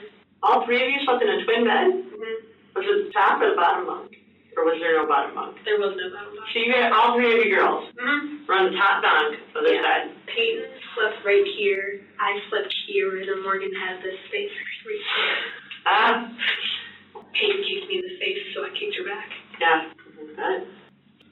Did anything happen after you went to bed? I woke up around 1:30, and then started moving around because, my melatonin wore off or something. You take melatonin? No, it's just... Oh, just your natural? Okay. I have a habit of waking up really early. Okay. So does Morgan. So, I woke up, and I started moving around, and, looking at Morgan's gerbil and guinea pigs and all that. And I must have been making a loud noise or something because they both woke up. And, Morgan was, listening to music or something. So, before I started playing with the animals and all that, I kind of woke up Morgan and asked her if we should do it then. And she said no, it's too early. So I said, okay, and then I started playing with the animals. Okay. And then I went back to sleep and woke up again around 5:45. And then we started playing with, this farting silly putty and all that. All 3 of you were up then? Yeah. Okay. And did you stay up or did you fall back to sleep? I stayed up. Okay. And what did the other two girls do? They were also playing with like silly putty. We were downstairs again. Morgan was playing Sims, and Bella and I were playing with our silly putty. All right, and what happened next? Around like we kept doing that until like 9:25. That's when we had breakfast. Okay. And then 45 minutes later, we asked Morgan's mom if we could go down to the park, because we were gonna do it then. Okay. We didn't do it the night before, so Morgan let me sleep. Okay. So we were gonna do it then in the bathroom stall and like sit around the toilet, lock the door, crawl out, and walk. So when you guys were playing with the silly putty in the basement and stuff, is that when you're also playing dress up and talked about doing it in the park? We got dressed up like for 5 minutes. Okay. But that's when that happened though, like dress up. Mm-hmm. She went in, she was trying on a pink dress. Mm-hmm. And who brought it up? You or Morgan? Last night, we were gonna... About the park. Oh, the park. While Bella was changing into the pink dress, we kind of talked about it for like 3 seconds. Sure. Whispered. We're going to do it today at the park. That's what Morgan said. Was there something about her in the bathroom? Down in the bathroom or something? Yeah, there was a drain for blood to go down, and then we were going to sit her in the toilet, lock the door, and then leave for Nicolette. So that would look like that A, she wasn't dead, and because... Like in the bathroom stall? Mm-hmm. Okay. And then leave for Nicolette. Okay. And then, like, I couldn't do it in there. Morgan kind of explained, like, Slender and Proxy and all that to her, to Bella, while we were in the bathroom stall. Oh, you guys, okay, so then you guys go out to the park then? Mm-hmm. We all go to the park. So Morgan asks Mom if you guys can go play in the park. Mm-hmm. And when did she take the knife? She took it before we left. Where did she get it from? Her kitchen. Was it in a drawer? I don't know where she keeps her knives. Okay, you didn't see her grab the knife? No. But how did you know that she grabbed one? Because she showed it to me as we were walking to the park. Okay. So Mom says, yeah, you guys can go play, and you guys leave, and as you're walking to the park, she shows you a knife. Mm-hmm. She goes like that, I look at her, and then she lifts up her winter jacket, the white and plaid one. Okay. She lifts it up and shows me the handle of a knife, and the actual knife part is stuck. It was like right there. Is it in like her waistband of her pants? Or? Yeah. Okay. It was there, so then I look at her like this. Okay. And then she's like, and then she nods to me, and then puts her jacket back down, and I kind of calmly walk towards the park. I was trying to stay calm, but I was like shaking a little bit, like I am now. Okay. And why did you start shaking? Because I was nervous. What were you nervous about most? Seeing a dead person. So you guys go down to the park, and what do? We like played around a little bit. Morgan kind of started freaking out a little bit, so I said, Bella, I need to talk to Morgan. She's freaking out a little bit. What was she freaking out about? Killing. She had never done that before. She's stabbed apples before. Okay. It was like chopsticks. Okay. But she never actually cut a flesh wound into somebody. How was she freaking out? What was she doing? She said, I can't do this. I'm too scared. You have to. Did Bella hear this? No, Bella was outside. I told her to go outside and play. And this was in the bathroom? Mm-hmm. And then Morgan started freaking out, so I had to hug her and calm her down. And then we told Bella to go back inside. Like, I was like, it's supposed to be... From what I read on the Creepypasta Wiki, it's easier to kill people when they're either asleep or unconscious or before, and it's also easier if you do not look them in the eye. So I asked Bella if she could, like, put herself to sleep. Is it okay if I have a blanket? Blanket? Are you getting chilly? Okay. Yeah, let me get you one. Thank you. Yes, of course.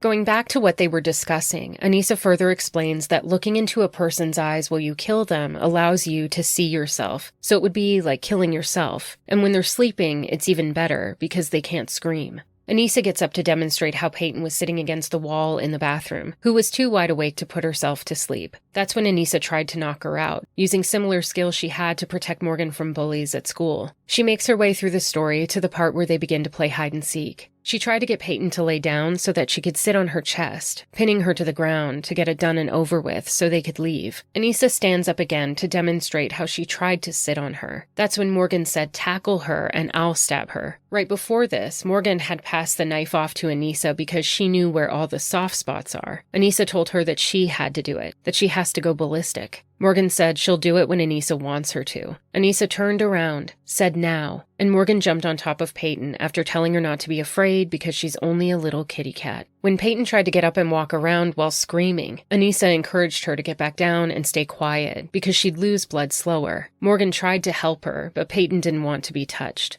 The detective asks why Morgan tried to help her, and Anissa gets a little emotional when she says that Payton was Morgan's best friend, and Morgan was Payton's only friend. This isn't true. It's actually backwards. Payton was Morgan's friend through isolation and loneliness, even choosing her over acceptance in other social groups at school. "I feel really bad," Anissa whispers. She remembers looking at Payton's face, distorted in pain, as she cried without tears. "We took the opportunity to run because she couldn't see us," she tells the detective. She kind of wanted to get help for Payton, but she knew Morgan wouldn't want her to. Anissa asks for Kleenex, so the detective leaves the room, saying she'll also see where that blanket is she's waiting on. So Morgan asks you if you can knock her out. And what do you say? And I said I can try. Because, like I said, I was, like, she was wide awake right next to me. Right. So I kind of went like that to her forehead and banged her head up against the concrete. Okay. And then she was just like, "Excuse you," and pushed my hand away. So I said, "Sorry, I got bored and I needed something to do. Plus, my hands got really finicky." I lied.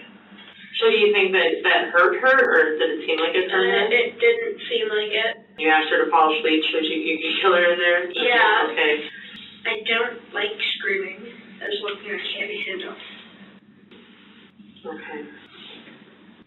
So, what happened next? So then after that, I say, "Hey guys, why don't we go take a walk around the block?" That's when I pointed out to Morgan the bushes, the trees and bushes and all that, and say, "You can take her in there and do the deed." And then after we go into the woods, we say we're going to play a hide and seek, and Morgan is going to be the seeker. So we hide. I tell Bella to lay down face first in the dirt. And then, Okay. And then, she says, "I'm not laying on my stomach in dirt. It's all squishy and there are twigs and sharp rocks everywhere." So you're going to play hide and seek, right? Mm-hmm. Play hide and seek, and then she was supposed to be the seeker, so to keep her eyes from being to see where you guys ran, you wanted her to lay down in the dirt? No, Morgan was the seeker, and Bella and I were hiding. Okay, so you told her a place to hide. Mm-hmm. And why did you want her to lay down in the dirt? So that I could sit on her chest and so that I could pin her down and get it done and over with, and then we could leave. You're gonna pin her down? Mm-hmm. Morgan told me to pin her down. Okay. And so she said no, so I kind of pushed her forward and sat on her hip, and then she said, "Ow, I can't breathe, ow, ow, ow." So then I got off because she was making a lot of noise. Was she kneeling already or something? Or? Yeah, she was kneeling, and then I pushed her. She was kneeling like this. Okay, hiding. Thing with flowers and all that. Okay. I was standing right here. Okay. I pushed her over. Okay. So she's like this now. Okay. And then I sit right here on her hip while she's like that. Okay. And then she started complaining that she couldn't breathe, so I got off of her because she was making a lot of noise. Okay. Okay. And what happened next? And I told Morgan that she's not laying down, and then she said, tackle her and I'll stab her. And then... Now, there was a time when Morgan gave you the knife. And said that she couldn't do it. When was that? It was like before it was like after I tackled Bella and sat on her hip. Okay. So you tell Morgan she's not laying down, is that what it happened? And then she says, okay, tackle. Okay, tackle her. And then I tackle her, yeah. I get up, and then Morgan hands me the knife and says, I can't do it, you know where all the soft spots are. Like, I only know where soft spots are because I used to watch Doomsday Preppers, and it said that a hard blow to, like, the stomach or the throat with, like, a sucker in between your fingers can do some serious damage. A sucker being like a knife or something? No, a sucker being an actual lollipop. Oh! You can talk for a second when you get Sure, just give me 1 minute. I think they're getting a blanket for her too, if that's out there. Okay, so you learned that on Preppers. Doomsday Preppers. Sucker being an actual dum-dum sucker. Okay. Not like code words or anything. So Morgan gives you the knife. And then I tell her she has to do it and to go ballistic, and then she asks when, and I said whenever you want, and she said I'm doing it when you want me to. So hold on, so she gives you the knife and says you do it. And then I give it back to her and say, you do it, go ballistic. And she said, okay, I'll go ballistic when you say you want me to. I told her that I didn't care when she did it. And she said, whatever. So I started walking away, and then like when I was 5 feet away, I said now, and Morgan said, don't be afraid, I'm only a little kitty cat, and jumped on top of Bella and stabbed her repeatedly. Okay. Like, she told me that she got her in the lung, right here 6 times, and then like in the leg a few times. Okay. And then she walked away covered in blood, and then Payton started screaming, I trusted you, I hate you all. And then I told her to lay down and be quiet because I didn't want attention being drawn. So I said, lay down and be quiet, you'll lose blood slower. So then she laid down. Morgan tried to clean her wounds with a leaf. Did she try to get up? Yeah, she tried to get up. She said that she couldn't see, she couldn't walk, and that she couldn't breathe. Payton was saying this? Yes. So after Morgan stabbed Payton, did Morgan just get off of her and start walking away, or? Morgan got off of her when I turned around, and Payton was wobbling around, holding on to trees, saying, I hate you, get help. Okay. And that's when I told her to lay down and be quiet, you'll lose blood fat slower. Okay. But really you just wanted her not to draw attention? Okay. So then,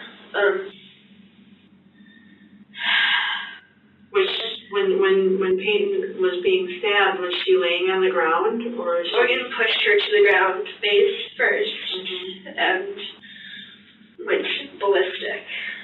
Okay. And then, so Payton somehow gets herself to stand up. But she's wobbling, and then she collapses near a ditch, and then she says, I can't see, and she starts kind of crying and whimpering a little bit. Then,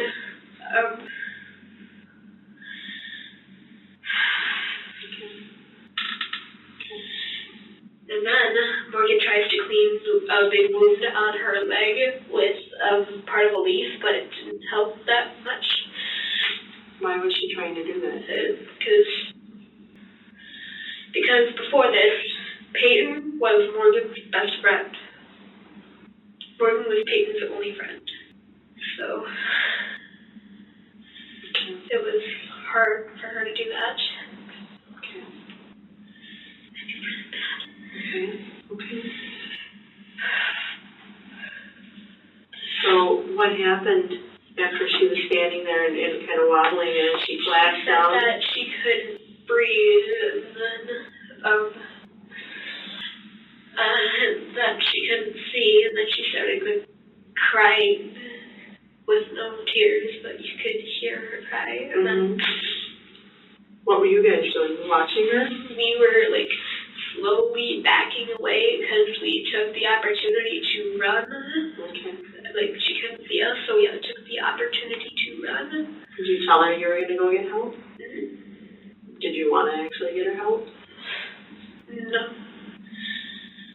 I kind of wanted to, but I knew Morgan wouldn't want me to. Okay. Because, we've planned this for a while. Sam? Can I have a Kleenex? Yeah. Let me get you and that blanket. I'm sorry, hon. I don't know where I'm taking them so long. Through miscommunications, they end up with 2 blankets. So Anissa wraps herself in one, and the detective wraps her feet with the second. The detective offers to move the chairs over a little bit so that she's not sitting directly under the air vent. She explains to Anissa that she really appreciates her honesty, and she just wants to clarify some things about the knife. Was the knife ever taken from the house and put in a purse? Anissa doesn't know. She didn't touch it until Morgan handed it to her. Detective Casey is talking to Morgan, trying to figure out the same thing. How did you meet Bella? She asks. And Anissa says Morgan introduced the 2 of them 4 months ago at school. Then Anissa pauses and says, "Can I ask a question? Where is Bella's body now?" Detective Trusani tells her that she's at the hospital, and Anissa looks down at the ground. "I thought it was still out there at the crime scene." She asks Anissa if she thought she died, and Anissa says yes. Detective Trusani tells her that Payton's alive, and she lets out a sigh of relief. She tells the detective that this makes her feel kind of happy and kind of worried. She lets out a big sigh. "I'm just scared all around. I don't know how she'll ever trust me again, and that she hates my guts," Anissa said with a sad look on her face. Trusani gently reminds her of the seriousness of what's happened, that Payton was very close to dying, but the doctors were able to save her. Anissa says that makes her feel good and lets out another sigh. "Will I be able to go back to school?" She tells Anissa not on Monday, but at some point, yes. Anissa watches her writing down everything she's saying and then asks, "How many stab wounds did they find?" After the detective tells her 19, Anissa says, "Okay." Morgan counted 17. She was counting in her head, I think. She had asked Morgan where she stabbed Bella, and Morgan told her 6 times in the chest, in the lungs twice, and everywhere else, like the big wound on her leg that was bleeding like crazy. So yesterday, though, after school, you met up with Morgan and you guys got on the bus and took it to the bus stop, right? No, we got on the bus at school, and then at our stop, we got off, and then we went to my house, picked up my things, and walked over to hers. Can I ask a question? Yes. Where is Bella's body now? Bella's at the hospital. Okay. I thought it was still out there, the crime scene. Did you think that she died? Yeah. She is alive. Okay. How does that make you feel? It makes me feel kind of happy, kind of worried that I'm just scared all around. What are you worried about? I know she'll never trust me again and that she hates my guts. Yeah. Well, that's pretty serious what happened. She was very, very close to dying. Oh. Today. Okay. Very close. But the doctors were able to save her. Okay. How does that make you feel? Good. Makes you feel good that she's alive? Mm-hmm.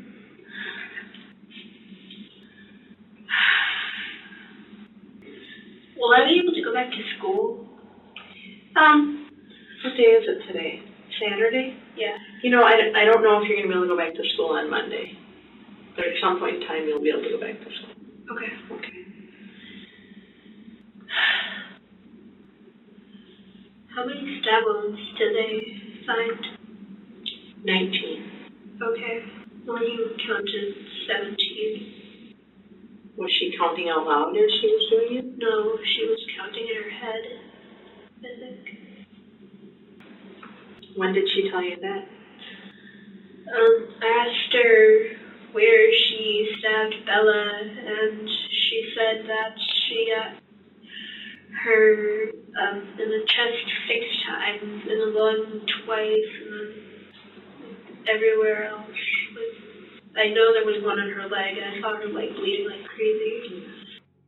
Anissa answers a few more questions about creepypasta and watches the detective write it down before asking, does Morgan know that Bella's alive? But the detective doesn't know if she's been told yet. She continues to write down her summary. It does make me feel a lot better to know she's alive. Anissa looks up at the ceiling and lets out a sigh. The detective asks if she's worried about Slender, or does she think he doesn't exist? He does not exist. He is a work of fiction. Anissa purses her mouth in defeat. And I believe people who say they've seen him in person have, read creepypastas and then recall memories from that. Breaking the seriousness, Anissa asks if it's bad that she didn't have an allergy pill all day and was outside a lot. She's obviously been crying, so that's why she's sniffing, and her nose is running, but she's still curious. I'm guessing Bella's in surgery right now, she wonders out loud. She's out now, the detective confirms. And Anissa is grateful, if only for the fact that almost murdering someone has to equal less consequences than actual murder. And I think the website for the creepypasta Wikia is like, excuse me, sorry, it's it's Wikia or wiki.creepypasta.com. Does Morgan know that Bella's alive? I don't know. I don't know if Detective Casey told her.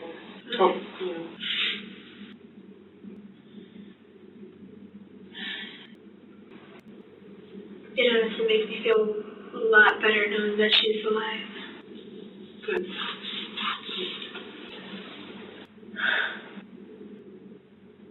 Does it worry you won't see Slender? Or do you think he does not exist? He does not exist. He is a work of fiction. And I believe that people who say that they've seen him in person have read creepypastas and then recall memories of a strange tree and said it was Slender. Because I know that was one of the cases on the bus. I looked back at the tree and it was strange. Yeah. Is it bad that I didn't have an allergy pill all day and was outside a lot? How are you feeling? Good. Do you just get kind of itchy and sneezy, or what happens? I'm obviously crying, but my nose was a lot, but I'm fine. I don't think I have any allergies in my mother. Okay, so that's a bad one. Yeah. So, seasonal, regular allergies. I'm guessing Bella's in surgery right now. She is out now. She's all done. Are my clothes being cut apart? She asks. The detective tells her they're being dried, and they could also be a biohazard. The clothing was still so damp with blood that the police needed to put them in the dryer before bagging them up for evidence. Trusani goes back to writing down the timeline of the morning in the park, asking questions to clarify as she goes. I just realized something, Anissa says. If I don't go to school on Monday, that will be the first time I miss a day of school since 3rd grade. Anissa still doesn't fully grasp the severity of what they've done and what might happen. In her mind, she's going to go back to school, make this up to Payton with a giant apology, and never break the rules again. Ever since she found out that she's still alive, her emotions have stabilized and she's stopped crying. Detective Trusani asks what she was thinking when Morgan showed her the knife. I was thinking, dear God, this is really happening, Anissa says flatly. She lets out a yawn as her body begins to regulate. She's breathing at a normal pace now, instead of the gasps and sighs she'd let out at the height of her anxiety. Do you know where my parents are? She asks, but the detective doesn't know, just that they're here. She continues to write, asking again about things that happened in the bathroom, before Anissa inquires once more about her clothes, wondering if she's going to get them back. Anissa can't remember where she even got that shirt, and the detective asks why she's wearing winter boots before Anissa has a chance to finish her sentence about why she picked that shirt out today. Because it was black, and it would be dark enough to hide bloodstains. Anissa chose the boots because she figured they'd be walking through gross, marshy areas in the forest. Are my clothes being cut apart? No. They're being dried to ensure that blood is dry on it. Okay. Okay. It can also be a biohazard. Right? Okay. I just realized something. Mm-hmm. If I don't go to school on Monday, that'll be the first day I miss a day of school. You're kidding. You've never missed a day of school? Never. Last time I remember missing a day of school was because of my great-grandfather's funeral. Wow. And that was in 3rd grade. So, Morgan had the knife out in the bathroom? Morgan handed me the knife. She told me to keep it concealed. Okay. So I was still holding it, but I hid it behind my leg. So that Bella couldn't see it. Because you were going to do the stabbing originally? Originally I was, because I supposedly knew all the weak spots of the person.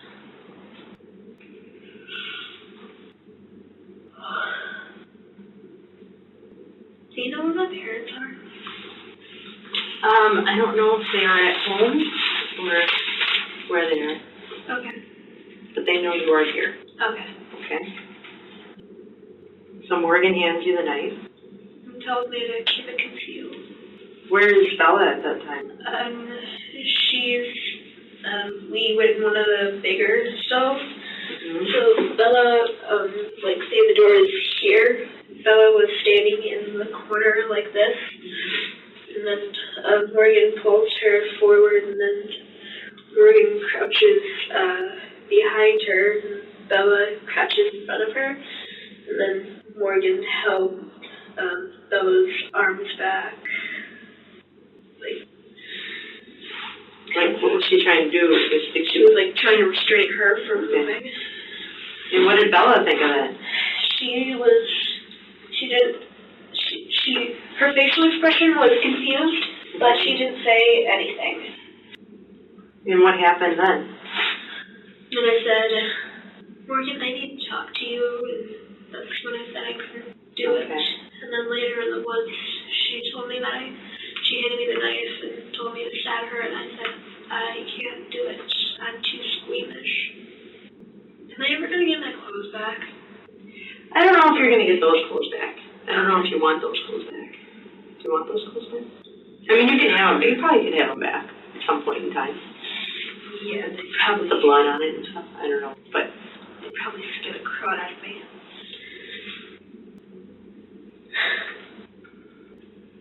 I don't even remember where I got that blue shirt. no. Nope. Just found it in my closet and said, hey, I could wear this. I mean, it's black. Why the winter boots? Because I knew we might be walking through marshy, squishy, gross areas, and I didn't want to wear canvas shoes that leaked, so I wore my winter boots that at least had a plastic outside. Anissa repeats her story once again, how she told Payton that they were going to play hide and seek as a cover-up. She found an area of flat rock that she thought was ideal, and it wouldn't cause any other unintended injuries. Of course, this doesn't make any sense because they were about to kill her. Honestly, Anissa, I thought you were going to chicken out by now, Morgan had said afterward, because Anissa is too nice. After arguing about who would do the deed, Anissa walked away and Morgan went stab crazy. As far as she knows, Payton didn't hear them talking because she was busy playing with flowers. The image of innocence not far off from their devious scheme is haunting. Am I going too fast? Anissa asks. Unlike Morgan, who is annoyed at the repetitive nature, disliking the idea of being tested, Anissa is wanting to be helpful to the adults around her, assuming that it will work out in her favor. Okay, what happened next? So then, after the long walk, I pointed out the woods to Morgan and said we should do it there, quietly. And then, Morgan agreed with that, so I told Bella we were going to play hide and seek. That was a cover-up. I mean, she was going to hide one place, I was gonna hide another, and then Morgan and I were gonna be like lionesses chasing down a zebra. I was gonna tackle her, and then Morgan was gonna do the stabbing. Alright. So you start playing hide and seek. Mm-hmm. Morgan is it, right? She's counting. Then I told Bella to hide somewhere close to rocks. I remember there was like one really big rock and then 4 medium rocks covered in moss. Why? I saw the rocks and I thought it'd be a flat place and it wouldn't cause any other unintended injuries. Plus, I just saw the rocks and went there because it was flat and there was a lot of plants near it. So you told Payton to hide near some rocks, and is that when you told her to lay down? Or? Mm-hmm. I said, get down, someone doesn't see you, and Payton says, you know I'm not laying down in this. And then she just sat, and we were like 5 feet away from Morgan. And your intention was to sit on her so she wouldn't be able to get up, right? When Morgan and I were walking towards Steinhoffel's, she said, honestly, Anissa, I thought you would chicken out by now. Because I'm just supposedly I'm too nice. So Payton wouldn't lay down, right? Right. So you tried to tackle her? Or did you just try to push her? I told Morgan that she wasn't laying down, and she said hold, and then Morgan said tackle her.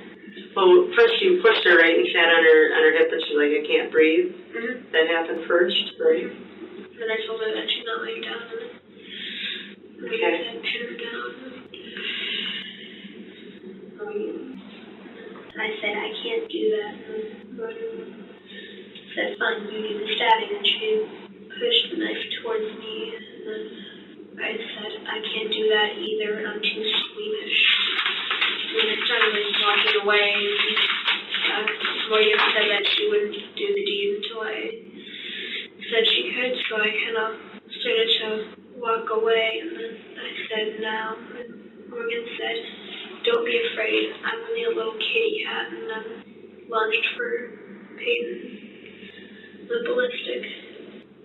Anissa says that Morgan had planned to draw whiskers on her face after she became a proxy, using "Don't worry, I'm only a little kitty cat" as her catchphrase, just like how Jeff the Killer tells his victims to go to sleep right before he murders them. Morgan looked freaked out when she got off of Payton, and Anissa demonstrates where all 3 of them were right after the stabbing. After sitting back down and wrapping the blanket around herself once again, she tells the detective that there's a glove in one of the pouches of the bag with Payton's blood on it. Anissa had been wearing it when she moved Payton away from the road, and her blood got on the glove and her shirt. Detective Trusani asks her if she wanted Payton to die so she could see Slender. A part of me kinda wanted this to fail, Anissa tells her, because I hear about manslaughter on TV and it doesn't bother me that much, but when I see it, it traumatizes me. She thinks for a few seconds more. But the other part of me wanted her to die. The bad part of me wanted her to die, she sighs, but the good part of me wanted her to live. Was I going too fast? No, you're okay. Okay. You said I'm not going to until you tell me to. That's what she says. Mm-hmm. And you had said something before about saying go ballistic. Yeah. What was that? So I meant go ballistic, go crazy, make sure she's down. And that's when you start walking away. Mm-hmm. And then after I got 10 feet away, I said now. And then William said, don't be afraid, I'm a little kitty cat. What do you think she meant by that? Don't worry, I'm just a little kitty cat? She said that she was going to draw cat whiskers on her face if she became a proxy, and that would be her catchphrase, like with Jeff the Killer, it's go to sleep. Or she was going to draw whiskers on her own face? Put a cat nose on her face and say, "Don't worry, I'm only a little kitty cat." So she went up to Bella, tackled her. Did Bella go down to the ground? She went down to the ground and started screaming, "I can't breathe, ow, get off me." Okay, hold on. And then after, sorry. Okay. Okay. Oh, I can't breathe, get off me. What happened next? And then after Morgan was done stabbing. Well, that's when then Morgan started stabbing her. And then after that, Morgan got off, looked really scared, and said, "Hi." And she started like stuttering and freaking out. And then Payton started screaming, "I hate you. I trusted you." And then she tried walking, but she kind of fell. Was Morgan standing like straddling her? And she was like,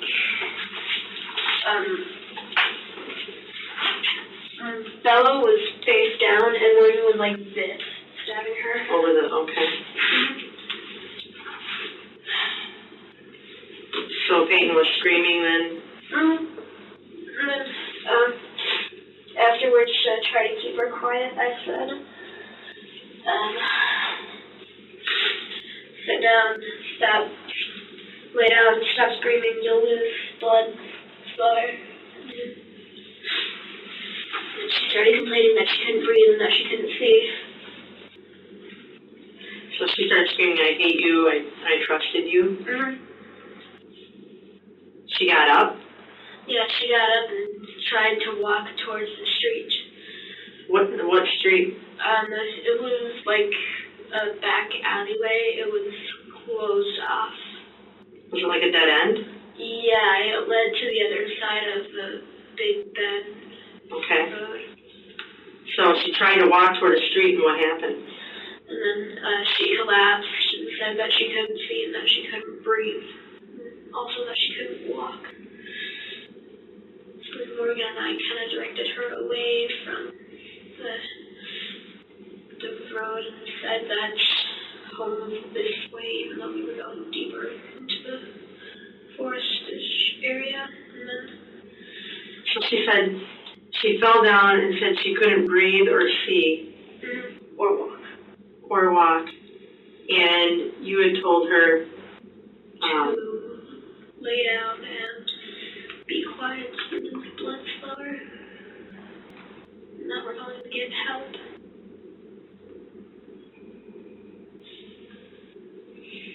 But you really weren't going to get her help, right? No.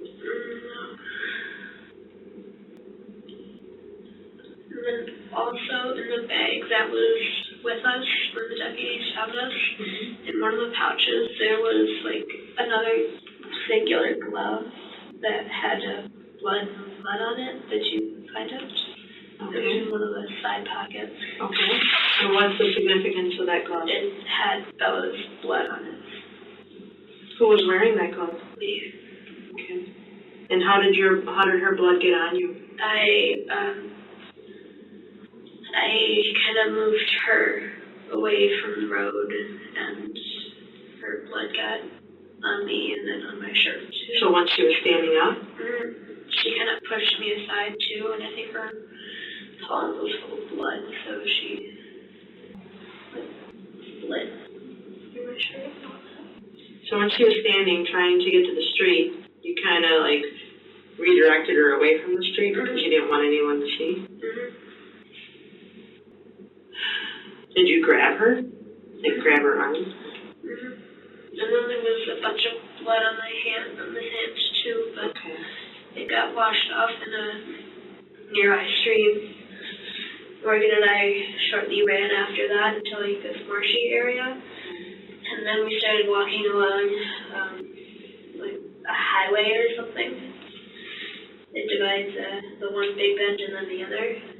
Morgan heard police sirens, so we dove into like I said, reeds, and then my gloves got wet, and Were you hoping that she was going to die when you guys ran off? Were you hoping she was going to die and so you could see Slender? Is that the whole? Or part of me kind of wanted this to fail, just because I hear about manslaughter and all that on TV, and it doesn't bother me much. But when I see it, it traumatizes me. But the other part of me wanted her to die. But part of me wanted to. The bad part of me wanted her to die. But the good part of me wanted her to live. Anissa retraces their steps to Walmart and downtown before the deputies found them on the side of the highway. That was where she had a nervous breakdown and started blaming everything on Morgan. The detective asks a crucial question. Do you think Morgan's completely to blame for it? And Anissa gives an equally crucial answer. No, I don't think any of this would have happened if I hadn't told her about creepypasta.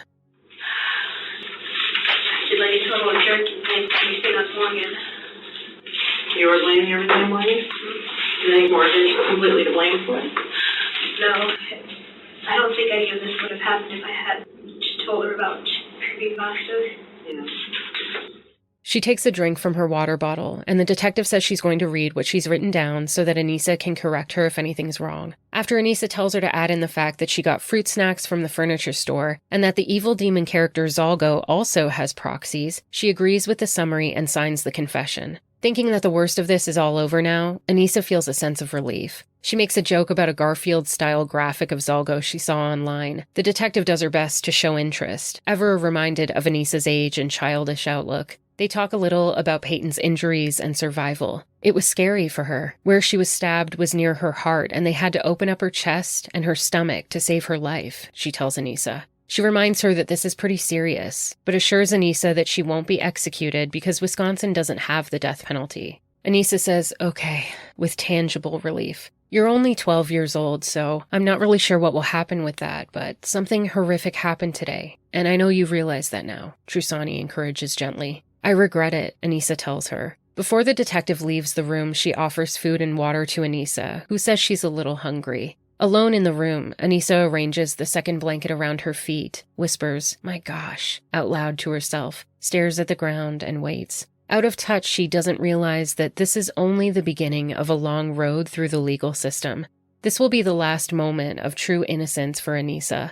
The moment when her experience of childhood would come to a close, and in its place would be years of an empty in-between. When an officer came into Morgan's interrogation room to take her fingerprints, Morgan had said at one point that she never wanted to see Anissa again. But she would, in less than an hour's time, as the two of them sat in the back of the police car on the way to Washington County Jail's Juvenile Detention Center. "Stop being so serious. This is kind of fun," Morgan half-teased, half-scolded Anissa. "Stop talking to me." Anissa stared out the window, refusing to even look at Morgan. By now, she had convinced herself that Morgan was to blame for everything that was happening. They sat in silence for the rest of the 45-minute drive. The booking officer was stunned at both the nature of the charges as well as their age. They were the youngest offenders to ever be detained there. "Are you having thoughts of self-harm or ending your life?" they would ask Morgan. "No, not mine," Morgan explained. She had plans to kill a girl, her best friend. "Well, she was my best friend," she corrected herself. "She hates me now," Morgan stared off at the ground. "But it had to be done," she continued, glancing over at Anissa, waiting for any sign of agreement or approval. Anissa sat unflinching, waiting for her turn to be locked away from her parents, her bedroom, her iPad, and schoolwork. Morgan could tell she was holding back tears. Before they were separated, Morgan quickly hugged her goodbye. But Anissa, who was better at holding grudges and clinging to anger than Morgan, just stood stiff and quiet, looking ahead to the doors that would lead her to her new fate. "Ladies, we just went over the 39 rules here. No touching," the officer reminded them.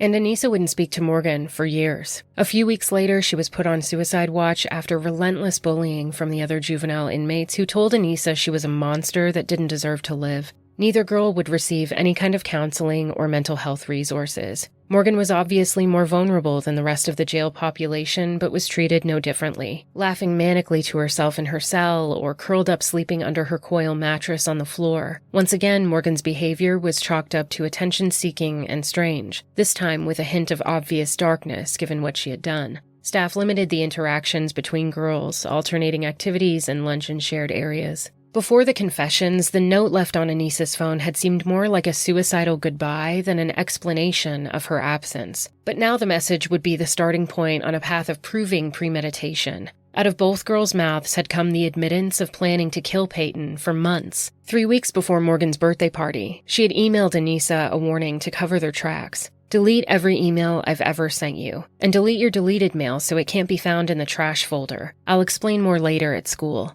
But a trove of digital evidence would be discovered, and in the way that friendship can either nurture the good or bad in a person, their correspondence painted the picture clearly. Two girls going down a road of no return became increasingly understandable with each message. Like a trail of clues, police would find bits and pieces of preparation in all kinds of places. Morgan had written a supply list for necessities in her science class notebook. Pepper spray, a map of the forest, a spray bottle, a camera, weapons, cheesecake, and the will to live. On the cover, she had crossed out the word science and written plan. She had also jotted down ideas for how to escape or survive in case Slender actually wanted to kill them. Run like hell was one, back away slowly another. Once the Geysers had locked in an attorney to represent their daughter, his first concern was Morgan's competency for trial. Did she understand the charges against her, and could she assist in her own defense? Dr. Kenneth Robbins would conclude a big fat no after her mental health evaluations. Like a typical young girl, she would rattle on about unicorns, Teenage Mutant Ninja Turtles, and Harry Potter. When asked if those things were actually real, she laughed. No, of course not. Well, Raphael is real, but nothing else. She wasn't an idiot.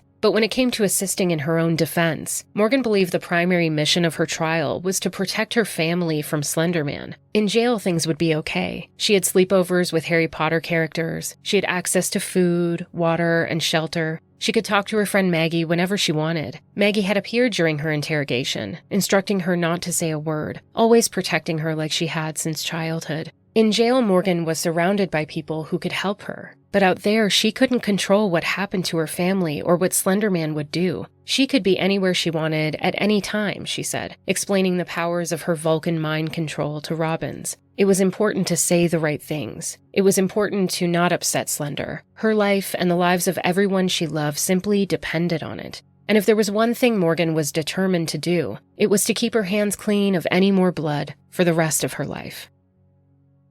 Meanwhile, Payton was in a world of her own, thrust into a reality that should never be a burden for someone so young. It would take several surgeries and weeks in a hospital bed before she was able to sit up in a wheelchair, ready to work on learning how to walk again. Beyond the surgeries, physiotherapy, and other medical appointments, she would need intensive counseling and trauma-informed therapy for an indeterminate amount of time. Payton was struck deep with fear, unable to sleep unless Stacy was by her side. She didn't want to be interviewed or talk about what happened. She didn't want to revisit those nightmare moments when the most cruel and unimaginable thing was done to her by the two people she trusted, by someone she thought she would love forever like a sister. Instead of saying their name, she referred to Morgan as the one who did it, and Anissa as the one who watched. She told the police about the evening before, how they'd giggled and tried to stay up on their skates as best they could. They spent the morning playing with Silly Putty and taking quizzes on the internet. No matter how she told the story, Payton couldn't understand how things had gone from that to just an hour later being stabbed and all alone. She remembered being on the ground. Her body felt like 1,000 pounds, but something inside her told her she needed to move. She stumbled as far as she could until it hurt too much to breathe, let alone stand anymore.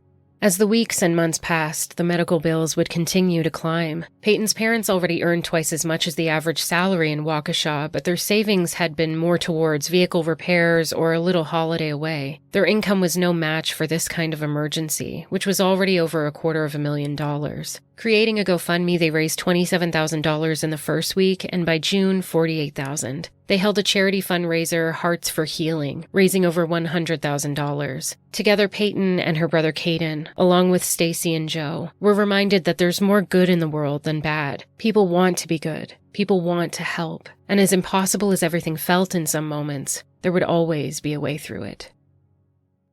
On June 2, 2014, both girls appeared in court and were charged as adults. Morgan returned to her jail pod that night, resting her head on Sev's chest, listening to his heartbeat like a rhythmic meditation. Like Maggie, he had been with her since she was a child and remained one of her few comforts. From the outside perspective, those working in the facility just viewed her as strange and lonely, a typical child talking to herself. But after the separation from any normalcy or routine, Morgan's psychosis grew more and more by the day. The voices were getting harder to ignore. She would sit inside her pod for hours hosting breakfasts for guests that nobody else could see. On the 16th, her defense team would submit a motion regarding the adult prosecution that she would face, citing cruel and unusual punishment under her Eighth Amendment rights. Anissa would be put on suicide watch at the beginning of July, losing grasp in the midst of confusion. Between the slow processes of the legal system and the thought of never seeing her family again, Anissa couldn't place hope on the future. As children get older, they're able to develop more abstract thinking when it comes to the concept of time. But at 12 years old, every day felt like an eternity for Anissa.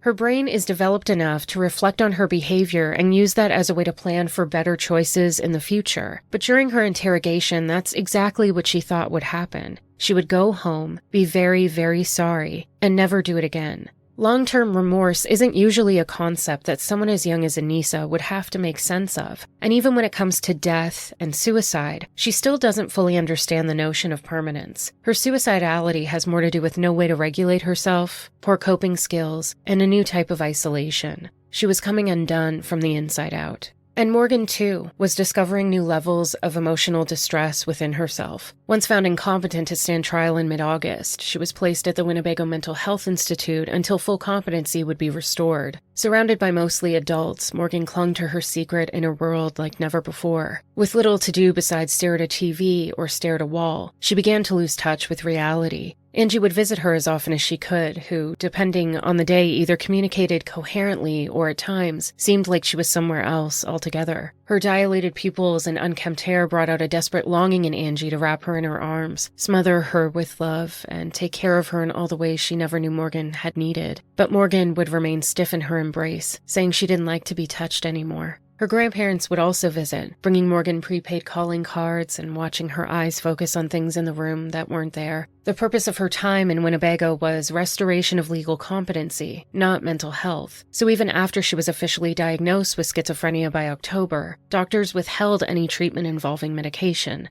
Ironically, Morgan's mental health state declined rapidly after her arrival. The diagnosis would send Angie spiraling into a timeline analysis. She would scan every memory, pick apart every event, scrutinize every opportunity she could have taken to get her daughter the help she needed. But in truth, Morgan had never come across as unwell. Imaginative, quirky, different, sure. Even instances of a distinct lack of empathy that Angie had expected, like the first time they watched Bambi when Morgan was much younger. Anticipating a certain reaction during the scene when Bambi's mother is shot and killed by a hunter, Angie was surprised instead to hear Morgan yell out, "Run away, Bambi! Get out of there!" All these examples of a unique individuality came into question in hindsight. The colors she claimed to see, the time she spoke to fictional characters in her bedroom. Parenting didn't come with an instruction manual, and Angie couldn't pinpoint the moment when maybe she should have been looking harder at who Morgan was. Later, a doctor will also diagnose Morgan with autism spectrum disorder. Even though the core social and sensory features of ASD do not include schizophrenic symptoms like hallucinations, delusions, or disordered thinking, there is an overlap when it comes to dissociation, abnormal perceptions, executive functioning difficulties, social challenges, flat affect, nervous system shutdown, internal orientation, and being self-preserving in nature. Angie had suspicions at times that there was something different about Morgan, but it almost always came across as positive attributes, like an independence and strong will that differed from her peers.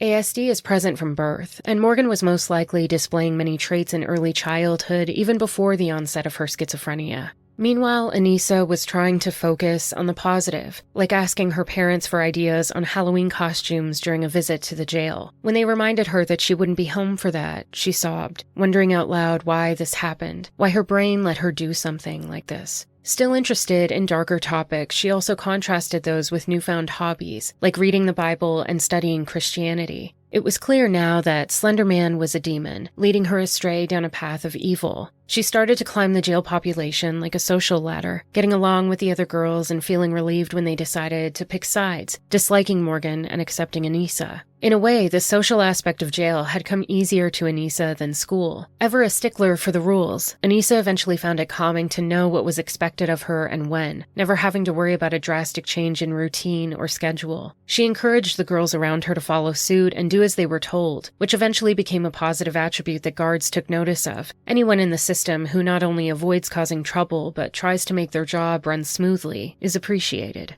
On November 7th, Morgan was found legally competent to stand trial, and the judge agreed with the decision a week later. Morgan returned to the county jail by December. Anissa had gotten a head start when it came to good first impressions, building friendships with plenty of the girls there. Because the two of them had to be kept separate, they would come to resent Morgan for Anissa's absence during certain activities. Morgan was alone most of the time, spending hours making tiny paper dolls with matching accessories full of intricate detail. It was the closest thing she could get to playing Sims, distracting herself from the brutal emptiness of the space around her. By this time, she stopped calling Anissa her friend, and only referred to her, when necessary, as her co-defendant. In February of 2015, both defense teams would submit motions for the first-degree murder charges to be reduced to second, but in March those motions were denied. There would also be motions for reduced bail, which would give them a chance to go home and await trial. Morgan's defense team was especially hopeful, wanting her to get into a situation where receiving proper support and medication for her diagnosis would be possible, but the judge would also deny those, and both girls would have to remain in jail until their trials. They would also appear in court for reverse waiver hearings, Anissa in May and Morgan in June, while their teams petitioned to have their cases transferred back to juvenile court. By August, the judge had denied motions to dismiss the adult charges under the 8th Amendment, and in September would also deny the appeals for that decision. In the lease, Morgan's team was well aware that being in jail was not suitable to treat her psychosis. Instead of focusing on her legal defense, Morgan believed the purpose of the trial was to do whatever she could to protect her family from Slender Man and other dangers. In December, the Geysers were grateful when they successfully petitioned a different judge to have Morgan emergency detained at Winnebago. For the first time since her diagnosis, she would finally begin a proper treatment protocol and receive antipsychotics. This would also mean that her visitation rights would be cut down to almost nothing. Morgan felt more alone than she ever had in her entire life. There was a mix of both relief and fear. She wanted to get better, but she wasn't sure what that even meant, because this was all she had ever known. Slowly, as she started to improve, the voices got softer and softer, until everyone, even Maggie, would disappear. Her mood would become more stabilized, but not exactly positive. Besides the physical effects of her medication, like intense tremors that made her arts and crafts impossible some days, she also started to become more in touch with her emotions in a way she had never experienced. Some memories started to flood in, no longer held back beyond the confines of her determined attachment. "I miss Bella so much," she would whisper softly to Angie, crying with remorse and shame. It was hard to think of times before now, always coming back to the same terrifying result. Limited to making friends with other adults in the facility, Morgan could relate to nobody and nothing. She had no idea who she was as a person, besides the awful thing she had done. And despite her fears of being cast aside and thrown away to the wolves for every horrible mistake, she tried her best to remain open, willing, and gave treatment all her efforts. By early 2016, 3 months of proper medicated treatment had seen vast improvements in Morgan, and she was sent back to the county jail. Her defense team once again submitted a reduced bail motion so that she could still continue seeing her doctors and getting treatment while awaiting trial, but the judge would deny it in April. Anissa's team had also followed suit and were denied. They attempted to appeal a month later, but the judge held steadfast in his decisions. Both girls would struggle with the continual roller coaster of hope and disappointment, becoming suicidal again. Morgan would actually attempt to take her life by cutting her wrist and would be committed to Winnebago for a third time, where her treatment would now include antidepressants. And once again, Anissa did her best to cultivate hope against all odds, still managing to survive in jail. Morgan did her best to maintain whatever semblance of sanity she could, bouncing between the jail and the hospital, from different routine to routine, and even experiencing a sexual assault in the facility by another female.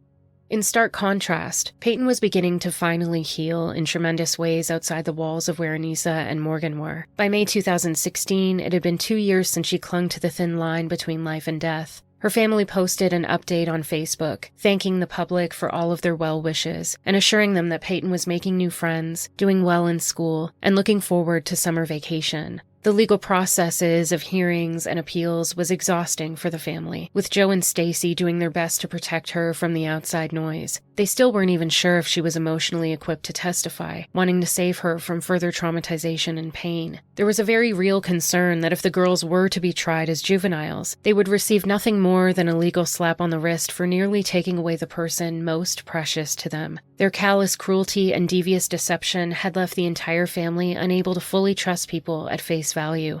Life would be good again, but it would take a long time. In July, the Wisconsin Court of Appeals rejected any motions, upholding the judge's ruling that they face trial in adult court. As far as the judge was concerned, as well as the public at large, the girls had committed a very adult crime and therefore should have to face very adult consequences. The time for trial arguments and evidence was getting closer and closer. Morgan's legal team had their challenge cut out for them. They could clearly demonstrate her mental condition as a viable defense, but guilt by insanity was not some easy outcome. Even if they could prove that Morgan had not been fully competent at the time of the crime, that wouldn't necessarily mean that she would have a more lenient sentence if found guilty. Those found guilty by reason of insanity often spend double or more time in psychiatric facilities than they ever would have in a normal prison sentence. It would be a long road of proving insanity, arguing against cruel and unusual punishments, and later, providing evidence that Morgan could be rehabilitated to the point where reoffending was not a societal concern. Anissa would also sit through hours of psychiatric evaluation. She complied and opened up to her therapist, appearing genuine when it came to working on herself and, even more so, understanding what she did and why. Being seen as the submissive out of the two girls, Anissa would eventually be diagnosed with folie à deux, a rare mental disorder of shared delusion between two or more people. In close proximity with a person suffering from a serious and untreated mental illness, Anissa's lawyers were prepared to argue that Morgan's condition had basically become contagious. Anissa trusted what Morgan saw and heard, and even though she had suspected Morgan of making it up for attention at times, she didn't want to lose her as a friend. Through hours of counseling sessions, Anissa's deep-seated codependency became a significant point of reason for nearly everything she did. It had not only distanced her from social confidence, but created a desperation in her to be seen as valuable and loyal. She confided about the difficulties she had when it came to her relationship with her parents, especially the unhealthy dynamic with her mother after the divorce. She was resentful towards them, feeling that they could have been less neglectful, and now they were paying more attention to her than ever before, which felt phony. She struggled with vulnerability and practiced saying no more often, avoided people-pleasing tendencies that would have played out to her own detriment in the past. She worked on her black and white thinking, but still held passionate and opinionated views about things that sometimes didn't make sense to her doctors. Whenever she was asked about the day Payton was stabbed, she was aware the more she told the story, the more her reflections created a detachment to the events. What I did was so cold and uncompassionate. I make Satan look like a saint. I'm still a monster who deserves nothing. I've made my peace with God. I pray a lot, I read the Bible, and what he does with me now is on his terms, she said during a session. Most importantly to Anissa, she claimed that she had wanted to stop everything from happening, but it felt impossible. At the time, losing Morgan had seemed like the worst thing that could ever happen. Now, she knew very differently. Anissa's trial was set for September 17, 2017, and Morgan's trial for the following month. Legal fees were through the roof, and emotions were running high. Christy's car had been repossessed after several months of unpaid bills. A usually stoic Bill found himself in waves of crying fits from panic over his daughter's trial. Everyone had been stretched to their physical, financial, and emotional limits for years. The jury would be required to answer two questions. 1. At the time the crime was committed, did the defendant have a mental disease or defect? And 2. If you've answered question 1 yes, then answer this question. As a result of the mental disease or defect, did the defendant lack substantial capacity to appreciate the wrongfulness of their conduct or to conform that conduct to the requirements of the law? Anissa's father was the first to take the stand. He explained the dynamics of Anissa's step-siblings and stepmother, who had recently died from a blood disorder. After switching schools, Anissa had been given an iPad for the flight academy she was a part of. As an advanced learning class for grades 6 through 8, Anissa had loved the autonomy the teachers gave them with their learning path. He was aware that Anissa had been watching YouTube videos in her bedroom, things like dances she wanted to learn, but he had never thought the content would lead to anything bad. Anissa had signed herself up for a 6-week program with a school counselor that dealt with children of divorce. He didn't know this until his ex-wife told him, but he wasn't surprised because the divorce was something Anissa had expressed struggling with. When he met Morgan, he thought she was a curious child, but he didn't know much about her. And despite living in the same complex, he had never run into her parents until the children started spending time together. Detective Casey would also take the stand to talk about his interrogation with Morgan, as well as the follow-up investigations he conducted on both girls among students and teachers. Morgan came across as remorseless, aware, and a little weird. He viewed the portions of his interview when he had left the room, clips of Morgan talking, fiddling, singing, etc., and is asked at any point if he felt Morgan wasn't with him in the room. "No, I did not," Casey confirmed. But for Casey, that was most likely a given. Often the people they deal with who are being interrogated for killing someone have some sort of mental illness. Casey had taken minimal crisis intervention training, but none regarding juveniles. After gathering digital and physical evidence, Detective Casey had read dozens upon dozens of emails between the girls. Both had 2 email addresses they would use, sharing links to various creepypasta stories and ideas for their trek to Slender Mansion. The courtroom camera pans over to Anissa, who has grown out her hair into long, wavy curls. Wearing thick-framed glasses, she scribbles on her notebook between testimonies. She's aware of how high the stakes are, but her lawyers assure her that when the doctor takes the stand tomorrow, she'll feel better about the outcome.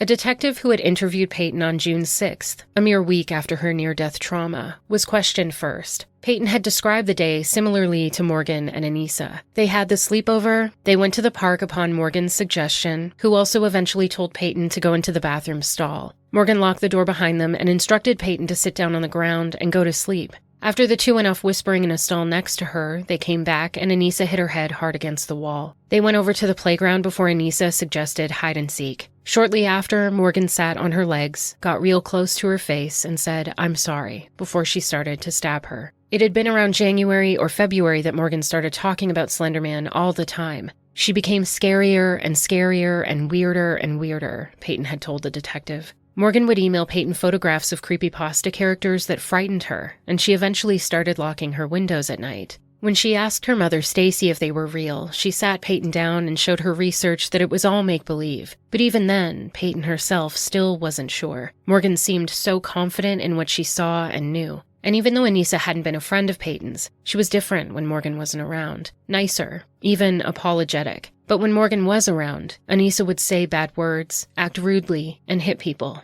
Detective Trusani would also testify about her interrogation with Anissa, irritating the defense when she brought up the fact that according to Anissa, Morgan had told her about the danger their families were in and the pact she had made with Slender after the stabbing, not before. But when Melissa Westendorf got up to testify, they knew this was their star witness. Author of the book Digital Distress, Growing Up Online, she focuses on the effects of Gen Z growing up in the digital world and the potential dangers of the digital landscape that parents may feel uninformed on. Holding both law and psychology degrees, she enjoys the intersection of those topics and it assists her in her forensic work. For example, understanding a specific legal process and what's required in forensic evaluations. And her language shows this ability to distance Anissa from the crime and instead draw the jury in on why Anissa is a victim of herself. At no point does she use Payton's name, but instead calls her the victim, leaving her less human and more of an anonymous factor. Instead of referring to the event as the stabbing, she instead says things like, what they did. And as often as possible, she will use the term they instead of she to stress the partnership of these actions. Her official diagnosis is that Anissa was on the spectrum of a shared psychotic disorder and the secondary party in a folie à deux, or shared madness of two.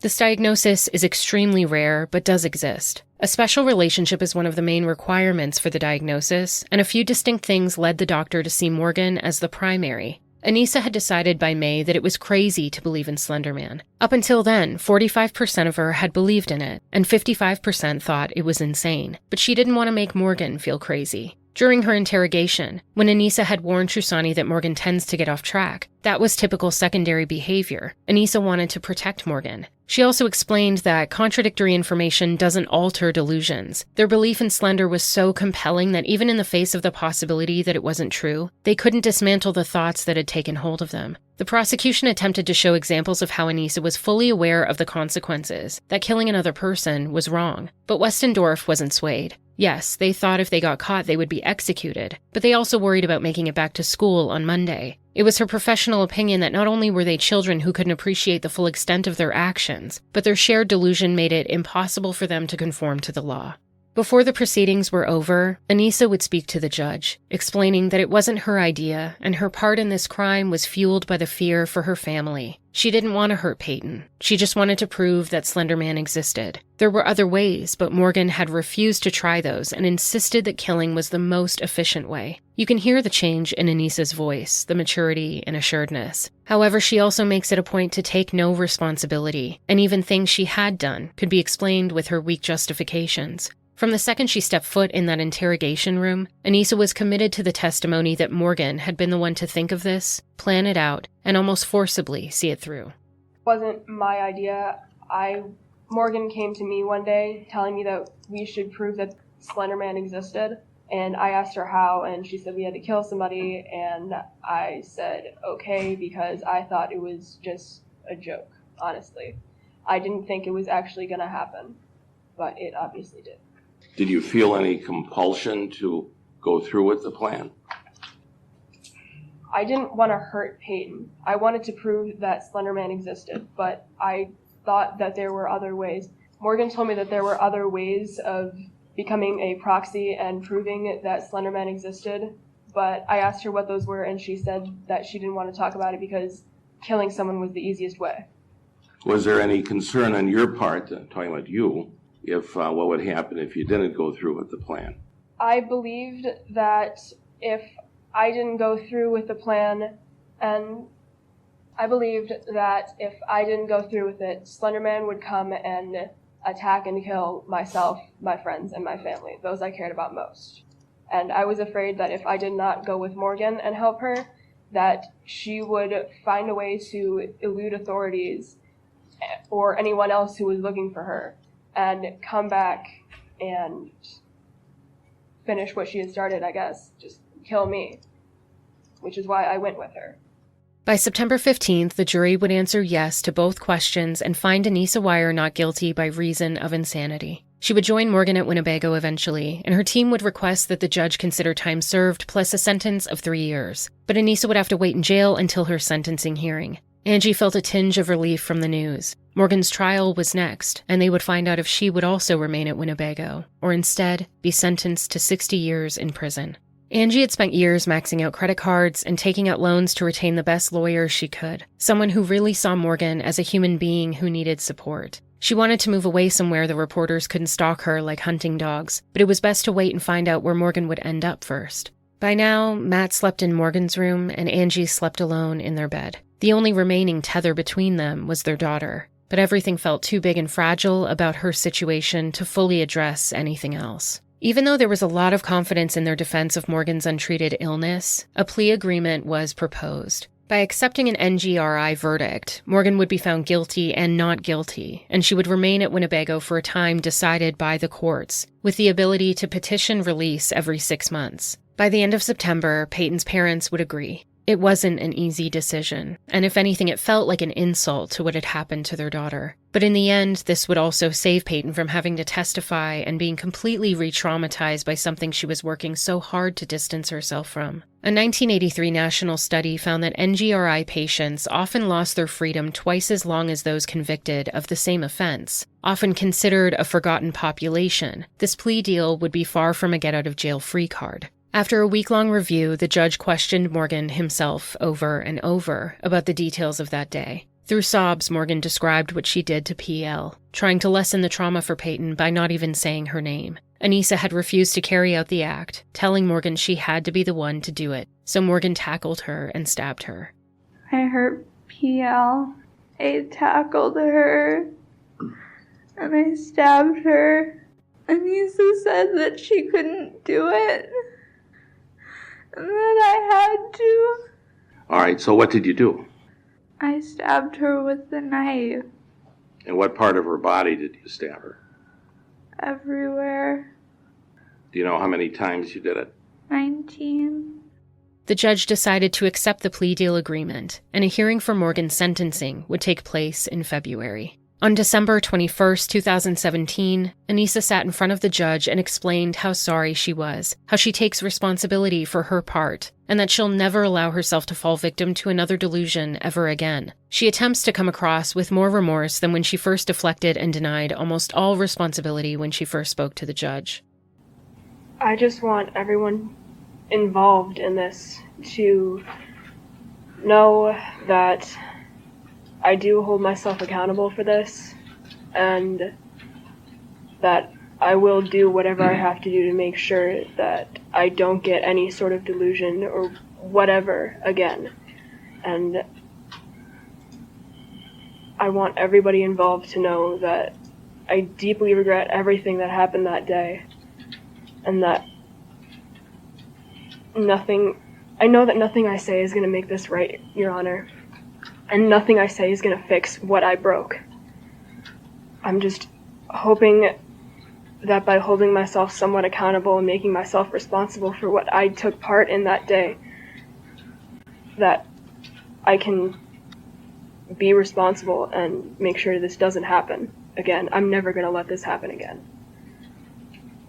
I'll do whatever I have to do to make sure that this doesn't happen. And I know you've heard that before, and you're probably going to hear it again. But it's the truth. And I'm sorry. Taking into consideration the 1,301 days she had already been incarcerated, the judge sentenced Anissa to a maximum of 25 years of institutional care, saying that he felt it was an appropriate sentence given the intensity of the crime. As part of the plea agreement, Anissa would not apply for release until at least July 2020, giving up her right to immediately apply every 6 months. The impact of this doesn't just affect Payton and her family, but the community at large, and the judge thought it was important to recognize the nature of the crime. Instead of testifying, Payton had written a letter that the judge found emotionally significant. Shopping for typical things like prom dresses or swimsuits was a painful reminder that there are none made for a young girl with 19 large scars across her body, and that it's taken time to learn how to come back to herself, instead of wanting to shield others from what happened to her. Her wounds, of course, were far more than just physical. Remnants of this would stay with her for the rest of her life. She will always be more reserved, more cautious, more distrusting, believing how you can never truly know a person, how seemingly kind people can do unspeakable things. The reasons for accepting plea deals was based on practicality, not a sense of lenience. Instead of further traumatization, instead of ever having to look Anissa or Morgan in the face again, Payton would prefer not to testify. She also believed that Anissa and Morgan would benefit more from mental health facilities. Still refusing to open curtains at night, unable to sleep without a nightlight and locked doors, she stressed the court not to forget what was done to her. With that, the judge acknowledged that Anissa had presented herself with maturity, she had remorse, she feels empathy, and he thinks this decision is what's best for both parties.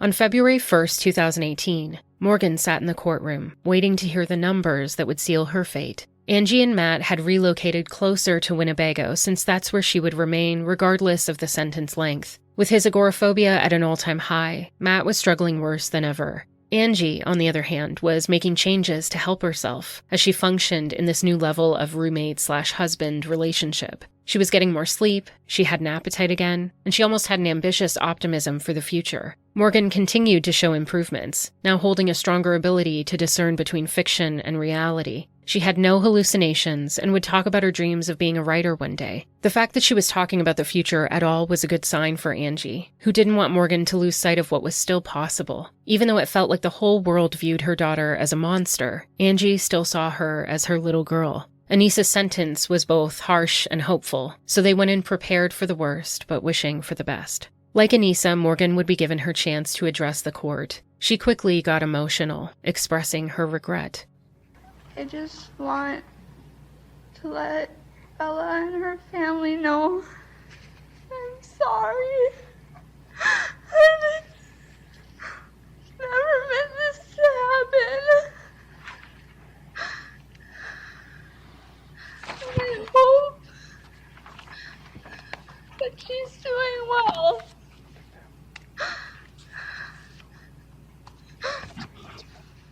But the prosecution would insist that Morgan was an evil genius of sorts, that her diagnosis would never go away, so therefore she should never be free within the community again. After assessing all of the evidence, the judge would hand down a sentence of up to 40 years at Winnebago, and deemed this fair after taking into consideration her need for extensive amounts of psychological support, even more so than Anissa. As for the public, 25 years, 40 years, it didn't matter. The majority seemed to think that both girls should spend the remainder of their lives in prison for the barbaric things they had planned and carried out. Once the plea agreement timeframe had been served, Anissa would apply for release from Winnebago in November 2020, just a few months after Payton's high school graduation. As life moved further on away from what happened to her, Payton had found her own strength in healing. She no longer felt like a victim, but a survivor. By now, her scars weren't always a painful reminder, but a part of her that she had become so used to. Her brain had normalized the sight without constantly triggering flashbacks to that day in the park. She had friends. She had big dreams for her future. She no longer struggled to fall asleep every single night, gripping her blanket in fear of what lurked outside in a world she didn't understand. Through massive amounts of mental and physical health resources, she worked tirelessly to cultivate not only a sense of independence, but the ability to trust others again. Payton had always believed in seeing the best in people, rooting for the underdog, spreading compassion and empathy. She refused to allow what happened to change that about herself. She refused to become bitter or jaded in a world that clearly needed more of the good she had to offer. She was remarkably kind and soft. In February of 2021, the Wisconsin Supreme Court would reject an appeal for Morgan's team, claiming that she should have been prosecuted as a juvenile. With the possibility of Anissa being released on the horizon, they viewed the extra tack of 15 years on Morgan's sentence to be unjustified, especially since she was making huge strides in treatment. Meanwhile, the judge was still considering the conditional release petition from Anissa. During the hearing, her father had vowed to pay for her medical needs, would support her endeavors with college classes, and make sure she went to therapy. On September 13, 2021, a then 19-year-old Anissa was released from Winnebago after 4 years of psychiatric treatment. Conditions would include having to live with her father and not being allowed to access the internet outside of her home, since all of her online activity would be monitored by the Department of Corrections. She would be required to continue psychiatric treatment as well as wear a 24/7 GPS tracking device indefinitely. The public would be outraged on Payton's behalf, in shock that such a serious crime would amount to so little time served. But that's what happens when the sentence is treatment until psychological restoration. Once a person is deemed fit to rejoin society, the hospital isn't going to continue unnecessary room and board. If she's so healthy, they should send her to prison, many people would say. But the integrity of not guilty by reason of insanity in and of itself means that a person doesn't become guilty once they're diagnosed as mentally sound, because the only way release is granted is by proving that they're no longer a danger to themselves or others. You can't successfully prove that someone is no longer a danger to society, while also proving that they're dangerous enough to be held in prison. There needs to be a corner of the legal system that protects those with severe mental illnesses because they don't have the ability to comprehend or control their actions, and that time in a facility is a way to still hold someone accountable for their actions while working towards a solution. Seeing the legal system as a means of rehabilitation makes society understandably uncomfortable. The fear of reoffending is ever present in the minds of those who believe once a criminal, always a criminal. And while we may want more mental health resources and conversations centering around the importance of mental health awareness to dismantle stigmatization, there's a hesitance to put our full confidence in said resources.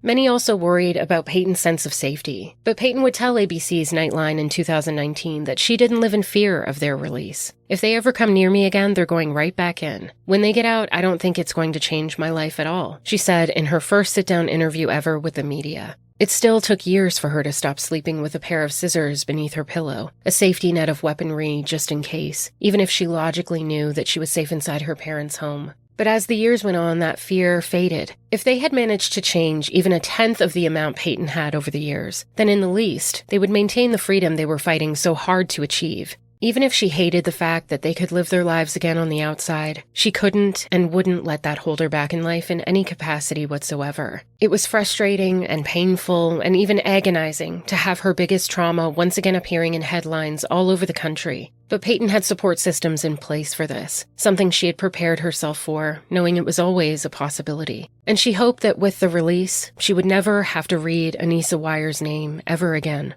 Meanwhile, Morgan was still receiving treatment at Winnebago, and news of Anissa's release gave her family a small sense of hope that someday maybe she would be a part of the outside world once again. Morgan's parents would eventually start to visit her separately, and eventually Morgan would avoid Matt's visits and phone calls altogether. Sometimes in her father, she saw the worst parts of herself, wanting to be more like Angie, wanting to distance herself from the diagnosis she and her father both shared. She went several months without speaking to Matt, and at first Angie as well, blaming them for not getting her help when she had attempted to tell them about the colors melting down the walls, the strange characters in her room, the whispers she heard. She felt like they'd been brushed aside. During her childhood, Angie was often away from home for work and wasn't privy to a lot of Morgan's activities during the day. So maybe she had just set those quirky alerts aside, categorizing them as normal childhood imagination and expression. But Matt had seemingly always hid his fears of passing down his illness to Morgan like a family heirloom of burden and terror. At first, Morgan had no interest in a petition for release. Once her mental state began to improve, she herself felt it was crucial to remain in a stable routine at Winnebago.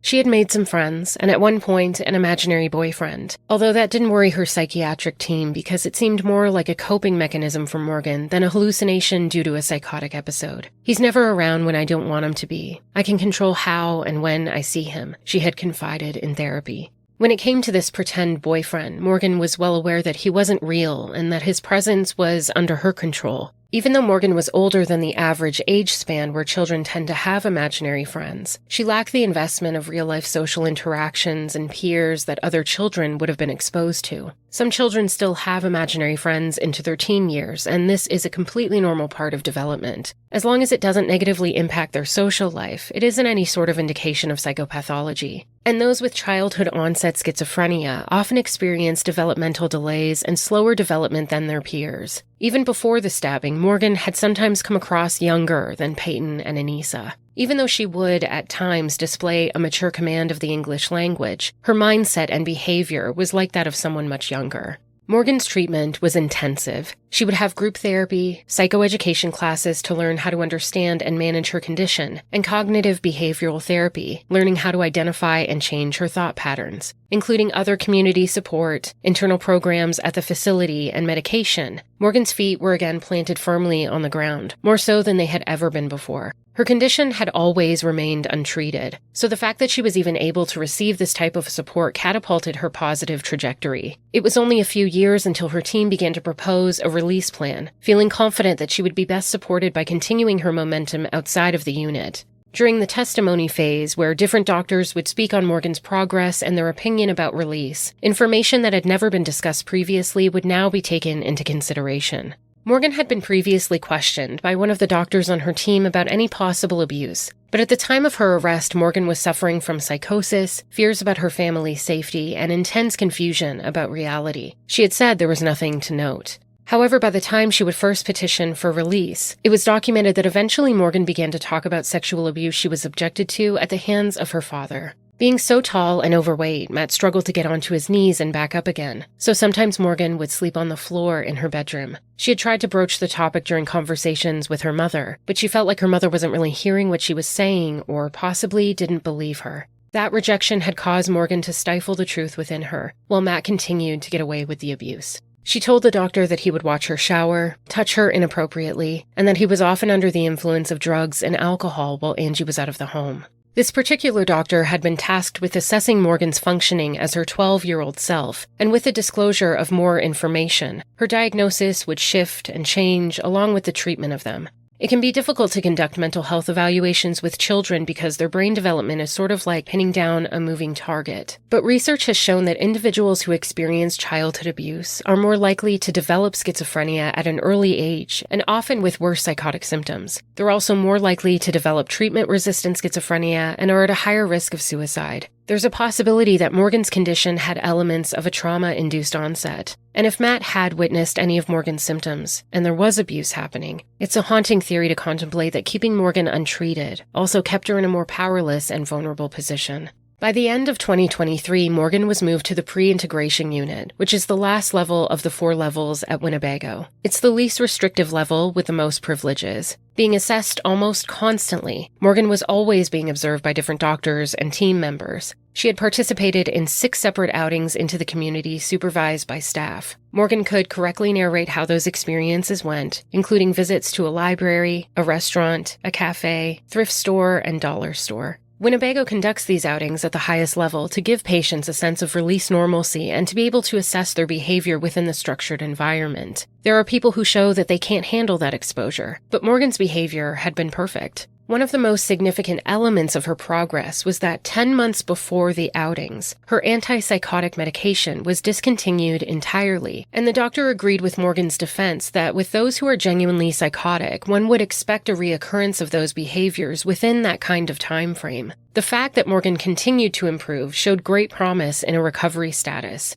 Even though there is no known cure for schizophrenia, with treatment it's often manageable and some even achieve long periods of remission or even a full recovery. With episodic symptoms that tend to wax and wane, many people with schizophrenia lead fully functional lives. Morgan had no hallucinations and a stabilized mood. She had begun to talk about the future with a realistic and hopeful demeanor, and continuous evaluations would show even more growth with Morgan. Arriving put together in appearance and more engaged during interviews, there was a consistency in what the records from Winnebago said and what the court-appointed doctor observed. Her treatment team no longer included a psychotic spectrum disorder, but just anxiety and PTSD. Morgan's medications were now focused around her generalized anxiety and social anxiety. And her defense team would argue that some of her anxiety may stem from being placed in a stressful institution from the time of childhood into her early 20s, as well as being sexually assaulted as a child. Essentially, her team was trying to tell the court that the best way to stop exacerbating these environment-induced anxieties would be to work towards a release.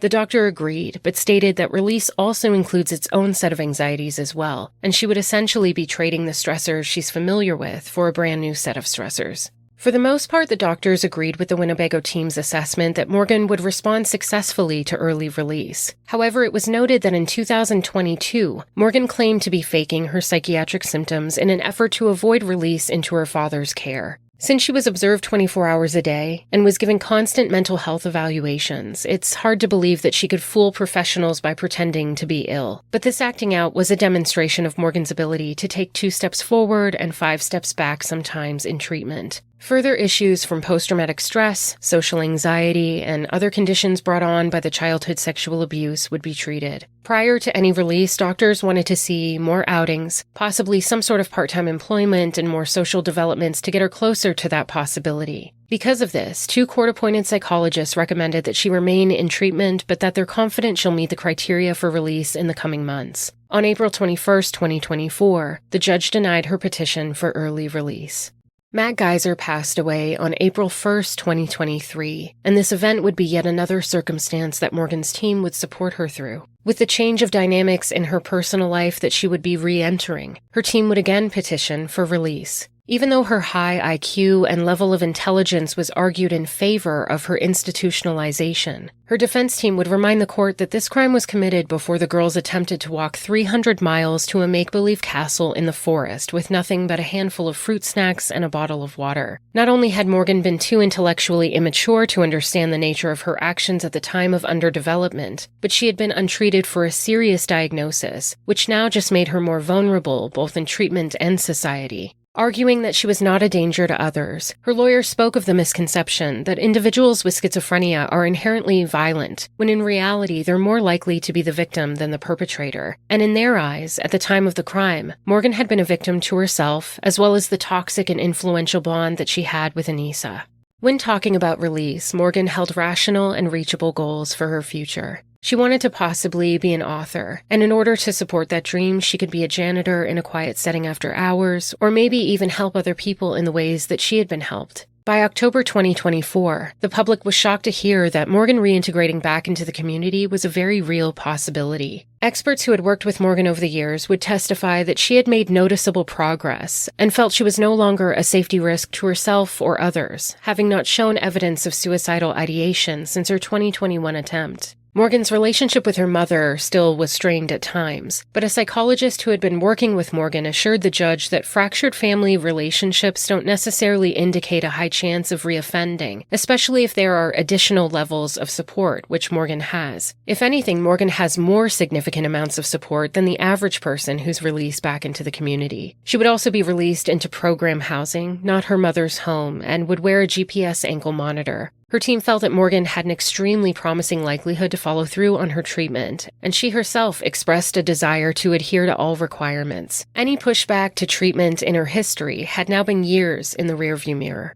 By September 2024, Morgan officially began identifying as a transgender male, using male pronouns and wearing a breast binder. Multiple psychologists would share that zero psychosis was a factor in this development, which had been an ongoing process for some time. As early as 2023, Morgan had started identifying as non-binary and had chosen a different name that was distinctly male. She had also received a diagnosis of being on the autism spectrum disorder during an evaluation earlier that year in May 2024, and this had become a focus in Morgan's individual therapy sessions. But the psychologist felt that these diagnostic changes, both possible gender dysphoria and autism, don't necessarily impact a risk for violence, especially since they aren't new. In January 2025, a judge would rule in favor of releasing Morgan from Winnebago, but the prosecution argued that her conditional release should be revoked, claiming that Morgan had violent communications with a man outside the facility. They also claimed that Morgan read a book in the facility with themes of sexual sadism and murder. But 3 of the several doctors who evaluated Morgan testified again that Morgan is well enough to be released and that the new allegations from Winnebago and the state do not change that.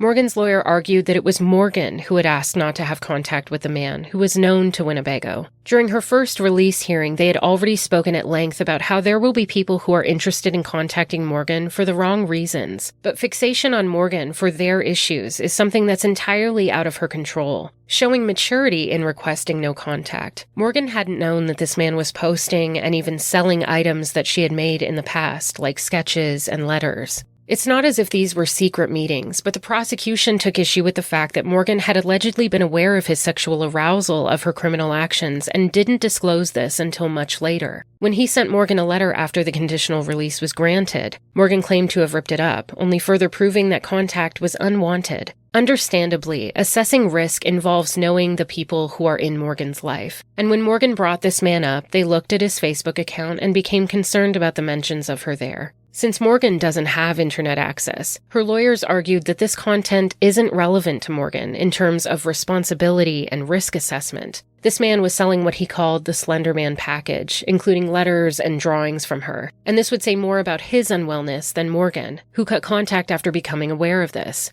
She never met him in the community, never saw him during an outing, and he visited the facility 3 times over the span of 10 days in June 2023. He had gone through a process to get permission to see Morgan, and Winnebago knew about this for years. When the man scheduled another visit for the end of that month, Morgan canceled it and rescinded his permission to see her. Morgan's lawyer argued that this entire issue of Morgan not being upfront and honest about any of this is ridiculous, as all the contact happened within the facility, and it was Morgan who offered up all the information they wanted. He feels that it's important for Morgan's release plan to include the fact that she's involved in an extremely high-profile case, and learning how to work through relationships like this is actually a part of her treatment. This man used to work in law enforcement and the correctional system, holding an unhealthy obsession with true crime. Morgan's display of maturity and boundaries showed her commitment to treatment. Having no contact with this man for over 18 months, it didn't seem relevant to her 2025 release. There will always be people who might try to reach out to Morgan if they find out where she is because of the Slender Man case. But part of the conditional release is that the group home would remain confidential, even from her own mother. And her residence in this group home will be even more restrictive than Winnebago. Her outings will be even more limited than they've been within the facility. Trying to keep her safe from someone like this man is also a part of her team's responsibility to work out, not just Morgan's. In regards to the reading material, Morgan's lawyer argued that the books hadn't been smuggled into the facility. Someone sent it to Morgan without her asking for it.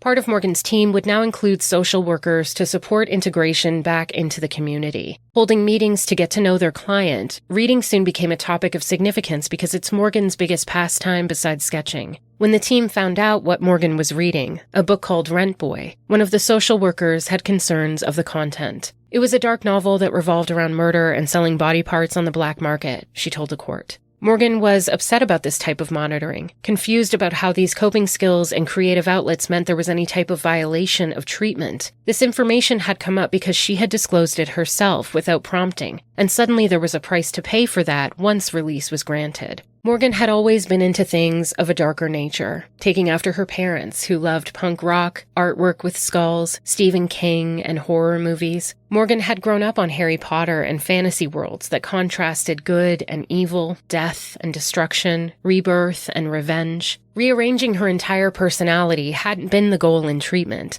This time at Winnebago was about restoring mental stability, and this felt like a hyperbolic critique of harmless hobbies. It might be hard for some people to understand, but outlets that come across as disturbing or dark to others were now a helpful part of Morgan's trauma therapy, helping her cope with the things she had been through. Morgan should be commended for not concealing the fact that she was reading a book that had some dark themes to it. Don't you agree? Morgan's lawyer asked. But the social worker said she's not a doctor. She doesn't really know the answer to that question. Well, you could have talked to the doctors about it before participating in a letter to request the revoking of her release, and you didn't, correct? He asked. Her lawyer continued to explain to the court that both the issues of this man and reading this book had been disclosed in therapy and evaluations in the past. These events were untimely. It felt like desperate cards being pulled out of the deck by the prosecution at the last minute, and had no bearing on the true risk assessment of Morgan's future treatment plan. Nothing about her past relationship with this man is new, and nothing about Morgan drawing sketches of monsters is new. These things were already taken into consideration when her team worked up the proposal for release. Agreeing with her defense, the judge said that he was satisfied with Morgan's ability to offer information and act in honesty, showing no hidden agenda, lying, or misrepresentation. Beyond sending some drawings and letters, there's nothing on record to show that Morgan encouraged the behavior of that man or tried to benefit in any way from her crime. Once his intentions were known, Morgan did the right thing and cut contact while informing her doctor. As for the reading material, it was described as a darkly humored book, even if the content was gruesome.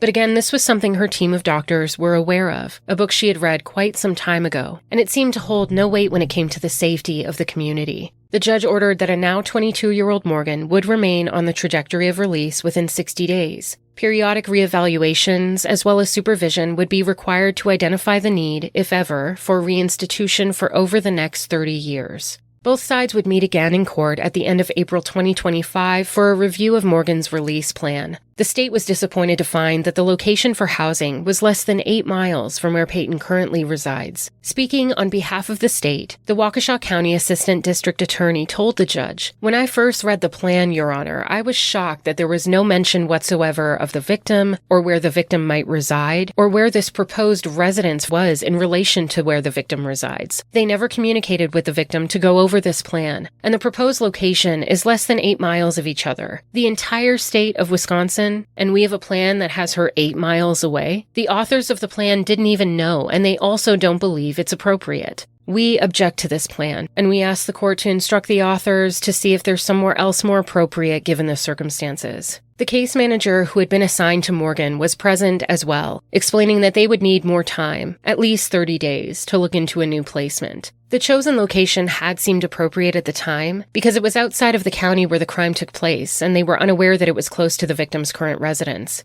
Speaking in defense of the original plan, Morgan's representation would tell the court that she understands the delicacy of this situation. However, there is a no-contact order in place, and upon release, Morgan would be required to wear GPS location tracking and remain under house arrest. Whether they're in the same county or not, since Morgan wouldn't even be able to leave the premises, there is no possibility of the two coming into inadvertent contact with one another. They had also purposely chosen a county that was much bigger, giving opportunity for the two women to live their lives without a statistically high chance of coming into contact. But the state feels that some of these guidelines in the plan need to be more specified, as well as monitored by the court's discretion rather than Morgan's case managers and team. The plan is too open-ended, and they argued that there should be legal restrictions put upon details such as location limits or how long GPS monitoring will take place and when changes to the plan occur. Morgan's new case manager was told to give the information of her residing address to the court for everyone to go over in the judge chambers, yet she only provided that information to the prosecution.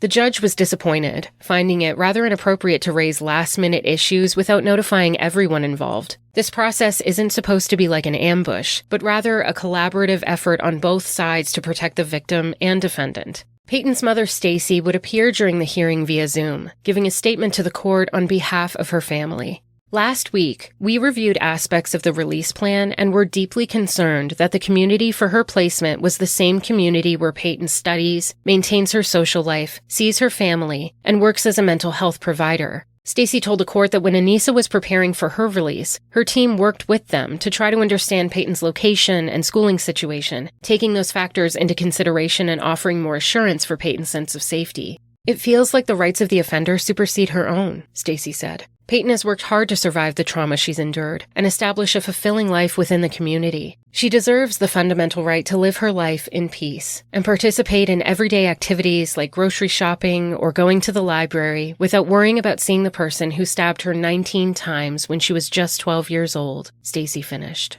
The state requested the judge to reject the plan and order a reformed outline, while Morgan's representation asked that she be placed in a home until a new placement is acquired, since she won't be allowed to leave anyway. But the judge would agree that instead, Morgan could return to Winnebago until a new amended plan was provided. He also warned Morgan's case manager that she doesn't work for the state. If anything, her team members are employees of the court, and this one-sided communication without letting the court know cannot happen again. The loose ends mentioned by the prosecution can be detailed out in the new plan, and all future modifications of substantial factors will be overseen by court supervision. A new hearing was set for June. The judge then addressed Morgan, who was sitting in a bright orange jumpsuit, explaining that he had given permission for her to be wearing street clothes. "They didn't say anything. I apologize," Morgan replied. The judge said that her attorney knew, because it was in her court file. With that, court was adjourned. Morgan turned to her representation, explaining that nobody told her she could wear regular clothes, and every time she had tried to ask about it, the issue became a whole thing. Her representative suggested that next time she bring the clothes along just in case, if they still tell her no. "I did," Morgan exclaimed. This exchange didn't sit well with some viewers who felt that any instance of Morgan expressing frustration or confusion is a telltale sign of her unreadiness and bad attitude. But this is what Morgan had learned through her treatment, to express her emotions in a healthy and rational way. Morgan isn't the one who creates her treatment plan, decides on her residence location, and is often confronted with conflicting information from different people. She has no choice but to trust the people in power who are her decision makers, but it often feels like even those chosen to represent her best interests are working against her. Like everyone else in this situation, she just wanted a chance to move on, and still continues to feel guilt for the inconvenience, pain, and trauma that she causes Payton, as well as the public at large. A hearing was set for June, but by the end of May, Wisconsin Community Services had requested more time and it was rescheduled for July. Her defense team was also hoping that the same judge who had resided over all of Anissa and Morgan's hearings and trials would be able to act as a reserve judge, who had since retired. If he agreed to, state retirement rules allowed a retired employee to return after 75 days. This situation was very similar to Anissa, who was first diagnosed with PTSD, depression, and possibly a personality disorder. But by the time she was preparing for release, her diagnosis had shifted. With no presence of a psychotic disorder or delusion, Anissa and her team had proposed a release plan, claiming that she had exhausted all the resources available to her at Winnebago. Reports that she had gotten involved with a group of people who practiced Wicca came up during the hearing, and the judge questioned her readiness for the outside world. But her team explained to the court that within a week, Anissa had put an end to her involvement with the group, expressing to her team that she knew it wasn't healthy for her.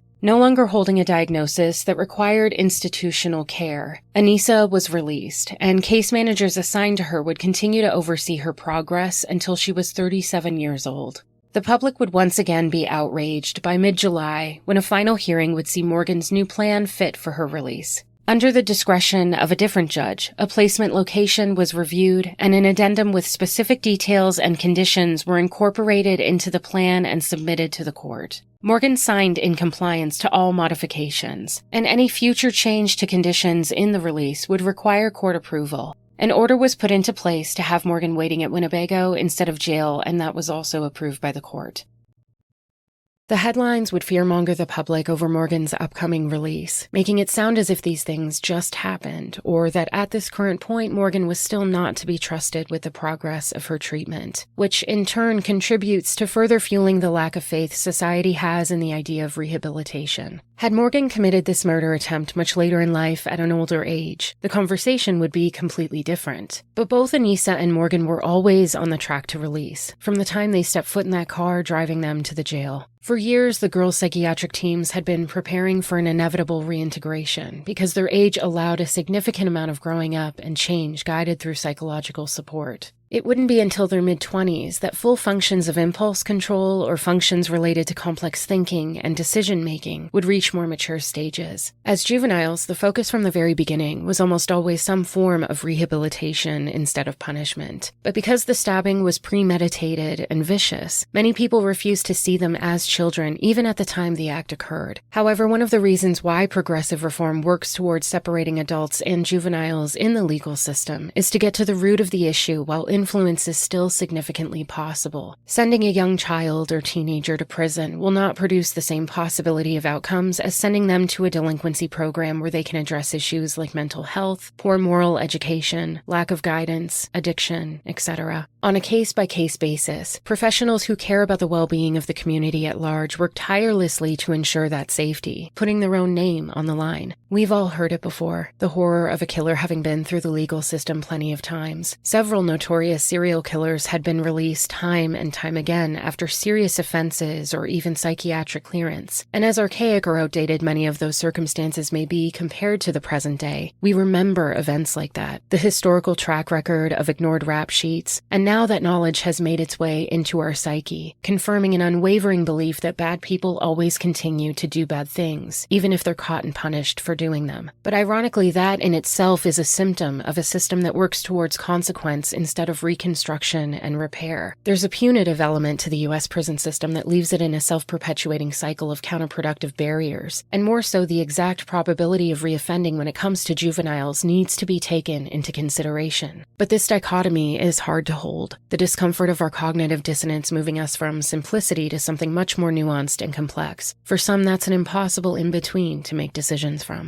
At the heart of these accusations is a misinformed belief that Morgan is inherently a murderer, without taking into account the seriousness of her untreated schizophrenia, which is why she was found not guilty by reason of insanity in the first place. This means that the legal system believes if Morgan had been undergoing treatment, she would not have stabbed Payton. I don't think showing compassion for Morgan discounts what Payton went through, Angie had told HBO in a documentary years before. And by technical definition, neither girl is a murderer. Some people aren't even aware that Payton survived the attack, often confusing the case with that of Skylar Neese, a 16-year-old girl who was killed 2 years earlier by her teenage best friend Sheila Eddy and Rachel Schoaf in West Virginia. After hiding the body and lying about what happened for months, Rachel had a nervous breakdown and confessed the crime to police. Both women continue to have parole applications denied as recently as 2024, and it's doubtful that either will ever see freedom again. Through the eyes of the legal system, Payton's survival equaled less of a mark on society, an almost but not quite difference that would ironically count as merit towards release for both Anissa and Morgan. It may seem illogical because both girls explained that regardless of the outcome, their intent was to kill Payton. However, both girls didn't even fully understand the meaning of death or a forever permanence, however devious and specific as it was put into motion. And this is why children who commit crimes such as this is an extremely polarizing and confusing act to understand.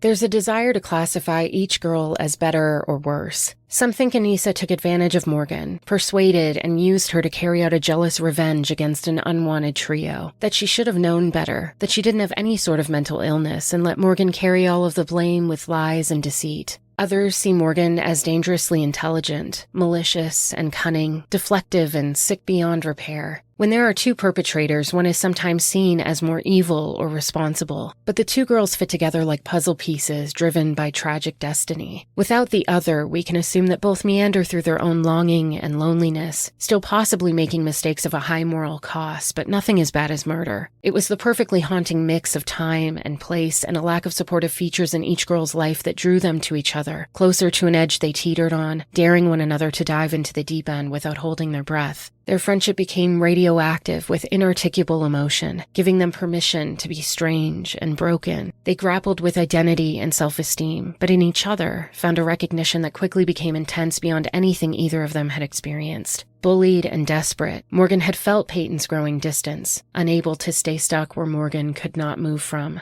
Sad and unseen, Anissa wanted some form of love to fill the void of her idealistic hopes that had been shattered with her parents' divorce and the upcoming changes in her family dynamic. Neither girl would be a placeholder for the other, finally disrupting the isolation they could never shake off. If even one of them had support systems in place like they do now, the boomerang would have never returned. The delusion would have never been shared. Within 6 months of the stabbing, the area of woods where Anissa and Morgan had lured Payton would be cleared by the city, but Waukesha would never be able to completely wipe the slate clean of its attachment to one of the most sensational crimes in the country. In a way, this case is a snapshot of a culmination of the perfect storm, where everyone is to blame. Anissa and Morgan are to blame for their actions. Anissa's parents are to blame for missed signs and signals. Morgan's parents are to blame for willful ignorance and different levels of neglect, possibly even abuse. The school system is to blame for its own limited resources and lack of policing its technology. The internet is to blame for its content and dangers beyond immature and undeveloped discernment in children. If you take away even one ingredient, the story twists and turns to possibilities less criminal or dooming. But in the way that so many stories like this unfold, every domino fell at the exact time to provide momentum for disaster. Both girls, now women, the rest of their lives will be a test they cannot fail. Stacey Leutner had told ABC that she used to be angry at Morgan's parents, knowing that her father had schizophrenia and almost walking through life ignoring the signs, in denial that it was even a possibility for their child to experience a similar diagnosis. For a long time, I thought that they were maybe just in denial and ignoring her symptoms, but I'm not angry anymore, because I recognize that they're going through their own hell, she had said during the interview. It takes more than anyone can imagine to reach that place inside yourself. Forgiveness doesn't mean you condone. It's releasing the burden that isn't yours to carry, refusing to plant a seed of hatred that grows heavy in your chest, rotting everything that's good and postponing the salvation of peace. As life moved on for the Leutner family, it would bring new emotional landscapes, pushing them further from an event that reshaped them all in ways that are both for the better and worse. You never truly just get over something like this. Instead, it weaves itself in and out of every facet of your life. And Payton is the perfect example of how trauma doesn't just break you, but it also has the ability to restore you into a stronger version of yourself you never would have become without it. There is room for post-traumatic growth, for the catapulting of self that redeems a level of resilience and meaning that not everyone is capable of reaching. And in some ways, both women being released will at least mean pausing the regular cycle of appeal processes, constantly having her present moment ripped back into the past, when all she wants is to be known for the life she lives now, not the trauma that happened to her.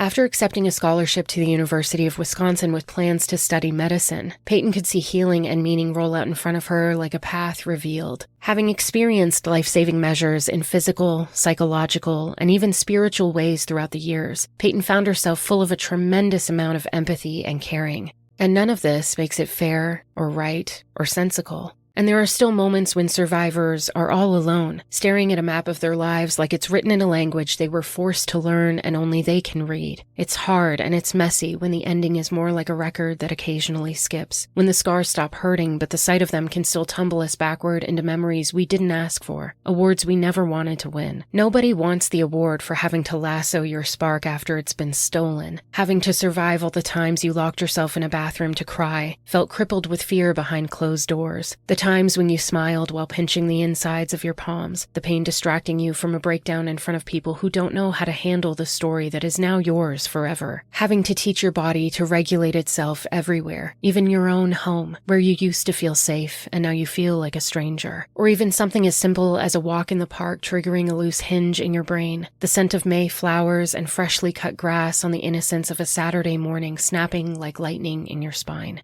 Nobody can walk the path of grief with you. Not totally. There's always this intangible wall between you and the rest of the world. No matter how well you can describe it, it's still yours to carry. No matter how often the beauty of life pierces through that cellophane wall, you will still find yourself awake in the middle of some nights, wondering what all of this was for. Payton kept walking when she wanted to fall to her knees. She kept trusting when she wanted to shut every single person out. And it wasn't a healing that was easy, but rather forced onto her like a fork in the road, always reminding her of the life that could have been, one where her name and the opinions on the most personal and horrible thing to ever happen to her never reaches the mouths of people she'll never meet. There's an emotional purgatory that comes with making it out alive. There's a painful price to pay in order to become this strong. The price of being better, the price of healing. It's almost too steep to sacrifice, but the toll is taken without permission. This kind of bravery offers no choice. And it would be easier if the beginning, middle, and end were laid out with clear and concise distinction, if we could take it and place it in a box to fit neatly categorize with definitions and rules that apply each and every time. But instead, it leaves us with our selfish wanting and our need for closure.